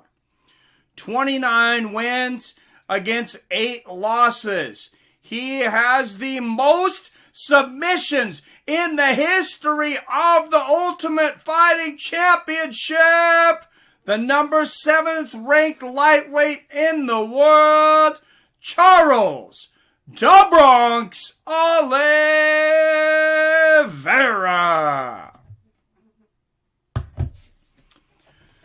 And across the cage of violence, he fights out of Orange County, California. A minus 160 favorite. 26 wins against 4 losses. He lives by a mantra of champ shit only. The 2-time UFC lightweight interim champion and the number 3 ranked lightweight in the world, El Cucuy, Tony Ferguson. Mark Smith will be the referee for this one. And hopefully Chris Lee is nowhere to be seen. Here we go, a touch of gloves. And here comes the blood. Inside leg kick, Oliveira strikes first. And Tony putting out some weird feinting moves right out of the gate. Another inside leg kick there from Oliveira. Outside leg kick from Oliveira. He whipped that one. Jab there from Tony. And Tony moving forward. Nice body kick in the left hand. Straight right lands for Charles. Good jab there for Tony. Oh, and a big right hook there for Oliveira. Spinning elbow and a 1-2 for Tony. And 45 seconds in, this fight is looking to be shaping up as advertised. 2 check leg kicks from Ferguson. A straight right lands for Oliveira. Oh, a head kick for Oliveira. Oh, and a big exchange. Nice check left hook from Tony. A left hand there from Oliveira and a front kick to the body. What a war. A minute in and Oliveira catches a front kick from Ferguson. Right hook lands for Tony. Jab and a right hook for Oliveira. Tony slips off balance there. Lands a short elbow. And Oliveira is going to clinch Tony up against the fence. Picks him up and slams him. Oliveira belly to back. And he's got Ferguson in side control. And I don't believe Tony's ever been submitted. I believe he's only been finished. The one fight with Justin Gaethje. And Oliveira now in half guard. Is looking to go from side control to mount. Ends up in half guard. Come on, Da Bronx. He looks off. Yeah, thought the same. Like I said before, Tony's losing this fight. Hey, we're just the beginning. We're only 2 minutes into this, guys. Oliveira in half guard. Nice elbow from Oliveira. Good shoulder strike from Charles. Nice elbow off his back from Tony, but a big hammer fist from Oliveira. And what a win would this be for Oliveira. Oh, and Oliveira transitions to side control and then to full mount. Wow. Charles Oliveira looking smooth on the ground right now. And being patient here. Already got the most submissions in UFC history, but what a feather in the cap that would be if he got a submission against El Cucuy. Nice left hand there from Oliveira from the top. Oliveira working on the head and arm here. And for once, Tony looks a little helpless right now. Nice ground and pound here from Charles. Oh, nice short elbow from the top from Oliveira. Ground and pound is face to Bronx. What's up, Liston with Les? There's 100 on Tony. Big ground and pound here from Oliveira. The left hand and a short elbow from the Bronx. Oh, and Tony starts to get up, and Oliveira just slams all his weight into him. Oh, a nice left hand ground and pound there. He is just dominating Tony on the ground right now. Tony cannot do anything. And Oliveira looking for the arm triangle. Wow. Oh, it's the first round. Oliveira might pull this off. He might. Oh, big elbow for Oliveira from the top. And Tony's got a lot of scar tissue. Look for the cuts to come. Another big elbow from Oliveira. Tony can bleed with the best of them. Helping Yada Ferguson. Oh, Jesus, Tony. Turb crunch. Oh, and the armbar. Charles Oliveira's got the armbar. And he's extending Ferguson's arm all the way out. It's about to snap with 1 second left in the round. How did Tony not tap? He might have a broken arm.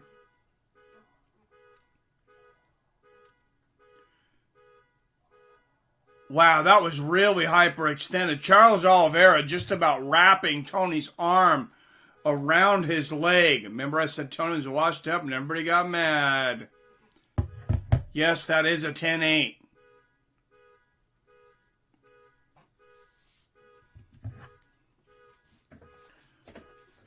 Tony getting cut? No, Tony's not getting cut. If Tony gets cut, it's going to be something, it's going to be something more than this loss.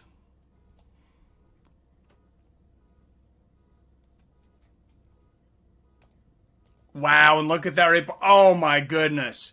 Oliveira's just got that angle. Wow. I can't believe Tony's arm didn't snap in half. Damn.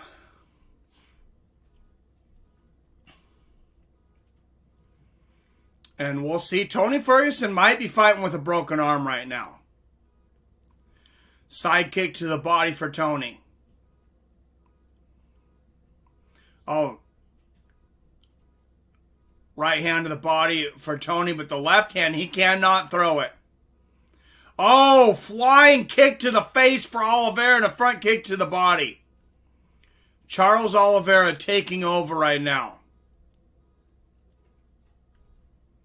Nice low leg kick there from Oliveira. Inside leg kick from Oliveira and a straight right, and Oliveira takes him down once again. And Oliveira in the guard of Ferguson. Tony has one of the best rubber guards in the game, though. Maybe Tony goes to 170 with a loss. 68 people watching. Make sure and hit that thumbs up button. Oh. Illegal up kick from Tony, and that cut Oliveira's face open. They're saying it was cut, that the cut was open earlier. So they're saying the cut was from an elbow from Tony.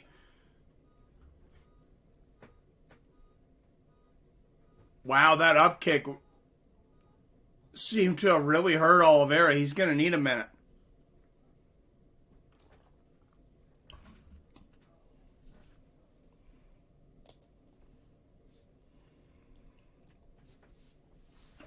Let's watch the replay here. He had one knee down.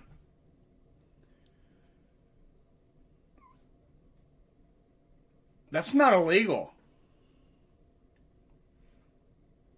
That's not illegal.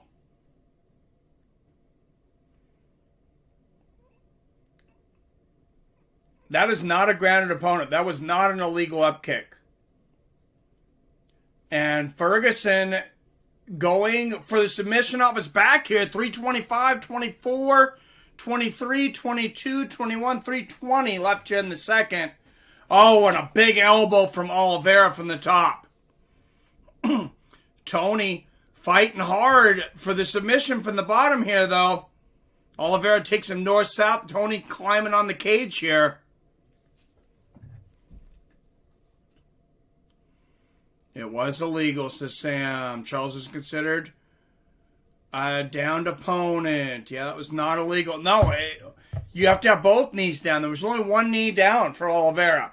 Oh, big right hands from the top here from Oliveira. 2:40 left in this second round.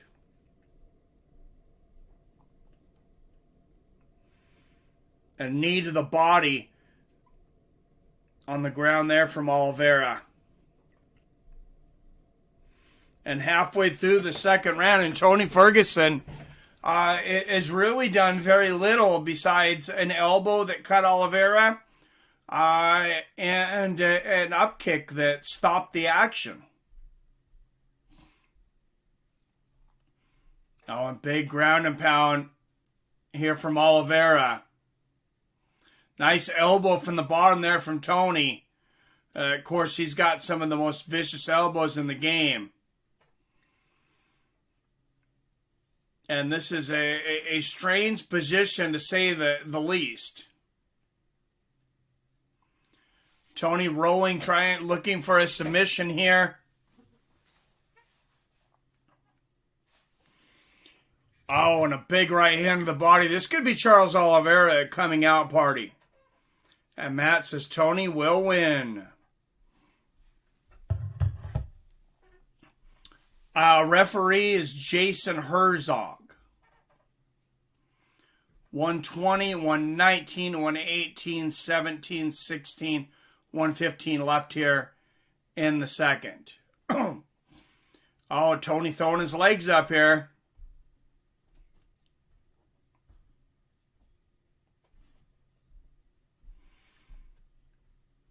Nice ground and pound here from Charles, and Tony still not able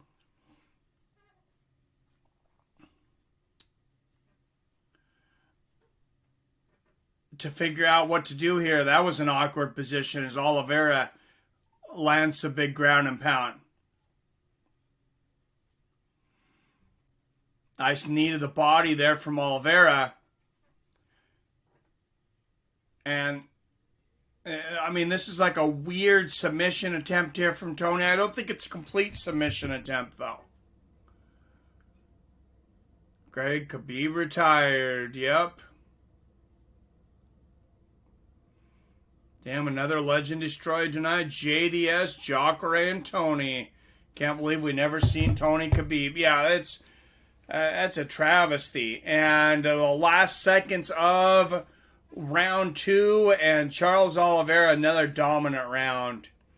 Tony Ferguson definitely needs a finish going into the third.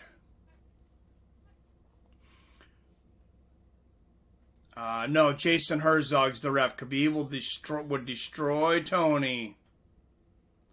Ivan report. El Kukui is not a fraud. Come on.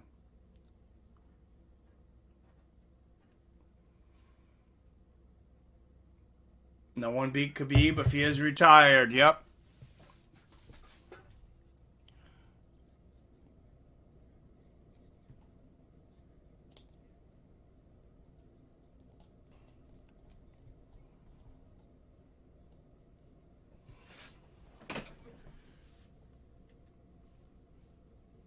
All right, and they're telling Tony in the corner, it's volume. You don't have to hit hard everything. You just touch him up. I hope they know that he has to get a finish here. I don't see how they can think that he has won either of the first 2 rounds. Tony's been absolutely dominated up to this point. Could be 2016. I have a 2017. I didn't call the last round a 10-8. I called the first one. Nice leg kick and a body kick from Ferguson to start the third. And remember, Tony is a slow starter. He's a second half fighter. Oh, nice leg kick there from Oliveira.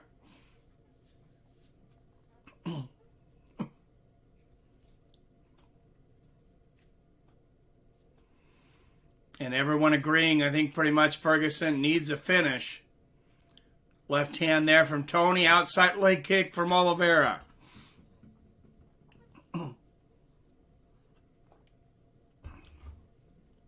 And a left hand from Oliveira. Body kick lands for Tony. Oh, and Oliveira catches the kick from Ferguson. Oh, Oliveira picks Tony up and slams him. That's a big slam. And Oliveira right back into mount.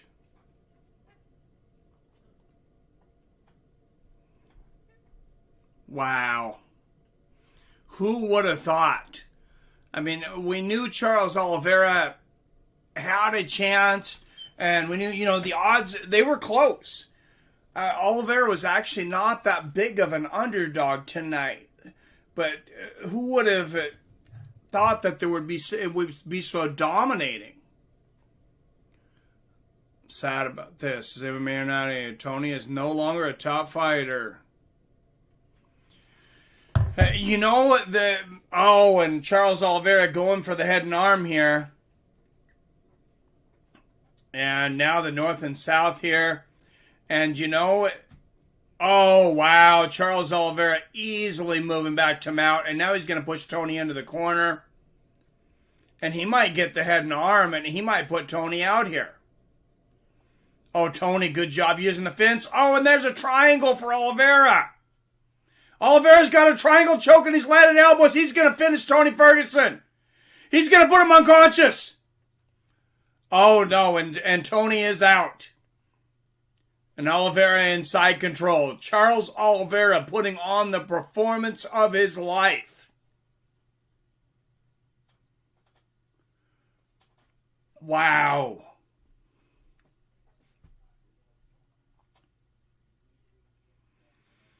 And Oliveira going for that arm triangle once again. And, even with Ferguson getting dominated tonight, how tough is he? Rather than tap to an arm bar, he just decided to get his arm broken in the first round. His elbow was hyperextended, wrapped around Oliveira's leg, and Ferguson refuses to tap and just keeps fighting. The bell rings. He goes back up for the next round. And Ferguson going for a Darce choke here. But Oliveira in side control, and both of these guys would just be so hard to submit. I would think it would be more likely Oliveira would get the submission right now just because of how beaten down Tony is right now, though. How does Tony deal with this loss mentally? Not good. I don't think good. It's always a meaner dog. Tony to lose to a nobody. Oliveira's an animal. He'll keep having a champ's mindset. Tony needs to retire. Yeah, Derp Crunch, you might have said something about it.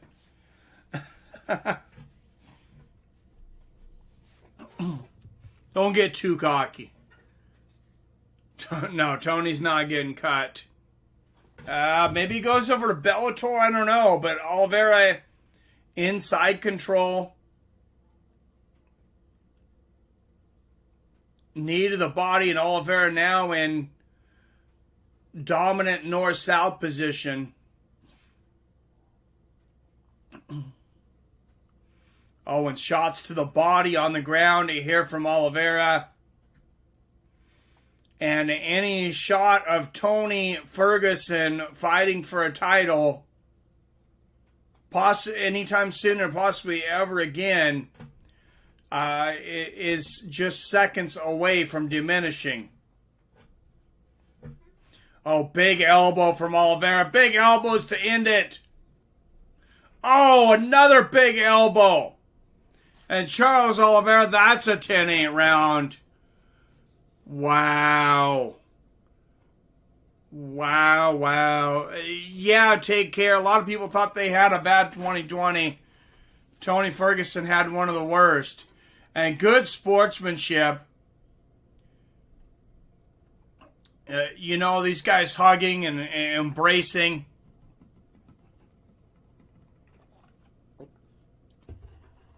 And glad to see Tony, you know, seems to be taking this loss okay. He can't move his left arm. His left arm has got to be broken.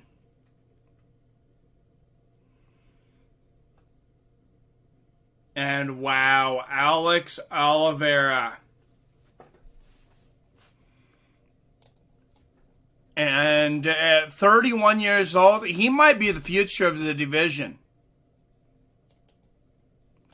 And let's watch the replay. Oh my goodness. Your arm cannot bend like that with all those tendons and bones. That is hard to watch. Wow. You literally cannot bend your arm any further than Oliveira bent Tony Ferguson's arm over. And Tony just refused to tap.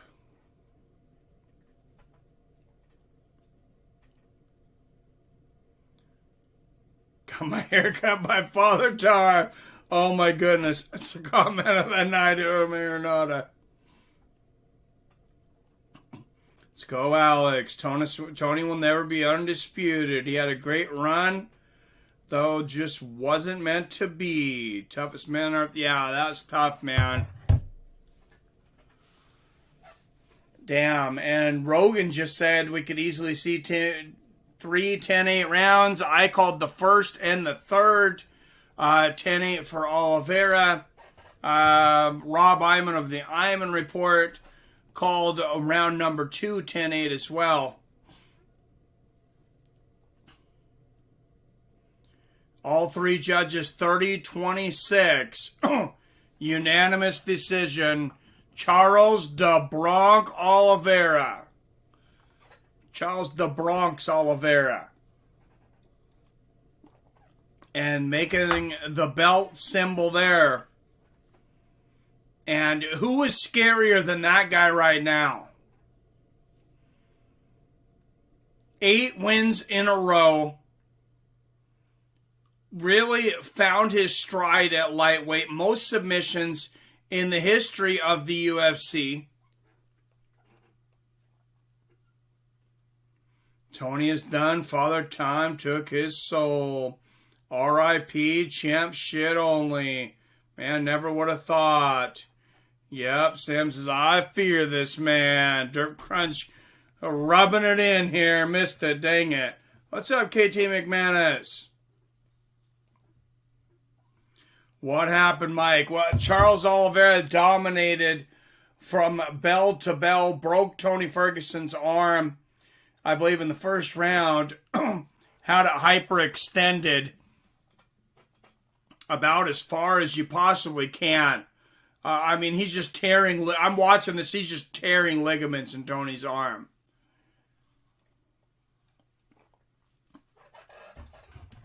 And I mean, a loss, yes, and everything. But, you know, Tony, he did fight the last 2 rounds with a broken arm. That's pretty freaking amazing.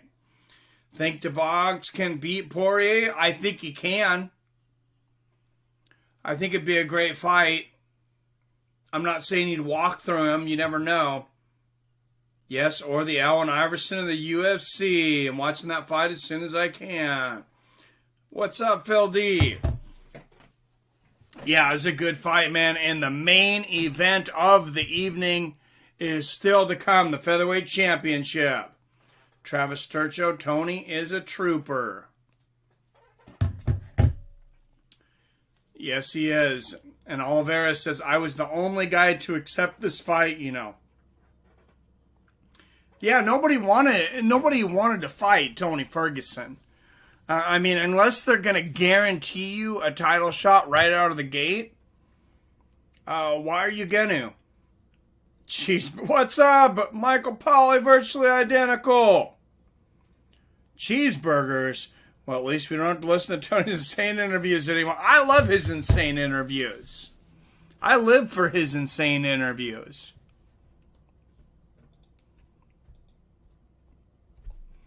Entertaining, man.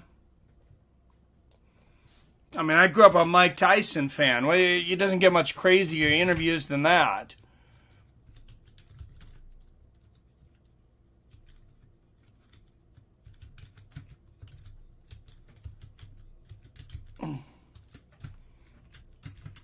All right, the championship is up next, but Charles Oliveira getting his shine, and at first in an interview with Joe Rogan.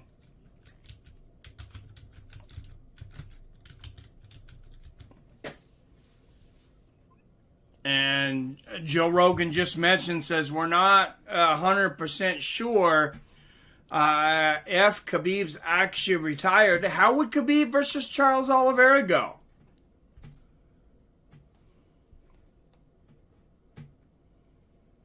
Boxing Med History says, and again, I'm right. You got it. Yep. Good night so far. Don't worry, we have on for interviews now. What's up, Zico Jafar? And the main event of the evening for the featherweight championship. The most violent featherweight in the division history up next. But that man deserves a ton of shine. Charles Oliveira. Bunch of geeks and losers disrespecting pro MMA fighters. That's Greg, yep. Wow, Rick says would love to see him fight Khabib. Damn, what's up, Zico? Thanks for the night, my man. Hey, thanks for being here.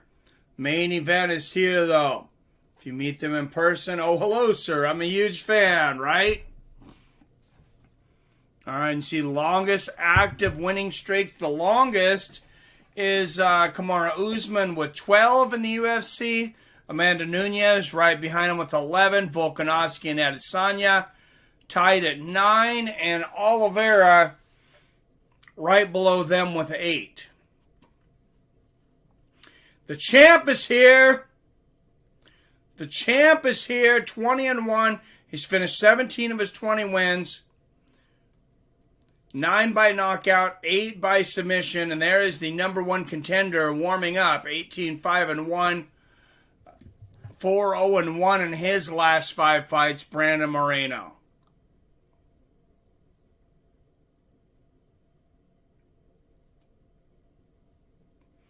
A lot of people, this is a clear sign that Khabib would have destroyed Tony. If that fight would have happened years ago, I think Tony had a great chance. I agree. I agree. I think Tony was always a bad matchup for Khabib. For whatever reason, that fight just never happened. I mean, there's really no explanation to it being canceled 5 times. I mean, we have explanations. From the virus to the tripwire to the missing weight to what's the other 2?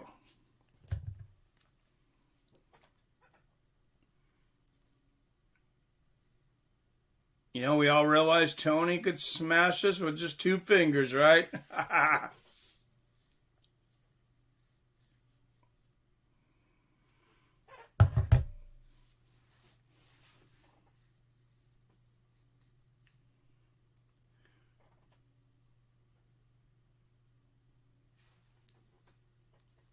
Wow, and Conor McGregor coming back January 23rd, a little over a month, taking on Dustin Poirier.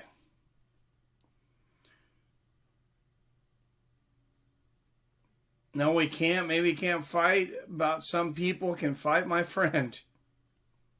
Okay.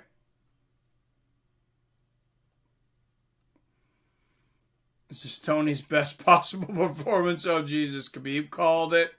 Tony was done after that Gaethje fight. Did Khabib say that? I didn't know Khabib said that. But, yeah, he didn't look good in that one, of course. And then Yeah, Oliveira, just absolute domination tonight. All right, still 52 in here. Make sure you hit that thumbs up button. Don't go anywhere. Main event of the evening is up. The most violent flyweight in UFC history, Deiveson Figueredo, defending against the number one contender, Brandon Moreno. Make sure and hit that like button. If you're not subscribed still for whatever reason, hey, we'd love you to join the family. We got some knowledgeable fans here, and we have fight companions pretty much every week. UFC, major boxing events, Bellator, now BKFC, PFL winning if they come back. Even some Ryzen out of Japan sometimes. This is, even had one FC. All right. Yes, Khabib said that months ago. What's up, Cheeto Ortiz? Oh, jeez. Stupid laugh at the end of McGregor-Dustin promo. Cringe AF, right? All right, Collision course. Since the first time they fought, Dustin Poirier is 10-2 with 6 finishes. Conor is 6-2 with 5 finishes.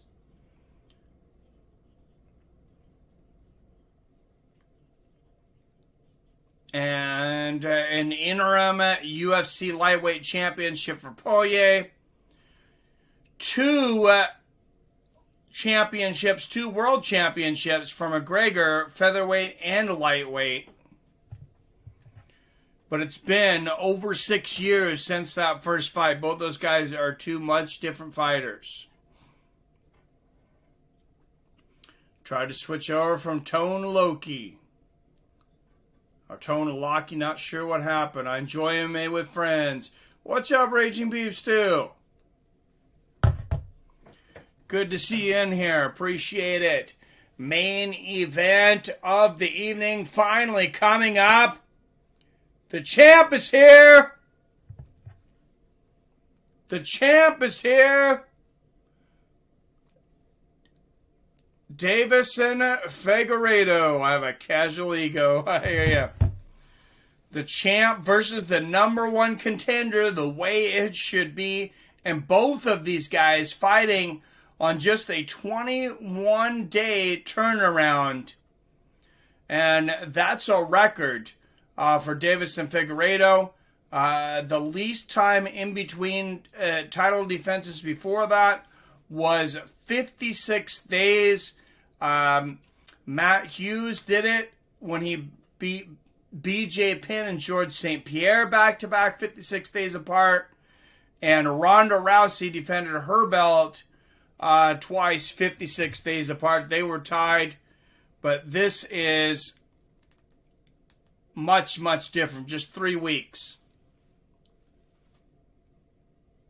Chad's a little crazy tonight. A little wilder than it's been in the past. But thank you for timing that guy out. He said most people I've seen here, 57. Oh, most for a while. Most I had was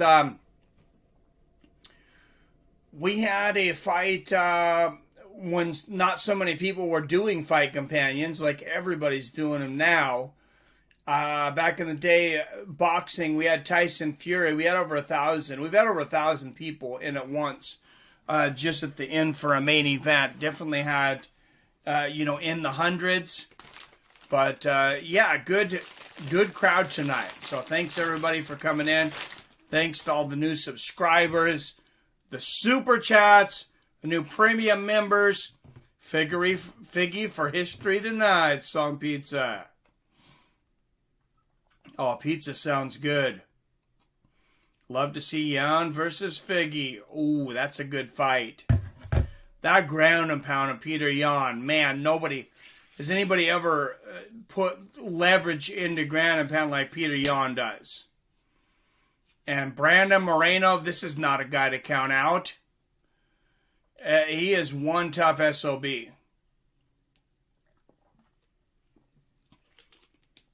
And he's got that, he's got that Mexican spirit, that walk through the fire, never take a step back.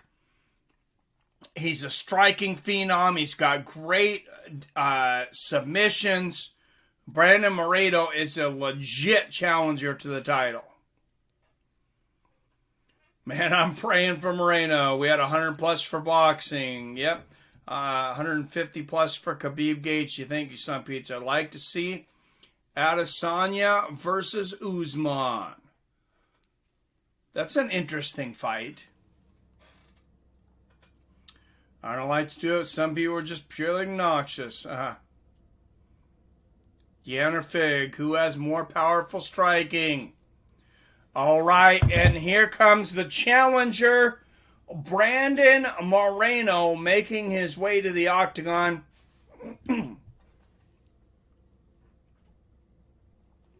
Jan or Fig, who has more powerful striking? Yeah, I don't know. Because Figueredo, we're going to be seeing him at 135. He's not going to be losing that weight. I think standing, it's Figueredo. Ground and pound is definitely Jan. And Brandon Moreno looking like a man possessed right now out of Tijuana, Mexico. The assassin baby Brandon Moreno.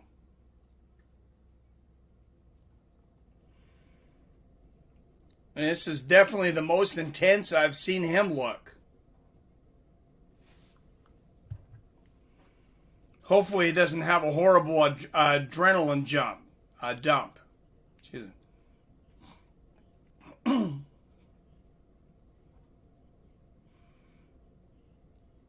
Yep, I don't think Adesanya versus Usman would happen either. Adesanya's moving up, not down. And I don't think Usman's going to go up to middleweight to try to capture that belt, but I mean, you never know, but Adesanya, he's chasing John Jones right now, trying to take that belt from Blachowicz, and there's no guarantee that Adesanya gets past Blachowicz. Blachowicz hits like a Mack truck. But speaking of Adesanya and Blachowicz, we were talking about this before the stream and the other day. Deiveson Figueredo and Brandon Moreno, this is the only scheduled championship fight, signed championship fight in the UFC right now. This is the first time I can remember that no other champion has a fight scheduled right now.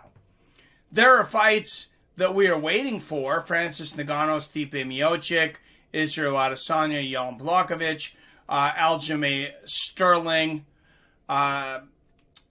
Peter Yan, but those fights they're not signed yet. And Travis Sturcho, what's up, Travis Sturcho, with the super chat.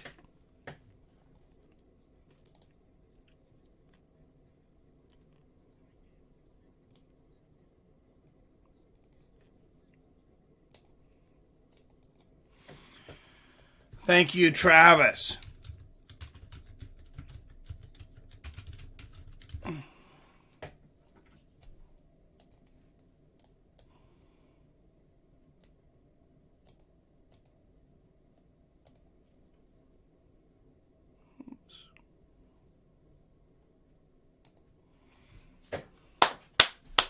Travis Sturcho with another donation.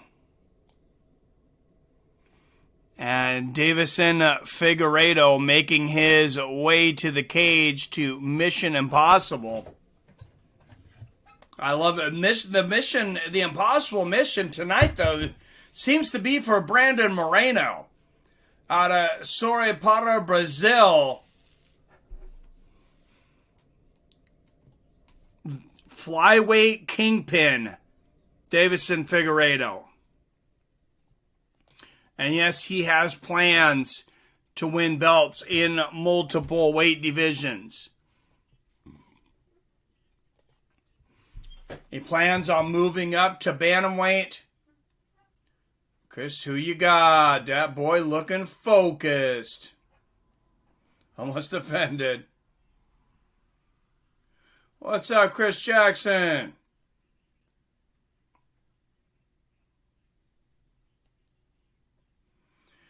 Feel like the UFC will get more championship fights going when they are allowed fans in the arena. That is true, Iman Report. That is probably true, but I'm surprised that they're doing McGregor and Dustin without fans. January 23rd, I'm pretty sure we're not going to have fans in a month or, 5 weeks, whatever that is.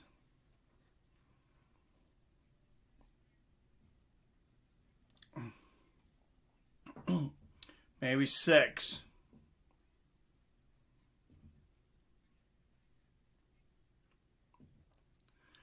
Come on, it's all good, Derp Crunch.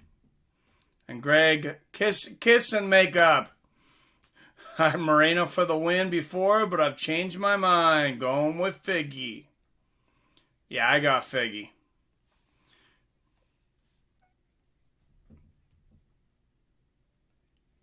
Damn it, boxing, you're my only support. Yeah, Brandon Moreno's not winning this fight. Sorry.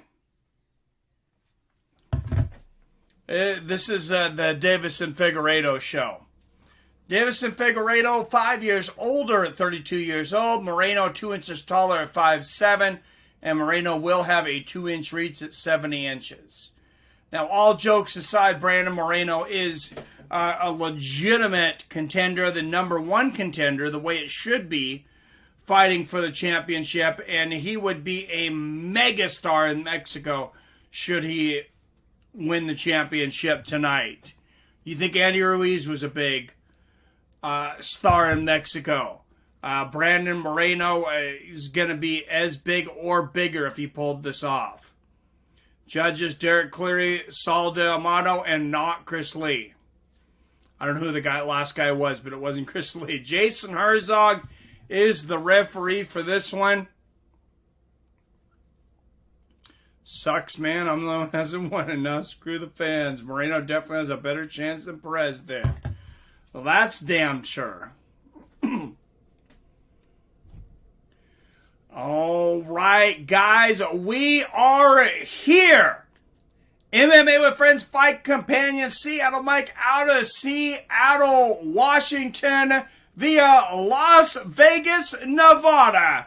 UFC 256 main event of the evening for the Featherweight Championship of the world. Let's get it on! 5 rounds for the undisputed UFC Featherweight Championship.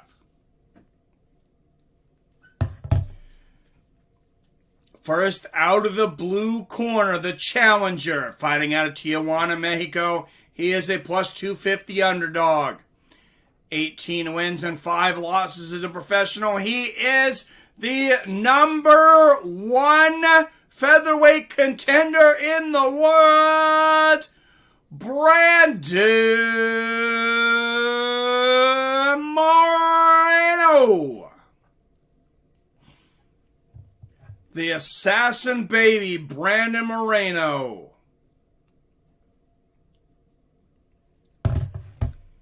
And across the cage, out of the red corner, out of Sao Paulo, Brazil, he is a minus 335 favorite. 20 wins against just 1 defeat. He is the undisputed UFC Featherweight Champion of the world, Deiveson Figueredo.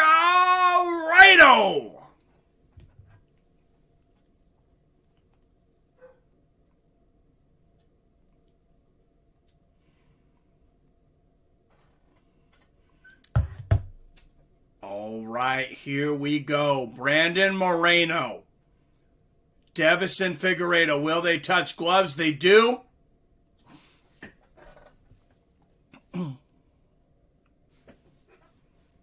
Wow, both of these gentlemen are very intense, very focused right now. And I think we're about to see featherweight MMA at the highest level possible. Oh, and a spinning kick to the body from Figueredo to open this fight up. Jab lands from Moreno. Big left hook from Figueredo. Good jab from Moreno. Figueredo looking for a quick finish. Good jab there. Figueredo shoots for the takedown. Moreno, good defense. And he grips Figueredo up against the fence. Moreno will not be disrespected. And Moreno dropping his hips. Figueredo stopping this. And Moreno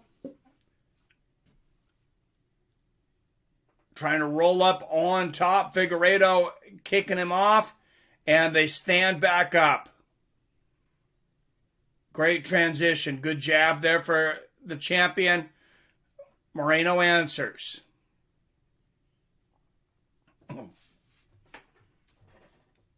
And Figueredo gives you some weird angles. He does stand with his hands down. Good jab lands there for Figueredo and a big right hand to the body. Oh, big right hook upstairs for the champion. Another right hook. Nice counter left hook from Moreno. And a good jab from Brandon. Moreno, he's making this a fight. Oh, and they exchange. Good right hand there from Figueredo, though he got the better of that exchange. And Moreno calling Figueredo in, saying, bring it. Who does that to Deiveson Figueredo? Oh, and Moreno going for the head kick. Figueredo blocks.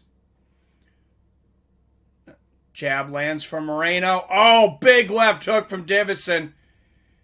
And he's cutting the cage off here. And a counter left hook from Moreno. Left hook lands for Figueredo. And Moreno on the move. Low leg kick from Deiveson. Deiveson measuring Moreno now. Nice low leg kick from Figueredo.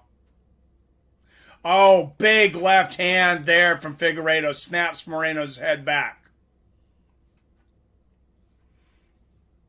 Moreno goes for the single leg. Figueredo comes out. Both guys land big right hands on the chin.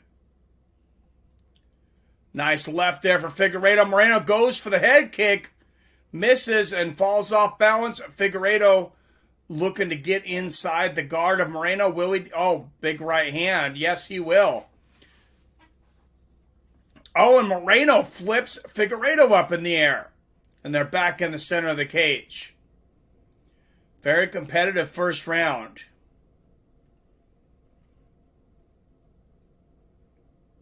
And nobody's been competitive with Figueredo for a while, but Moreno is. Nice left hand there from Moreno. Another left hand. And a left uppercut from the challenger and a head kick. Brandon Moreno putting together some moves here. Nice body kick there from Deiveson. Oh, big left hook from Figueredo and a right hook behind it. He's got some big power. Oh, another big left hook. Right hand, a right uppercut from Figueredo.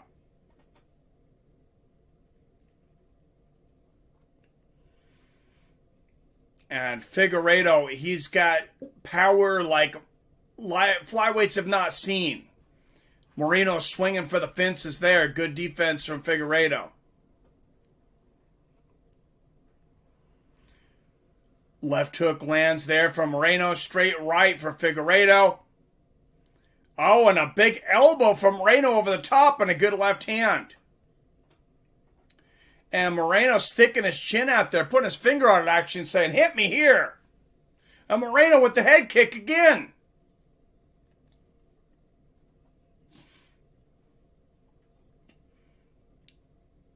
Oh, and Figueredo with his own head kick and a right hand behind it. Nice left uppercut. Pushes Moreno into the fence and lands a right hand. Good left hook and a right hand behind that. Another left hook for Deiveson. Figueredo landing hard shots. Now big right hand from Figueredo and a left hook from Moreno. Good jab from Figueredo. Moreno is tough as nails, though. And a great first round. I give that one to the champion, 10-9.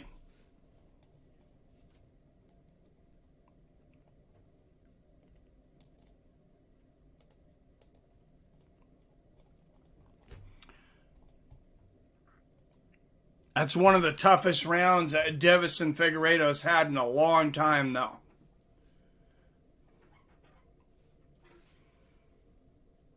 Moreno and Fig still going at it. Yep, just getting into round 2, Sam. Yep, Figueredo. Stop watching after Tony lost. Figueredo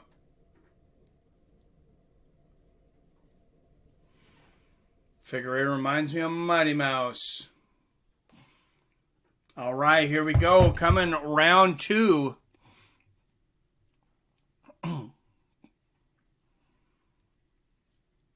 Will Figueredo defend the featherweight championship again, or will we have a new champion?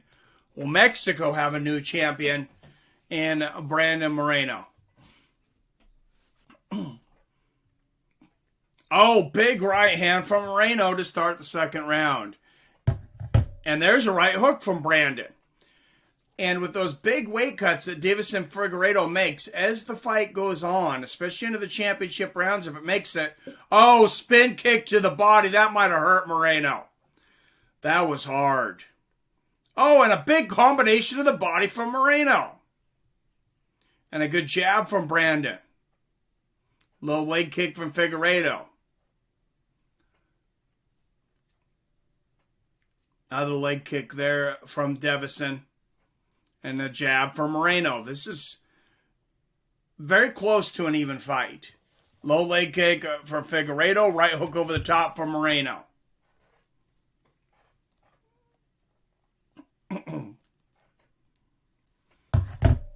And the longer this fight goes, I mean, the more it could favor the challenger, Moreno. Nice left hook there for Brandon. Oh, big left hook to the body from Brandon. And a good jab from Moreno. Oh, big right hand from Deiveson. Oh, another left hook and a right hand. Right hook to the body for Figueredo. Figueredo back in killer mode now. He is explosive. Oh, and an exchange of jabs. Figueredo with those fast twitch muscles. Nice low leg kick. He'll fight in spurts.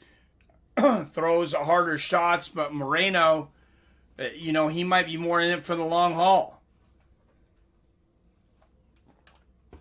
And nice elbow there from Figueredo, but Moreno going for the takedown and gets the sweep. Oh, man. And unfortunately, during that, Moreno caught Figueredo in the eye with a poke.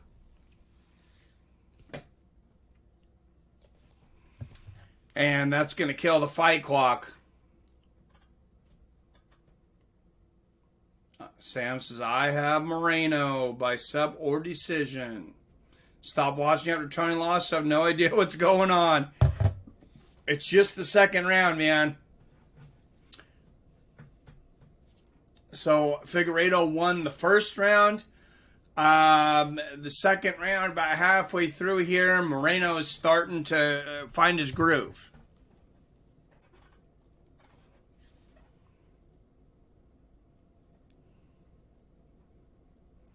What's up, RSS The Truth?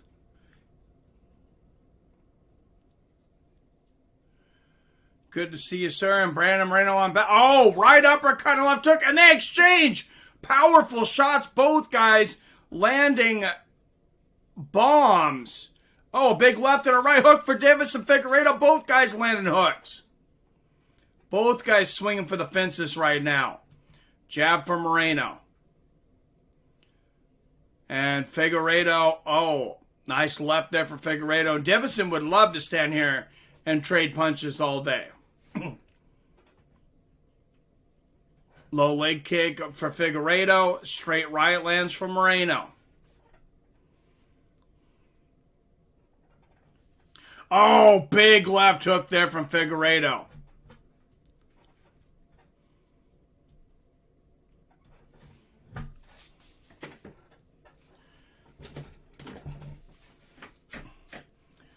Brandon continuing to throw that jab out there. Deiveson answers with one of his own. Good jab there for Figueredo.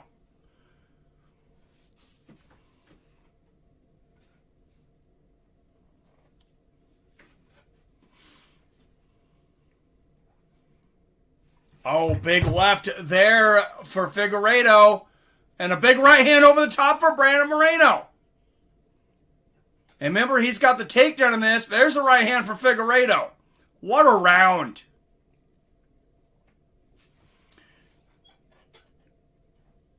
Low leg kick for Figueredo.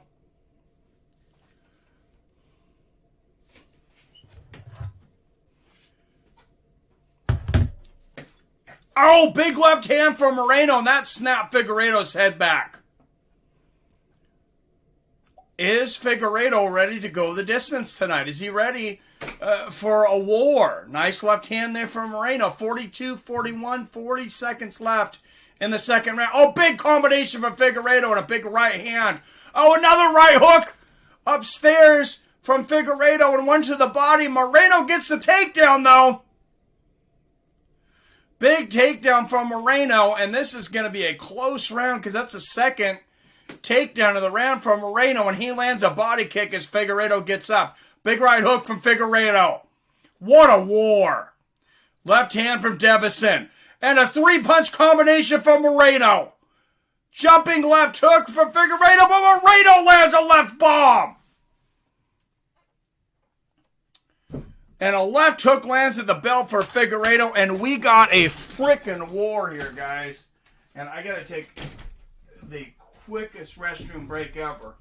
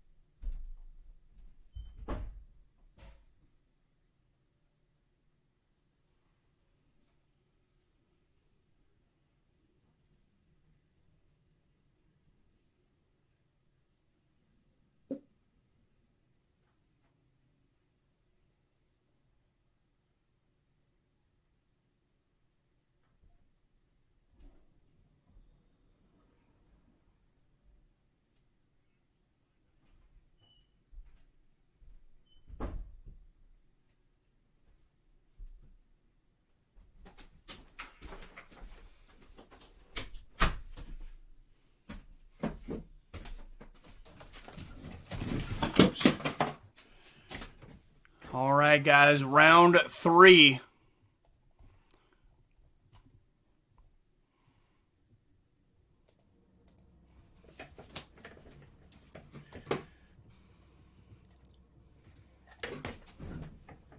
And for just a second, I accidentally unplugged my box here, so give me just a second.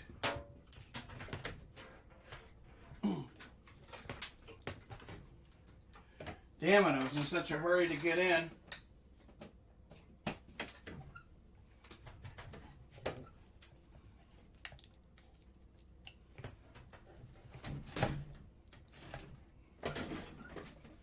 I tripped on the box, so round 3 coming up here.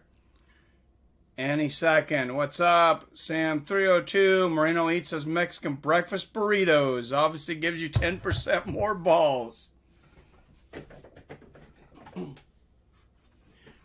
I like it. Gotta get that chorizo. The egg and the chorizo.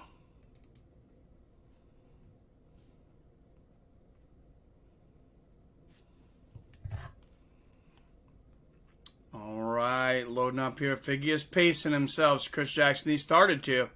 And Ivan Report says 19-19. I actually have a 19-19 as well. It's very close.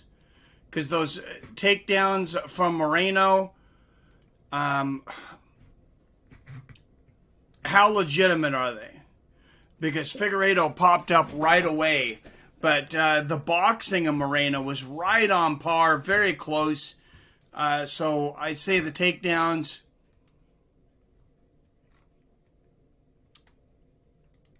maybe the tiebreaker in that. Just, like I said, very, very close, though.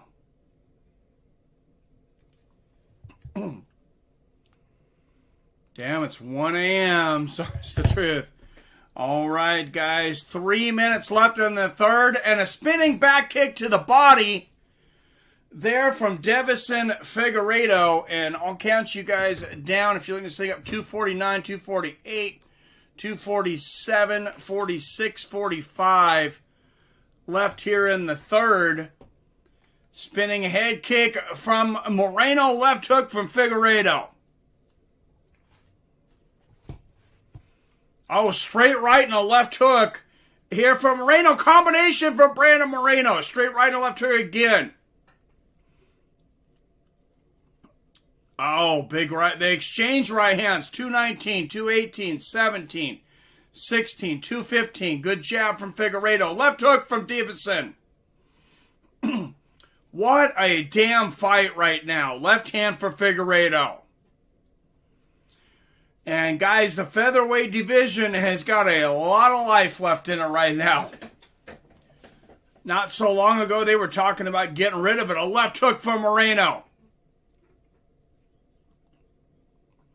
Oh, there's a groin kick from Figueredo. And he knew it right away. He turns around. He was going for the body kick. It was obvious that wasn't on purpose. Moreno. Wow, that was very, very hard. Oh, man. He is, that was a really, really bad groin kick. And Moreno's got some time, but let's watch that again. Oh, yeah, it was the front of the foot. Right on the scrotum. Oh, my goodness, that was horrible. Tony never getting another title shot. Yep. Mike, do you think Tony Ferguson is done? Oh, what's up, Torrance? What are we in? Damn, I feel for Ferguson. Yeah, I feel for him too, man. I don't know if he's done. I think if he wants to fight again, I don't think he's going to get cut or anything. It's just, yeah, he's probably not getting a title shot anytime soon. He might go to Bellator. I don't know. Oh, my goodness. Moreno coughing up a lung here. Oh, man. Oh, he's going to throw up. Oh, no. He's got time. So it's 5 minutes. You got 5 minutes. Jason Herzog says you got plenty of time. The clock here, we're at 1:33, 4:34, 1:35. He gets a full 5 minutes. He's got 3 minutes and 15 seconds left now.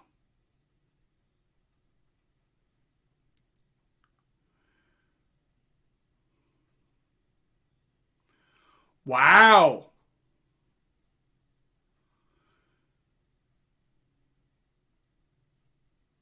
Jason Herzog takes away 1 point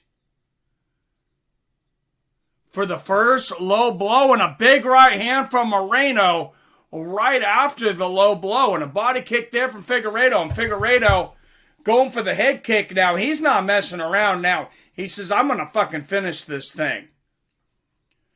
Deiveson Figueredo, I think he's madder than Moreno that he got kicked in the balls about getting a point taken away for one foul. And Figueredo goes for the takedown and gets it. And I vehemently disagree with the 1 point. That is totally inconsistent. I'm usually a big fan of Jason Herzog. But to put it frankly, that's a bullshit point. 1 minute, 59, 58, 57, 56, 55 left here in the third. And, I mean, that could decide this championship. And they exchange left hooks. And Moreno outstriking Figueredo in this round on top of it. I mean, after this round, Moreno could be up 2-1 and a point taken away from Figueredo. Low leg kick and a left hook from Figueredo. I expect better than that out of Jason Herzog. I am not happy with him. Oh, big overhand right from Moreno. 15, 14, 13, 12, 11, 10. And the left hand from Brandon Moreno.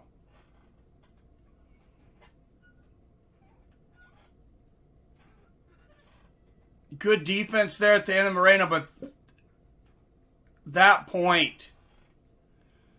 That point.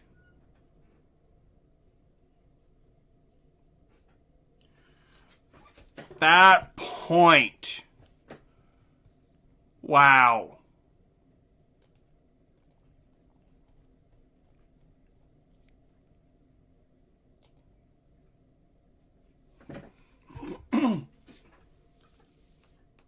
Wow. A lot of people losing money tonight. I'm reports is 28-28. So Mike, you still think Ferguson beats Connor? I think he still does. No. No, I don't.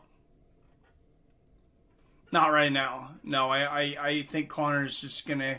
I think he's just gonna hit him too hard.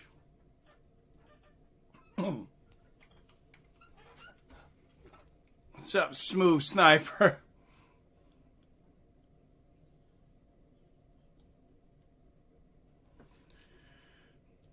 And like I said earlier, you know, in these championship rounds, those big weight cuts for Deiveson Figueredo, you know, he really hasn't had to. Oh, flying knee lands for Figueredo, beginning of the fourth. He hasn't really had to fight those championship rounds much because he finishes fights. Nice left hand from Deiveson. There's a left hand for Figueredo. And a left hand from Moreno. And this round, starting like every round has, and the fight, Deiveson Figueredo coming on. Oh, wow! A big left hook to the body and a right hand from Moreno, and that might have hurt Figueredo. Oh, right and left over the top from Moreno. Moreno teeing off now on Figueredo. Head kick for Figueredo, left hook from Moreno. What a battle, and a right hook from Brandon Moreno. This fight reminds me a lot of, oh my goodness! Moreno hurt Figueredo with a head kick. This fight reminds me a lot of Mike Tyson versus Evander Holyfield. The strategy, the patience of Brandon Moreno and Figueredo, just the destroyer. Right hook there from Figueredo. And Figueredo shoots for the takedown, but Moreno's the one that gets it. And he slams Figueredo into the fence. And if Brandon Moreno hadn't taken over this fight before, he has now. The challenger is winning this fight. Justin Gaethje is something else in a good way. I want Conor versus Justin. Yeah, that's a good fight.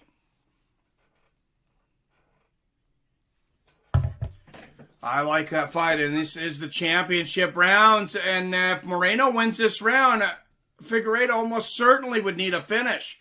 Big right hand from Figueredo as they get up. Another right hand. Oh, and a big combination of the body. And a left hook to the head from Deiveson. Oh, huge right uppercut and a left hook from Figueredo. And Moreno ate it. Superman punch lands for Deiveson.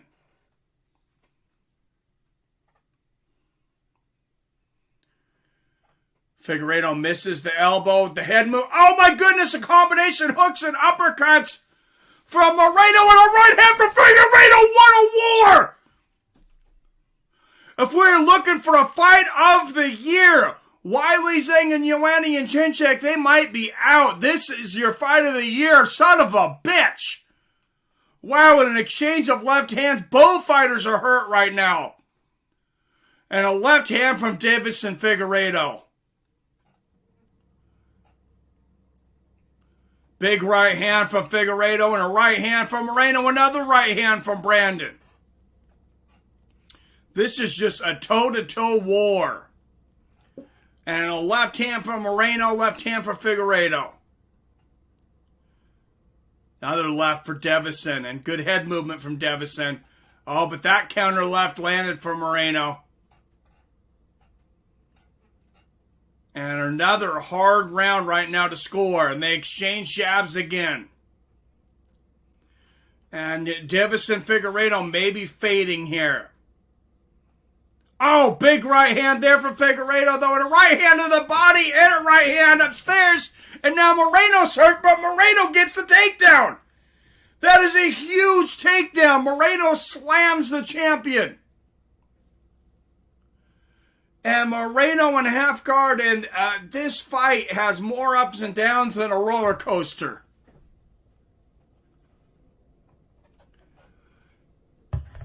And thank you, Travis Thurcho, for the donation. Elbows from the bottom here from Deiveson Figueredo. Figueredo doing everything he can to try to hold on to the championship. There's 3 elbows from the bottom. Wow, and Moreno. Oh, there's another elbow from the bottom from Figueredo, but can he overcome those takedowns? I don't think so. And a big left bomb from the top there from Moreno. Figueredo can't get up. And now he finally gets up. Oh, and 2 big left hooks from Moreno.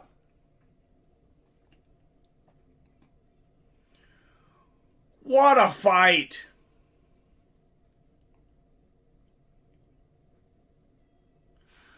Wow, and going into the championship round, Deiveson Figueredo looks like he just ran a marathon. Brandon Moreno looks like he just woke up from eating his Wheaties.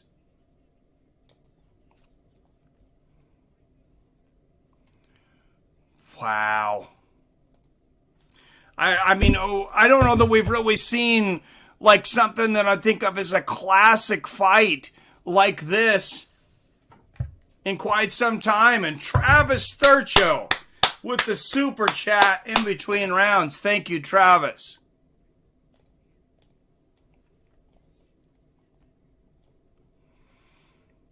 Wow, and I think Brandon Moreno is ahead going into the last round. Exactly what the scorecard is, guys, I'm usually on top of it.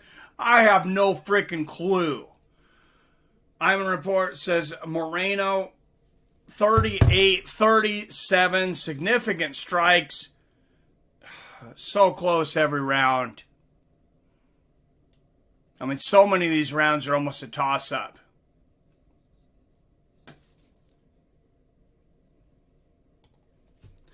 And here we go, the 5th and final round. And you better bet Deiveson Figueredo is going to come out and bring a hellfire at the beginning of this round.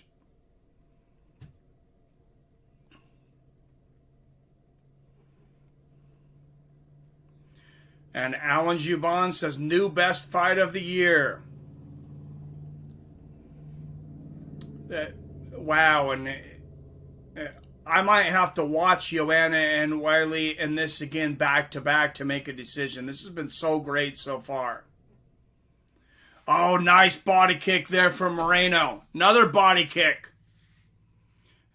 Oh, a big body kick from Figueredo on the defense. Figueredo really being more patient this round. Fighting with intensity, but fighting...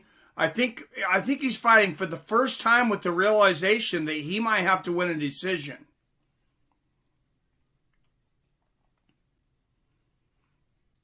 This is, he's just not used to this, Figueredo. He can finish everybody. Right hand, left hook, Figueredo. And Deiveson Figueredo, he might need a 10-8 round to win this.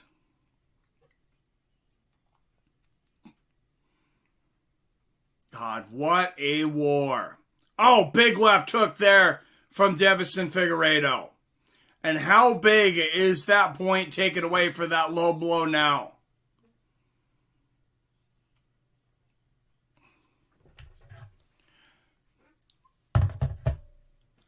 Oh, man. And, Moreno was the one that looked like the fresher fighter, but Deiveson Figueredo coming out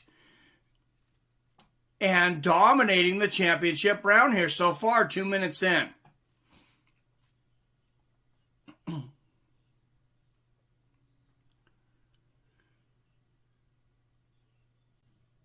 Oh, and Moreno's got big swelling on his left arm. It looks like his arm's been injured from blocking the kicks of Figueredo.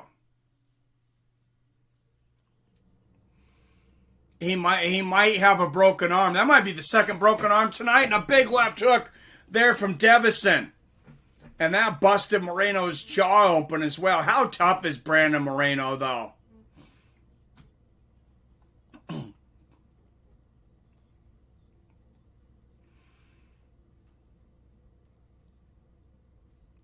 Oh, big body kick there from Figueredo.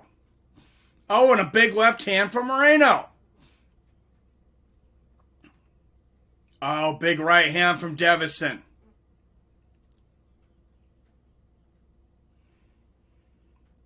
Oh, big overhand right lands for Figueredo. And Deiveson is definitely dominating this last round. Oh, left uppercut and a right hand from Figueredo.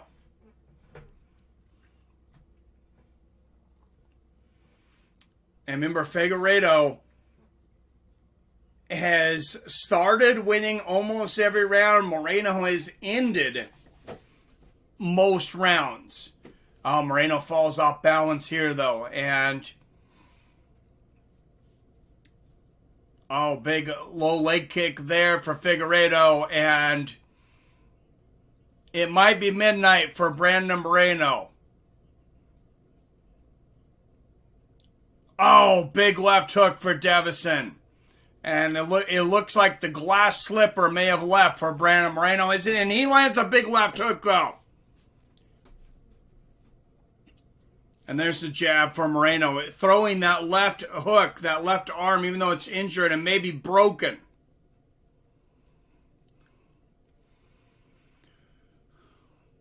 Straight right lands for Moreno. And they clinch. Look for Moreno to go for the takedown here up against the fence. 35 seconds left in this fight. Knee to the inside here for Moreno. Figueredo's dominated this round up to this point.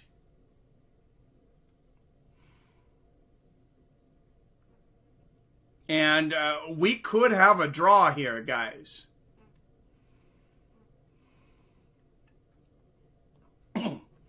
Oh, and Moreno goes for the throw, and Figueredo counters and ends up on top. Big hammer fist. Oh, wow. And that could have been a 10-8 round for Figueredo. That was very dominating.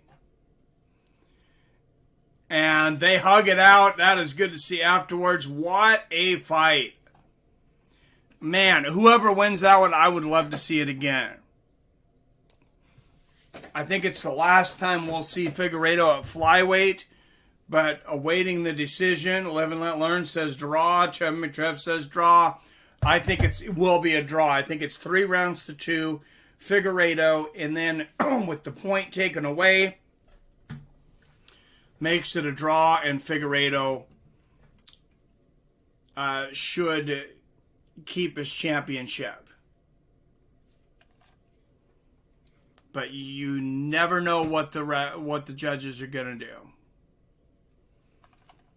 Wow, there's the high kick to the head that Moreno partially blocked. That might have been the one that broke his arm. Iron Report says immediate rematch. Moreno didn't do enough to get the win. I don't think he did either.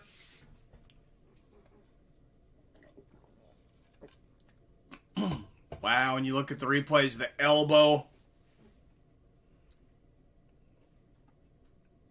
from Figueredo, the hooks, and the harder shots happen for Figueredo and go back to that low blow. And I mean, Figueredo, it was totally accidental.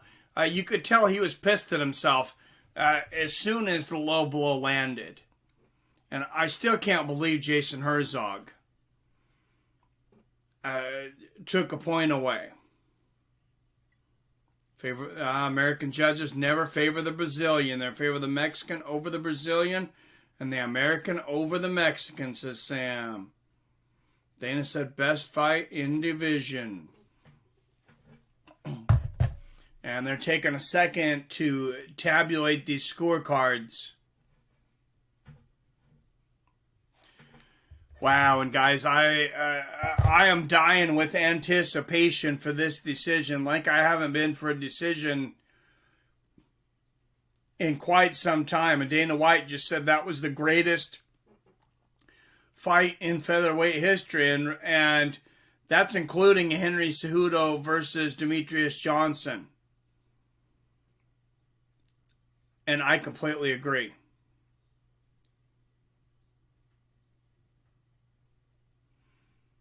All right, let's hear who won.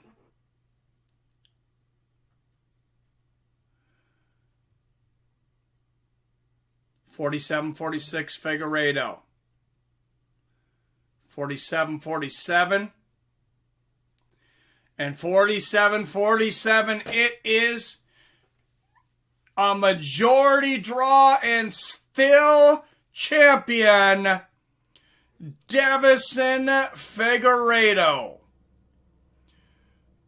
Wow, but what a performance by the challenger, Brandon Moreno. And I truly feel like Figueredo did retain the championship because I don't feel like he should have lost a point for that low blow.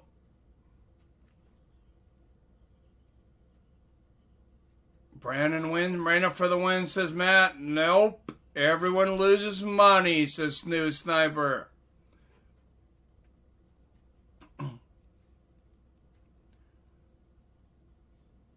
Wow, yeah, I can't argue. Joe Roden says he can't argue that. I can't argue it. That's how I had it, 47-47.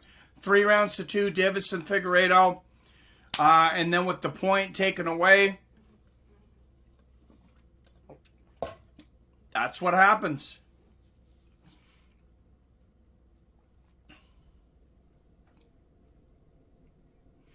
Wow, and yeah, usually you don't like a draw, but I felt like Deiveson Figueredo really won the fight, even though it was very close. Brandon Moreno was a great challenger. Figueredo did in the championship rounds what champions do. But with that penalty, that point taken away for the single low blow by Deiveson Figueredo, and I'm not saying Brandon Moreno had an acting job, but I mean, if you act like a low blow hurts you worse, do you get a point?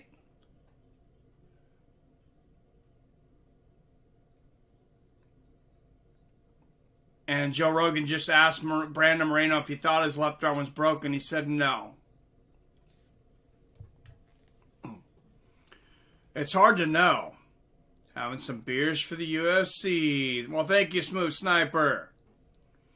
Appreciate you, sir. My friend, a lot of fun listening to the fights here with you. Hey, well, I hope to see you next time. Guys, a huge card next week, but man, co-main and main event, what a shock in the co-main as Charles Oliveira dominates Tony Ferguson. And then Brandon Moreno versus Deiveson Figueredo. I mean, just we're in an absolute war.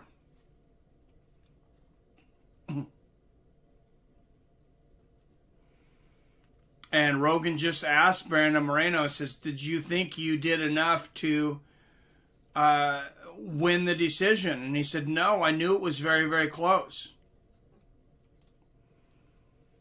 So Brandon Moreno very, very aware of what was going on, and it's very hard for a fighter to be aware and know that they didn't win a fight, I think, when it's that close. When you've done stuff that,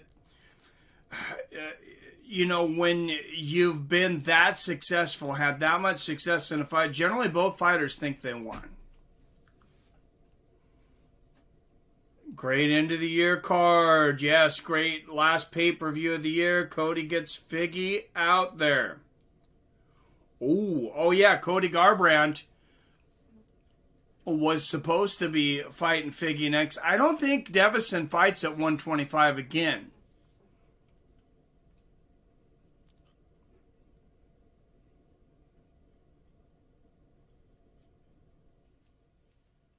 And Rogan said we would definitely love to see a rematch.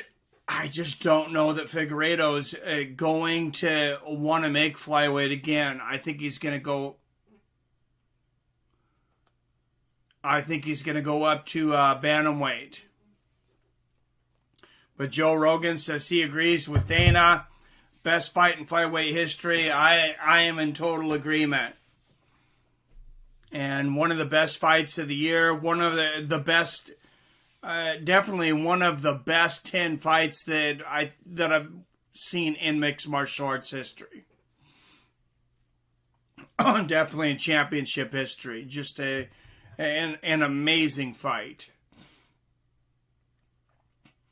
All right, guys. Thanks for watching. We will have a big card next week. Rematch while Aljo fights Jan.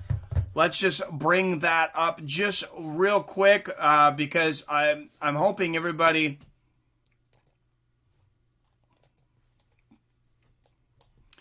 will be here for that.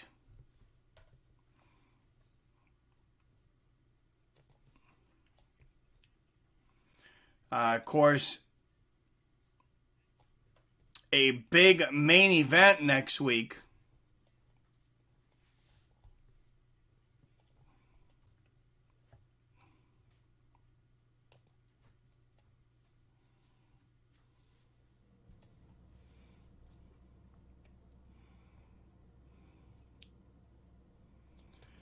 Stephen Thompson and Jeff Neal next week.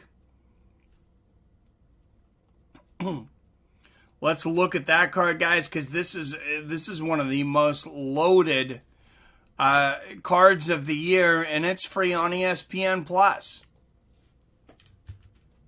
I think it's better than most of the pay-per-view cards. All right, guys, let's go first to the prelims. Darren Wynn versus Antonio Arroyos. Jerry Eubanks versus Pani Kanzad. Diego Lima versus Bilal Muhammad for the main prelim fight. And then this main card just back to back. Alex Moreno versus Anthony Pettis. Marcin Tybura versus Greg Hardy. Marlon Moraes versus Rob Font. Chaos Williams versus Mikel Pereira Lima. How exciting will that fight be? Co-main event of Marlon Chito Vera versus the former champion Jose Aldo. And then Jeff Neal taking on Stephen Wonderboy Thompson in the main event. That's an incredible one, guys. All right, again, got to get my revenge. Rematch while Joe fights Jan. All right, guys. Again, that was incredible. Charles Oliveira defeats Tony Ferguson by unanimous decision. Congratulations to him. I think he's got a championship fight in the near future. Deiveson Figueredo barely retains his belt in a majority draw, and what Dana White, Joe Rogan, and myself are all calling the greatest featherweight fight of all time. Guys, as always, I love you.